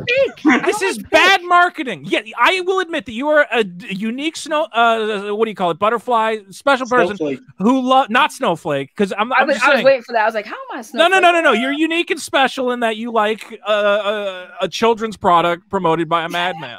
But I think most parents, when they're walking down the street, it's like, should I buy my kid a cupcake from the friendly bakery, or should I buy it from this homeless man who's screaming at me? We're probably going to go to the bakery. Like, you have to pick a marketing plan that fits your product.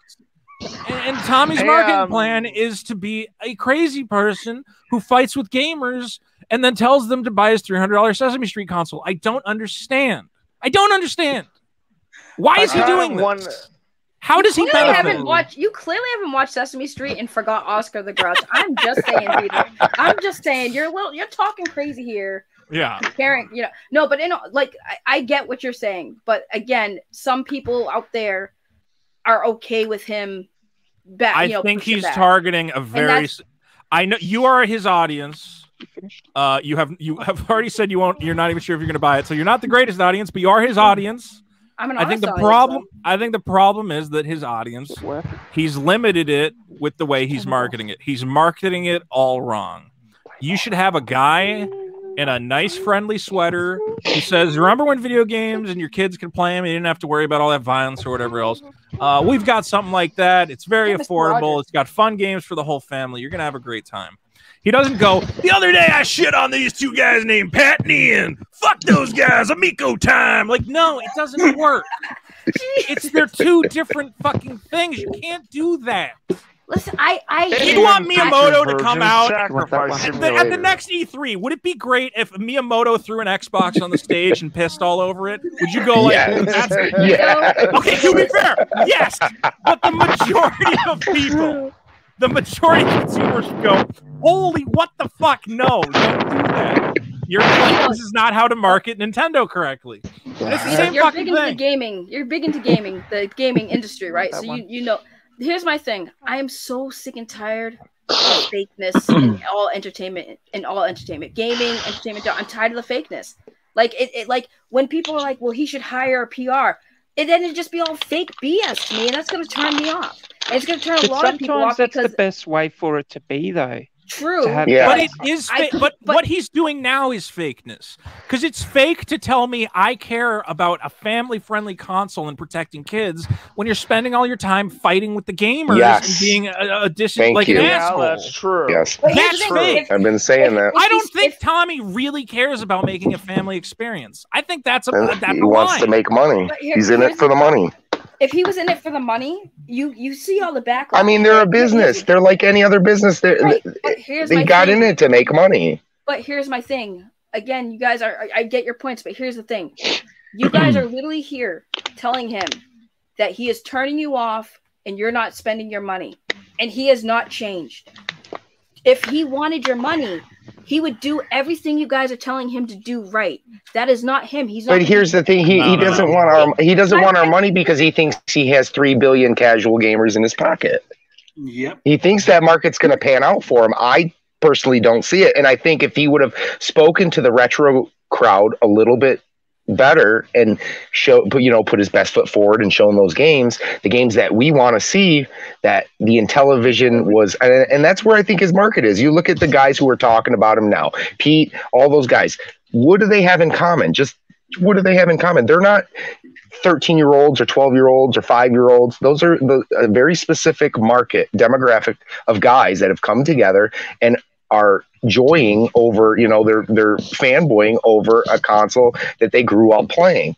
And I think if he would have marketed better towards us, I think this thing could have,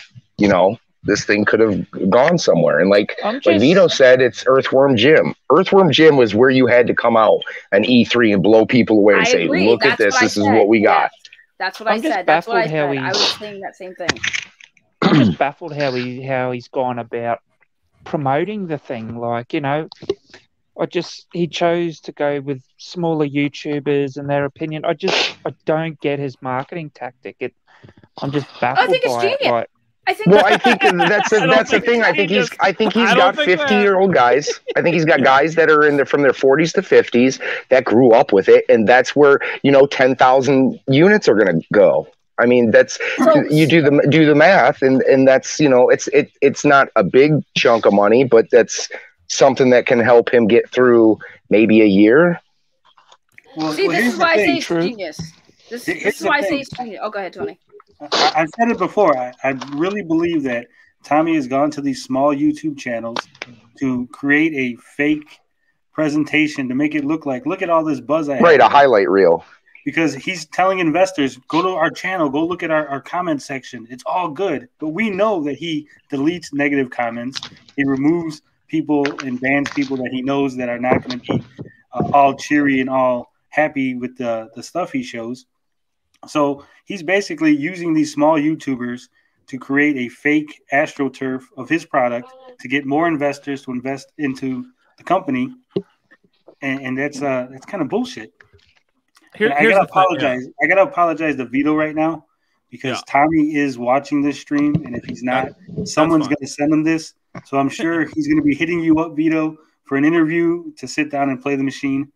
Funny story is I regularly go on this podcast called The Dick Show, and somebody on their Reddit who also had the name Vito, his name was Papa Vito, he said, you guys should have Tommy Tallarico on.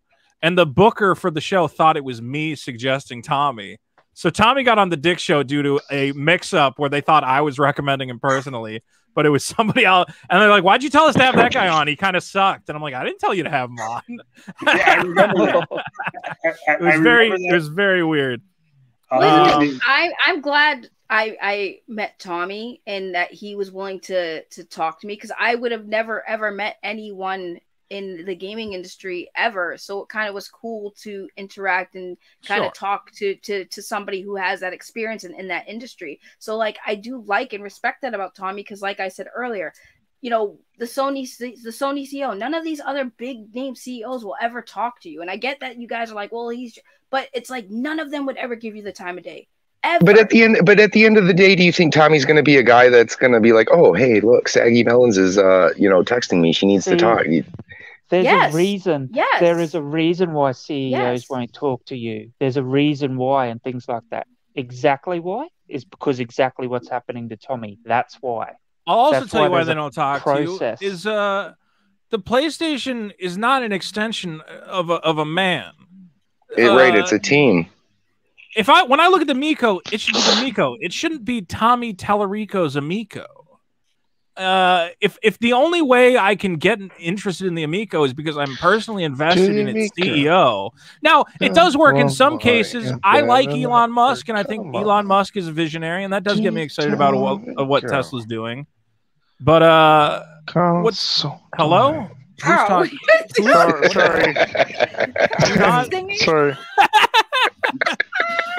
And here's the point. Ultimately, is I'm sure Tommy's a cool guy. I'd hang out with Tommy. I'd get a beer with Tommy. I just think he's a terrible. I'd have dinner with Tommy, and he's paying.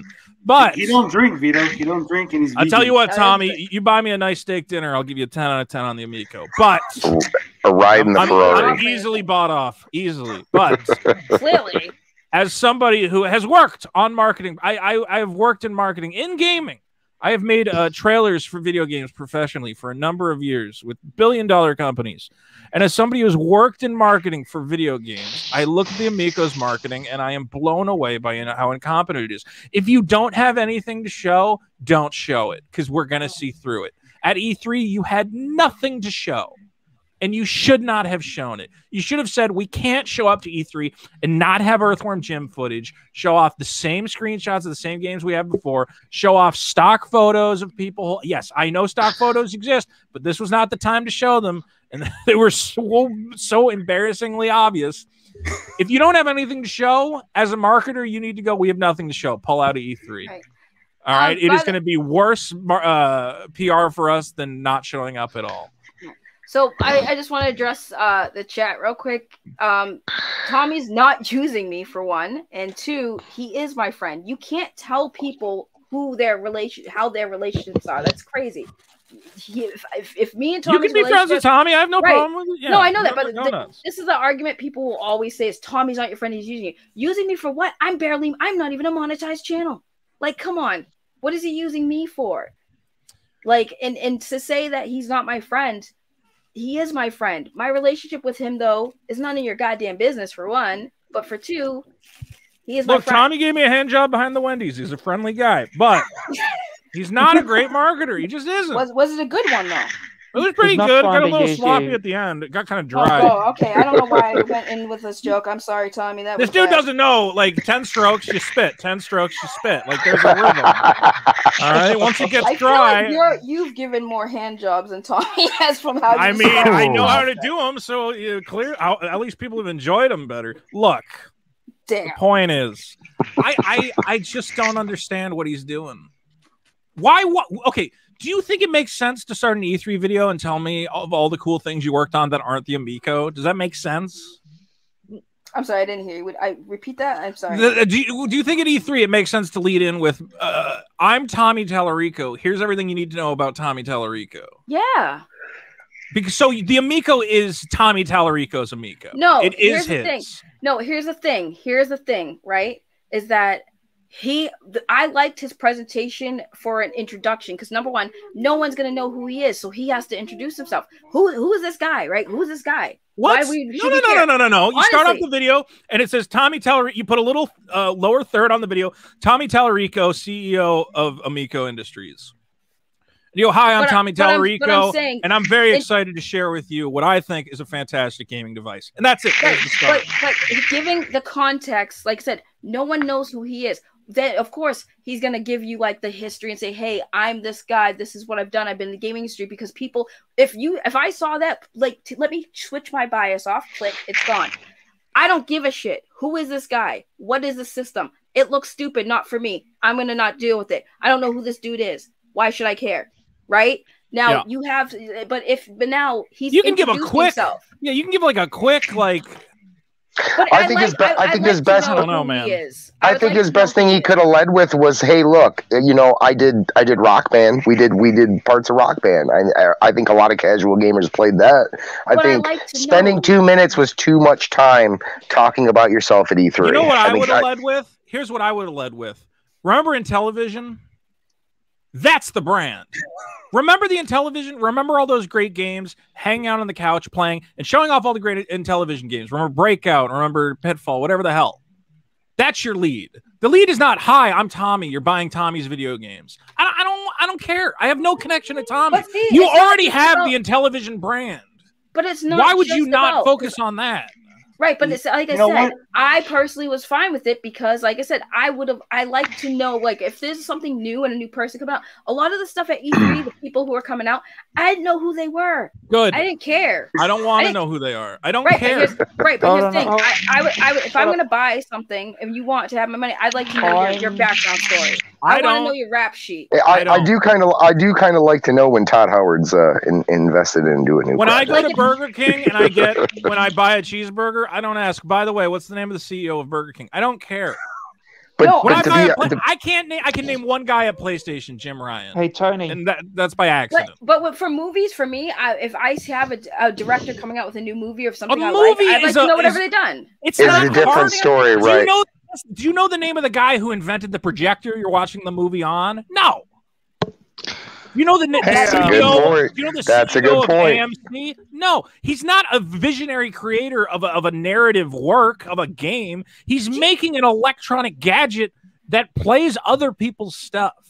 Do you know how many business people have made commercials, like product things like that? Like, hey, I'm this guy, and I'm coming out with this thing. I've seen it many times. If there's a name that has a they're called pitchmen. If he had like an insane track record of like what is the best thing Tommy ever did? He made music for what? Something? What's Tommy's claim to fame in the game industry? Oof. The oof sound. Yeah, the oof, which happened by accident. Again, I don't know the name of the guy who made the movie projector at the movies. I don't care. Now, if you want to say we've got this great game developer, again, the Earthworm Jim guy, absolutely. Why don't you have the Earthworm Jim guy fucking sell the thing? All right, I'd listen to that. I'd be like, okay, all right, you got a creator up here, a guy who's got. So wait, you're okay with the creator of the Earthworm Jim? And not a creator of anything else like that. I don't know. It seems a little, you're saying, because he's not Tommy's not, let's put it this way. Tommy's also not the hardware designer. All Tommy is doing is what? Telling them to put games on his thing? Like, if you had gotten like some visionary hardware designer who goes, I've done this to make it the best thing in the world. He's a talking head. I don't care. That's what does the CEO of friggin' Sony get his hands dirty and he's sitting there putting the no, but they don't have him come out and go, gamers, it's me, Jim Ryan, and Ty, like all these what I don't know, man. I'm all over the place. I'm gonna look up right now. I'm all over the place. Right now. And the CEO has done something like that. I'm sure he's given a talk, but I don't think he comes out and goes, I'm Jim Ryan. By the way, when I was 15, I wrote a cool comic book about a chick with big boobs. Like, we don't hear about Jim Ryan's entire history. He just goes, I'm the CEO of PlayStation. Here's what we're working on. Hey, Tony. It's fine. I've been here for a while. They go at you for a minute, Retro Bro, and then they calm down. It's fine. Retro Bro or Leo DS in. Well, good, because I'm tagging out because I do have to be on a stream that I'm actually late for. But have fun. Good meeting you, Sag. See you later, Vito, it was good seeing you again. I like your takes. I like this conversation. Thank you. Tony, thank you for having me. Carl, nice to see you. Pigsy, I hope you buy that Amico. I think you should buy one. Hey, Saggy, we'll talk on Twitter, okay? All right. Thanks for being here, Saggy. We'll talk on Twitter later on, Saggy. See ya. We'll talk. Bye, guys. I think Tommy should have came out with Vito's idea. He should have just brought a Switch out, just fucking pissed on it for a couple minutes, and that should have been the start of the video. I mean, that's what I was going to say. That would have got people's attention for sure. Vito, I actually do have a question. I actually wanted to ask everyone as a whole a question. See, I want to get a Nintendo Switch game, and I kind of wanted to involve everyone in the decision-making process. So here's the thing. It's got to have a physical copy, released in America, and be under $40 or under. So what game should Carl get on the Nintendo Switch, guys? Well, what kind of game do you want? I generally like RPGs and maybe Metroidvania games here or there, that kind of stuff. Shin Megami Tensei 3 remaster. Well, in terms of Metroidvanias, what do you call it? How about Axiom Verge on there? I think so, but that was a limited run, or I don't know if you can get that on the eShop, but I'd say Hollow Knight if you don't have Hollow Knight. That's probably the one to get. Bloodstained. One in Bicep says Bloodstained. No, well, I guess if you went digitally, you could get it, but he wants it physical. If he goes after the physical, on Switch is expensive. Oh, it is now. Yeah, I think topped at around $80 now. Ooh, really? We get it for like $20 here in Australia. Where are you getting $24.99 at? That's digitally though, right? You're talking about like the 3D Bloodstained, right? Oh, 3D. No, I'm talking about the retro one. Yeah, the retro one. Oh, the retro okay. One. I got you. Yeah, no, that's. Yeah, Curse. Yeah, that's expensive now. For sure. Yeah, wait, okay. I might rotate it. Did they fix the issues in that game though? Didn't it have frame rate issues? Yeah, they fixed the issues in that game. I'll rotate out, Tony, if you want to throw Retro Bro or Leo DS in. I sent Retro Bro a link. I don't got no mods. I think Beefy. You need to make sure that people are being respectful in the chat. Apparently, they are insulting Bro. So, yeah, guys, come on, be civil, I'll rotate okay? Out and Leo and Retro Bro could jump in. So sweet. Y'all gotta be nice, okay? I actually have a question. Did anybody, and I know I posted this as a comment, did anybody see the video that I think is the uploader's name was like Big Smoke or Papa Smoke, or he had a video that came out a week ago, and Leo and me actually commented on it, and it was actually taken down. And Tommy and he was actually invited over to the office, and they were playing Finnegan Fox, and we commented like it appeared to still have lag, and then the video was just taken down the next day and didn't see it and hasn't been re-uploaded. Yeah, I seen it. That was the Smoke. That was he's a former wrestler. I did see that video. There did appear to be lag. It was filmed vertically, like on a cell phone or something. Ghosts and Goblins. Ugh. I didn't realize it was taken down. Yeah, they took it down. It was after me and Leo were commenting on it, and then I went to go check it the next day. It was gone. So I thought there was lag. I don't know. Maybe I was wrong, but it appeared when I slowed it down. At least it looked like there was some lag. But I mean, hopefully that thing doesn't have any lag, because if it does, it's like. I mean, that's the biggest problem for me and it's something I assume will get fixed. I don't think that's an issue. It's not something I expect it to ship with, but you never know. Again, I think the thing I just want to reiterate is the Amico has not picked a lane. Either you're a old school retro gaming console for old school, or you're for family and kids, or you're a family friendly kids and whatever console, or you're Tommy Tallarico, Rad Dad fighting all the YouTubers, and it's the extreme console for true rebels. You can't have it all. You got to pick a lane. I agree. YouTubers, and it's the extreme console. And honestly, I think it's better lane at this point, because even the old school gamer crowd, we don't want to be sold a thing that there's so many ways to play old games. What are you going to sell me, an updated Tempest, whatever? I don't know. I don't buy it. I think you'd be better off just going the family friendly route and really trying to bilk those people. I mean, I still think the Switch is a better family-friendly console, but I also think families are stupid. I think it's a hard sell at $250. I think it's a really hard sell at $250. Hugely hard sell. And it's got to hit the shelves too. This is something that controllers are $80. Yeah. No, I agree. And that we haven't seen what those controllers are going to entail. All we have seen up until this point is that Finnegan Fox has a running animation on the controller, and what was the other thing they've showed? They didn't even show the dice on it, right? They've only showed that on a phone.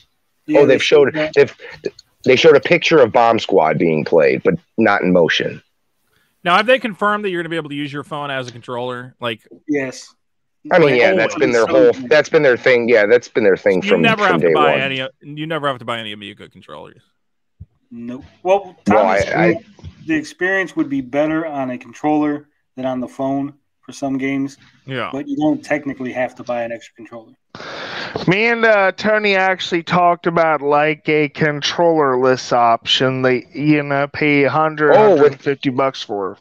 With a system, yeah, and I think that would be a better push. But I'd still want the controllers, being that I want the actual hardware. But at this point, I think it would be a better push. You'd sell the console for $150, drop those controllers, and you might have a chance at this. Microsoft did that. I have a question. Why would he have a chance if he had this for $150 and have to play with cell phones? Why would that be a chance? I think at this point, though, I personally, Leo, I don't think he's got a chance in hell. The way I see it as a true gamer, like collector that I've been for over about 30 years now, I don't think he's got a chance in hell. But to save face and probably get these out in people's hands, because remember, he's targeting casuals. Casuals ain't going to really care, and they might actually think it's a unique feature that they can use their cell phones. He's really not going to sell it to me. I'm just looking at the overall market that he's pitching to. And I think as a casual, they might find that kind of neat. Listen, do you guys work, or do you guys have contact with kids nowadays? I mean, I have 2 kids in the household. Okay, because I'm a teacher, right? I'm every weekday I'm in school. I'm in primary school teaching. So what I did last Thursday was I got on a group. It was just 4 boys, right? But I was in this group, and it was last class for the school year. So I just asked them, "Hey, who of you have a video game?" And everybody had a video game. I was like, "Oh, what you have?" And one had a PlayStation, the other one had a PlayStation and a Switch, the other one had, I think it was all PlayStation here. And I was like, oh, okay, cool. And do your parents play with you? Do they play video games? And they're like, no, they don't. I feel bad for any kid who wants to Switch and gets an Amico. Let's put it that way. For Christmas, yes. No, but what I mean is, and for my friends also, right? Yeah. They buy their kids a PlayStation 4, but they know nothing about video games. Right. One of the kids, when I asked one of those kids, and these are like 3rd and 4th graders, all of them. I asked them, "Do your parents play?" As I said, and one of them said they don't even know what to do with the video game. They don't even, it's like they know nothing about it. They have nothing to do with it. They don't touch it. They don't care about it. But they still buy a PlayStation. It's not hard to go in a store and buy a PlayStation. And again, there is all this thing about the entire family stuff, right? Because you don't want your kid playing GTA 5 or whatever. But what my friend did, and I'm pretty sure many other people do, is you buy the console and you buy physical games for it, and you don't connect the console to the internet. Right. You can totally do that. That's not a problem at all. And so people can play the kids can play the games from the discs, and that's it. There is no online. There is no thing if you don't want them to, right? If the parents who don't know this stuff better, I'm pretty sure that's what they do. Because my daughter's best friend, her parents know absolutely nothing about video games. Those are people I talk to often. They bought her a Switch. They're like, oh, she needs I don't know. I don't know, man. Sometimes I feel like it's like I'm some crazy parallel world, because every parent knows, like, oh, my kid needs a video game. I just go there and buy a Nintendo, whatever Nintendo has out. I just buy that Nintendo thing, let's be clear. I buy Mario. What is the primary reason people buy their kids a video game system? It's so the kids have something to play and leave them the fuck alone. Okay, you're not buying a video game console because you want to hang out with your kid. You're buying a babysitter.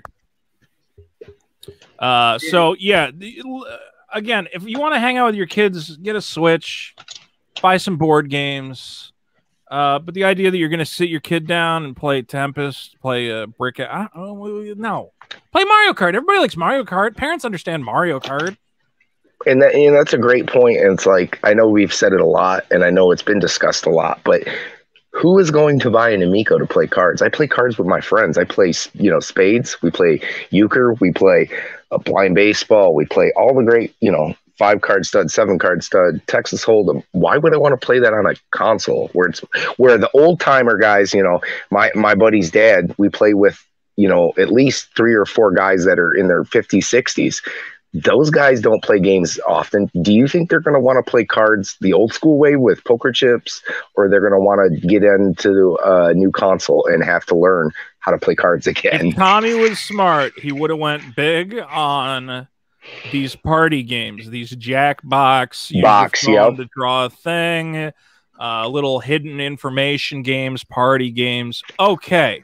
I could see a thing like that, and he still could do some of that. Well, there's a few. There's charades, I think, and then there's you got cards, and there's a few things like that. And the cornhole and I think that's why there's a lot of blowback on the cornhole, because a lot of people do want to see cornhole. They want to see the controllers working in action, and we have not seen that yet. Do people? I don't know, because I don't. This is a big problem, right? Because there are so many people who just defend the console kind of blindly, and it gets very hard to see. But is anyone actually excited about cornhole? I could be. I don't care that much. Console.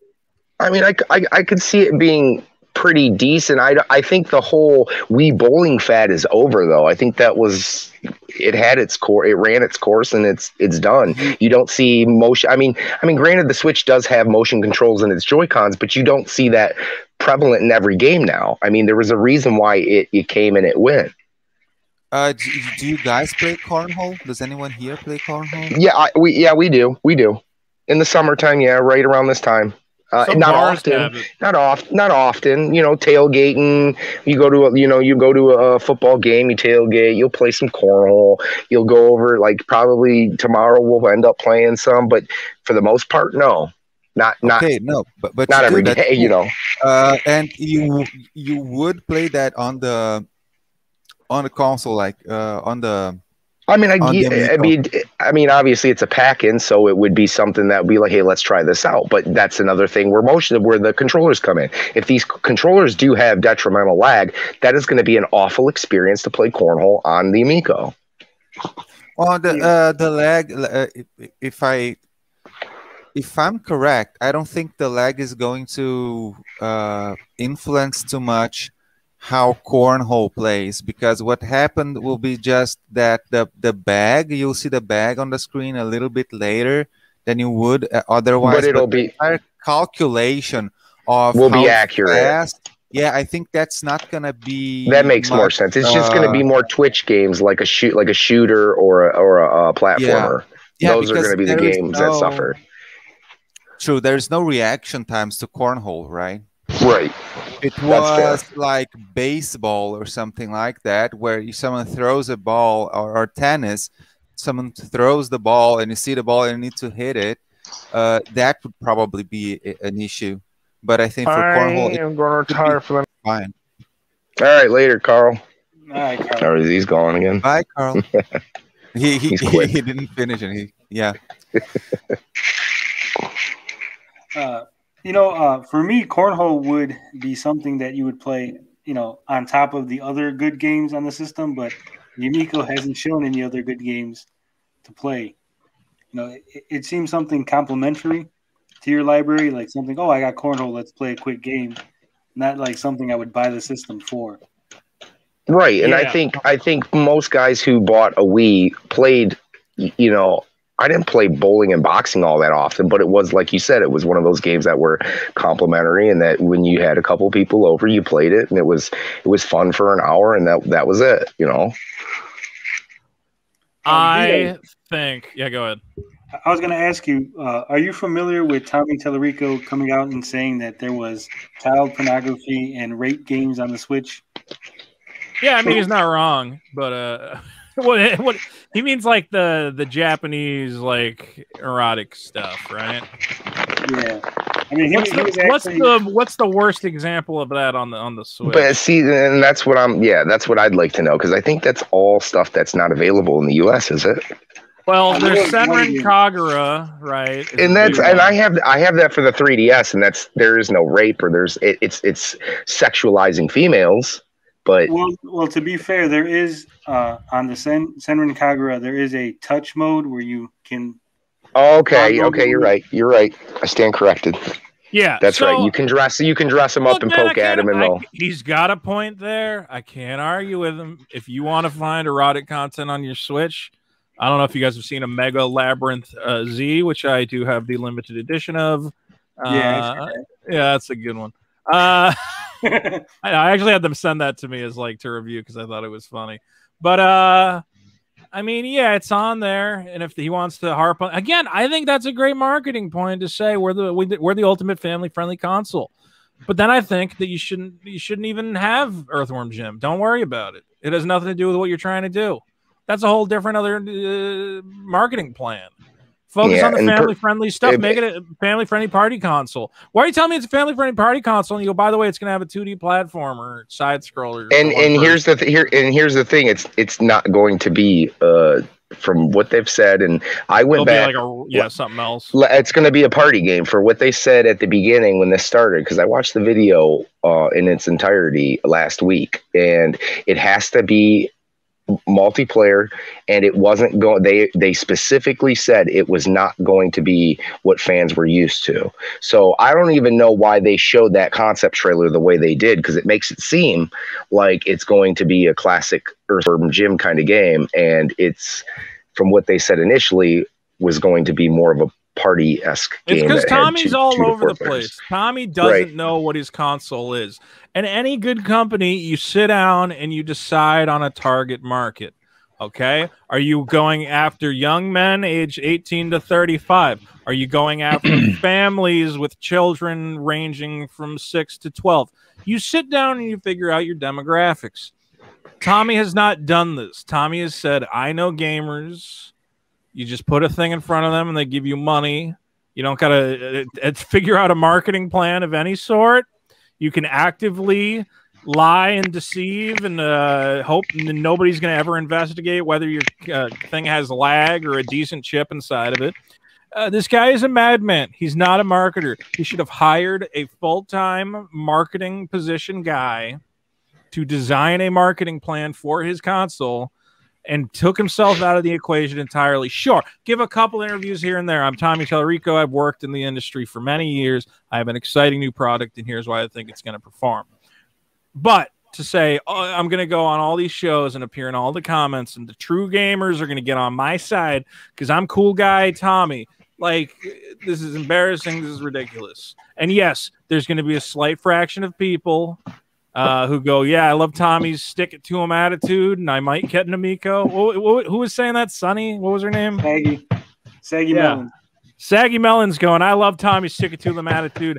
I might get an Amico. Well, that doesn't seem like a viable marketing strategy to me. You needed to sit down and figure out what this thing was about. I think you have. I'm even willing to say, you know what? If you told me you got a family-friendly console, everyone hooks up their cell phones. It costs $150 out of the box. It's got cornhole, Yahtzee. It's got these stupid Jackbox games, everything. I'd go, well, that's a great little thing. I could see buying that for a family that isn't too adept and they don't want to play something more complex like a Mario Kart, or maybe they want to play like these stupid little word games, party games. Sure. But instead, I'm looking at this Frankenstein monster that doesn't know what it is. We're reimagining all the old games. We got Earthworm Jim. Then you can play Sesame Street. I don't know what this is. It is. It's a hodgepodge. Who am I buying this for? Am I buying it for me, or am I buying it for my kid, or am I buying it for both of us? Tommy told me directly that it was for the 3.1 billion casual gamers that play games on their phone. Yeah, and that's really stupid. I just don't. Yeah, I don't know why anybody who plays a freemium game, as he says, why they're going to shell out to. I think he thinks that the mic. They looked at their numbers for the microtransactions, and they said, they might be playing free games, but they're spending a lot in those free games. But that's because those people like my girl had to play or pay what she wanted, $20 or something, because she wanted some kind of thing that was going on for the weekend, some kind of experience boost or something like that. And it's just not, I don't see how you're gonna take $250 for people who don't pay for consoles. They just want they got their phone in front of them. They got the game that they absolutely love out of probably the thousands they've tried, and they're sticking to that. So I just don't see how they're going to grasp that. And the people who would have bought this were guys like me who grew up within television, who played the games. And I think if they would have focused on Retro Reimagined, there was a market for that. I think if they would have hit on this like a bigger chip and maybe being able to play some of the current indie games that come out, because I think indie games have definitely hit a new stride in the last 5 years. I think that would have been smart, but he instead, like Vito's saying, that he just doesn't. I think he's wanting to keep all his options open. So he's like, yeah, we're for kids. Yeah, we're for the older guys. Yeah, we're for this. But while at the simultaneously kind of just in his main video saying, hey, look, we're the casuals. We're for casuals. So, and it's odd that you're fighting with Pat and Ian, guys that they're not your market. Who cares what they say? So it is weird. It's odd. It's very odd. And also, I'm watching the Super Bowl, the Nintendo Switch, the original Super Bowl commercial, and it shows me exactly who they're targeting. A guy wakes up, he keeps playing Zelda. They're going, okay, we got the classic Nintendo titles that you're gonna want. Then they got a kid and his dad. They're playing that ARMS game. They go, look, it's got motion controllers. You can have fun with your kid. Okay. Then it's, a guy and a girl hanging out. Then you can take it to a party, hook it up, whatever. Okay, I get it. It's aimed at a very casual crowd. It is a casual system. It's something you can bring to a party, and people who don't necessarily game all the time are going to go, oh, let me try that thing. Let me play whatever. The Amico, it's like, yeah, we're that, but also it's for you guys who these old games that haven't been published in years, and you're gonna get all excited for it too. And then there is kind of I consider Earthworm Jim kind of obscure to the average person. The average person does not care. Oh, it's about very Earthworm obscure. Jim. Yeah, but that's a big part of their presentations is we got Earthworm Jim, and I'm like, if this is a casual thing and you're trying to get families interested in it, that means nothing to them. It doesn't even look fun if you're a family and you see a worm man running across your screen, you go, well, I got to get that for my 8-year-old. No, it doesn't make any sense. So it's all this weird over the place thing. Well, and that's another thing. I think they wanted Earthworm Jim to be their mascot. You know what I mean? I know the Running Man is kind of the mascot of Intellivision, but I think they kind of wanted to shift towards something that was sellable. Earthworm Jim's not even it's not even an Intellivision character. Well, I talked to. I know it's a terrible brand. I did talk to Tommy about this because I was on a good side with him. As a friend of Cyrus Martin in the beginning, I did talk to Tommy. I did ask Tommy about that. It's I don't understand the messaging. Exactly what you're saying, Vito. I totally agree. I don't understand the messaging that this is for the family, this is for the hardcore gamer, this is for the casual gamer. I don't understand what who this is for and how this appeals to the let's put it this way. That Nintendo trailer that I just watched, at no point do I see a 6-year-old playing a Sesame Street game. Because that's not the target market for if you're aimed at the casual market, now you're talking about like baby games. That's another market entirely. My God, my 4-year-old plays Minecraft like crazy. He knows how to play Minecraft like you wouldn't believe. It's insane. So that's a game these for kids that young, the Sesame Street thing. You don't show that if that's not your market. Are you making a thing for babies? No, then don't even talk about Sesame Street. Yeah, and so, but what Tommy told me is that when they show more games and when they, if I stick around and look, I will understand why. And I never did, right? And so I agree. My expectation in the beginning when I first saw the materials was that they were going to have. First, I thought, because he said that they would have exclusive games, right? And when he said exclusive, I thought back then, it's like they're gonna make the games. It's gonna be their games, and they are going to make these games to focus on the family, on playing together, right? And so I thought, and of course I thought, because that would make this not only viable, but it would make so that the console makes sense, and they would have something new and different, right? That they had ideas. And then, okay, so I was waiting, and then I started looking at what they had, and it's kind of like, okay, so they're showing some stuff, but they're not showing the real stuff, right? Yeah. And then it took me a long time to realize, no, but I think this is the real stuff. I think they think that this is somehow either new or I don't know what exactly, and I still don't know exactly what's going on, because it's to me it's so crazy. But I think they believe that the families are gonna come together and play like Rigid Force. It's like, if you're not a hardcore gamer, or I mean hardcore, I never liked the term, and I think it's kind of falling out, this hardcore gamer thing. But if you're not a gamer, if you were a person who would not buy a Nintendo Switch, there's no way you're gonna pick up Rigid Force and play with your child. It's like no way. So no one is gonna do that instead of buying Mario on a Switch. It doesn't matter the price, even if the Amico was $50. If someone wanted to play that kind of game with their kids, they would still save up money and buy the real thing. That's the Switch. That's what I think. If I'm wrong, I'm wrong. But I cannot see that. As much as I try to play devil's advocate, as much as I try mental gymnastics to find some way that this would happen, I cannot see it. So I totally agree. Like, I don't understand why they started showing and focusing on Finnegan Fox and Rigid Force, even Breakout. Like, most of the games they have, they make no sense to their own narrative, and that's one of the things that I totally don't understand about the system. And these are not games that are gonna play well on the controller. You cannot convince me that it's gonna play well Rigid Force instead of on a traditional controller. Even Astro Smash, you cannot convince me that Astro Smash plays better on that controller than on an NES controller. It just, I can't believe it. You need to sit down and go, what do we have that nobody else has? Okay, and there's a couple different options. One obvious option is we're cheaper. Well, it isn't cheaper. Two is we have games no one else has. Okay, well, you have ports of everyone else's games, so that's clearly not true. Three is we target a market that is traditionally ignored and no one else is targeting them. Well, the Switch handles the family thing fine, and if not, you can play games on your iPad and your phone. So basically, the Amico does everything that's already being done, but worse. It has no selling point.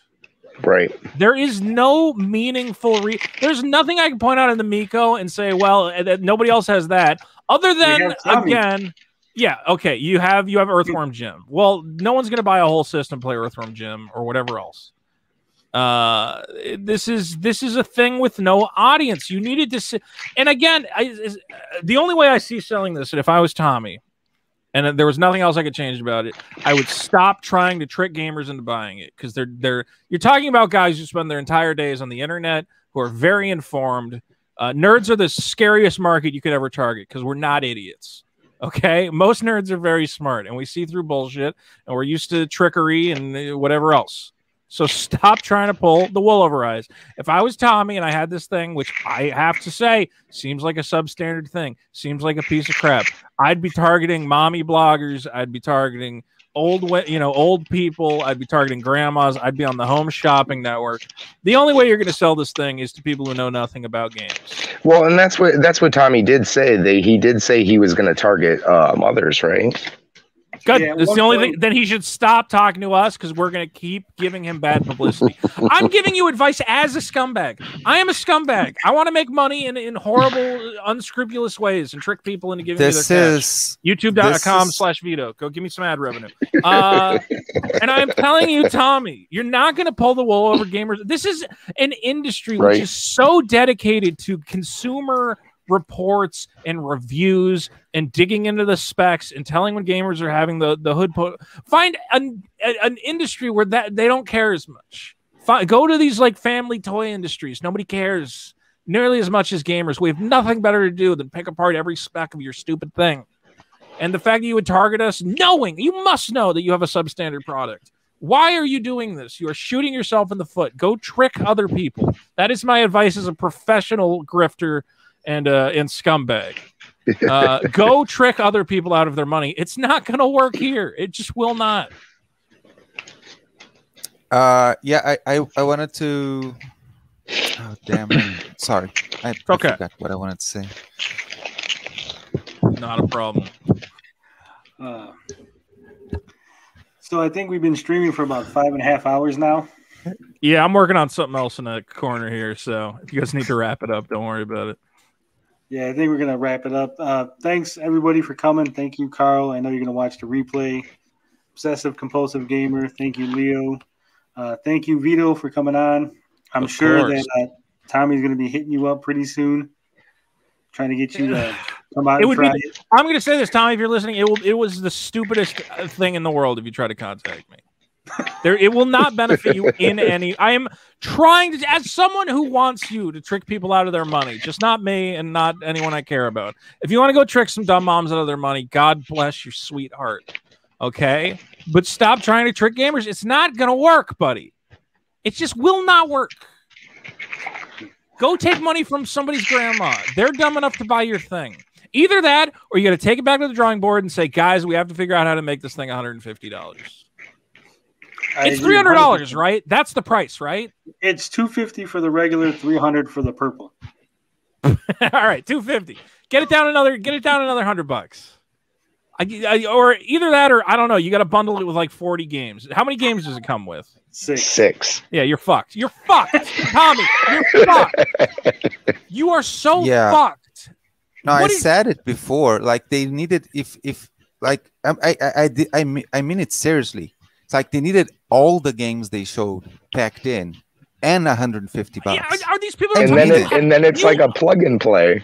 He owns the Intellivision catalog, right? I'm confused. Can't you put 100 Intellivision games on there? They don't have. That'd be the most expensive. I don't even think they have 20 games. Yeah, a lot of the old Intellivision games were licensed from Atari and other companies, so they don't have the complete library. I mean, there's still a lot of good games that they could have made with the Intellivision name, but yeah, like Tony's right. They didn't have many. Television really, there was a lot of Activision games that were good at the time. I can't even think of them right now, but yeah, a lot of them weren't even, they didn't own the names for them. So unfortunately, he doesn't have much to go on, and all the stuff that isn't television. Do we know what are the games? Yes, Cornhole. Okay. What do we got? Cornhole. Is it Snafu? We haven't seen anything of Snafu. Not Snafu. No, it was supposed to be. It was. It's Cornhole, Astro Smash. Okay, yeah, Astro Smash. Was it cards? Did he say the monster cards is in there? The poker. It looks like skiing. Skiing is one of them. Yeah, true. Skiing, Shark. It looks like. Well, that looks awful. Astro Smash. Yeah, right, Farkle. Yeah. Okay. Yeah, I don't get it. I think. I remember one thing I wanted to say. It's because me personally, right? The worst missed opportunity is the fact that they didn't, instead of doing this crazy stuff, they didn't use, the fact that they have the brand, they have recognition to try to make some way of making either a system or a controller or something to make it possible to play these old Intellivision games and ColecoVision games. If you guys know something about the Kevtris analog interactive side of things, like that, there are cores out there, and even Mr. FPJ or computer emulation, there are cores out there. You can play these games on emulation, but you don't have a good controller because these controllers, both the Coleco and the Intellivision, they're quirky with those buttons and things. Right. And so people are finding ways of playing, they're trying to find ways of playing these games, and like he would really give the community something if he just made either on his console or something, like just make a USB controller that's good to play these games, even better than the originals. It's not that hard, right? But see, that's where the problem is that he doesn't own those IPs. Oh, just a controller. We just need the controller, and then we can play the games. You get it? It's well, like... yeah, I understand that. Yeah, but no, he just makes this crazy thing with a touch screen. Nobody wants that, man. Nobody wants a touch screen on their controller. Here's my question: I don't even know if it's a question, just a comparison. I can go on eBay right now and I can buy a Wii with 2 controllers and Wii Sports for $100. Isn't that a better value than the Amico? Well, Tommy says that moms don't buy used products. They don't buy used consoles. Okay. No, they don't buy. They get it for free. See, if Tommy was smart, this thing would have its own version of Wii Sports. He should have bowling. He should have tennis. Don't your friends who have kids or you yourself, don't you get a Switch from someone? Because I see so many. I never a Switch. Sorry, a Wii. Because I know so many people who have a Wii from someone else. It's like, oh, my kids used to play this thing. That's the other thing. They don't play this anymore. Here, take it. Just take it. Your kids can play it now. I have 3 laying around. Yeah. I don't know who's gonna buy this thing. Again, like there's so many ways you could sell this, because if you did say it comes with 100 family-friendly games that your kids can immediately play, okay, that would be one thing. But no, you got 6. Yeah, but you can buy more. Oh, cool. What can I buy? We got a Sesame Street Flash game. All right, thanks, Tommy. Get out of my house. Like we have nothing.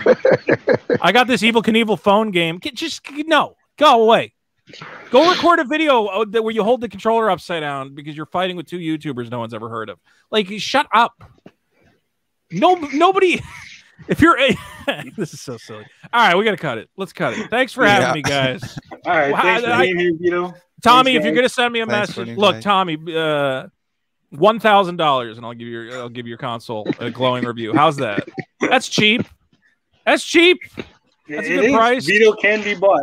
I can be bought. You've heard it, and I admit to it full heart. No, so I'm pretty honest. It would be more than $1,000. Because how would I fake it? What could I say? You would have to actually give me a good amount, because that's gonna be a hard one to fake. I loved playing Finnegan Fox. A skin of a 5-year-old Vita game. I loved it. That's why I pity the shills, and now they're super angry that the people are saying certain things. But it's like, dude, these guys have been working so hard to sell this up, right? But it's like they're not convincing many people, and I know why. I don't know why. Does John Riggs like it? I think John Riggs follows me on. Well, he said he played it last year, and he was excited for it. So. Oh, did he stop following me? No, he still follows me. Hi, John Riggs. You're wrong about this. All right. Have fun, guys. I'm going to go. I'm going to go. It's been fun. Yeah. I don't know what I'm going to do. Go watch some Amico trailers and get really excited. They're so bad. I work in marketing, and I'm watching these trailers where he plays like some stock Eurobeat shit over like 20 minutes of terrible gameplay. Come on, Tommy, let me do marketing. I'll say that. Tommy, if you send me a message, I will work for you as your marketer for $5K a month, and I will sell your console so hard. I will be your marketing advisor. I want 10%. If Vito gets a job with Tommy, I want 10%. And when you come to me and you say I have no new Earthworm Jim footage, but I want to do an art giveaway, I will slap you in the face and tell you to get back in your office and figure out how to knock $100 off this thing. Okay, there you go. That's my first marketing decision.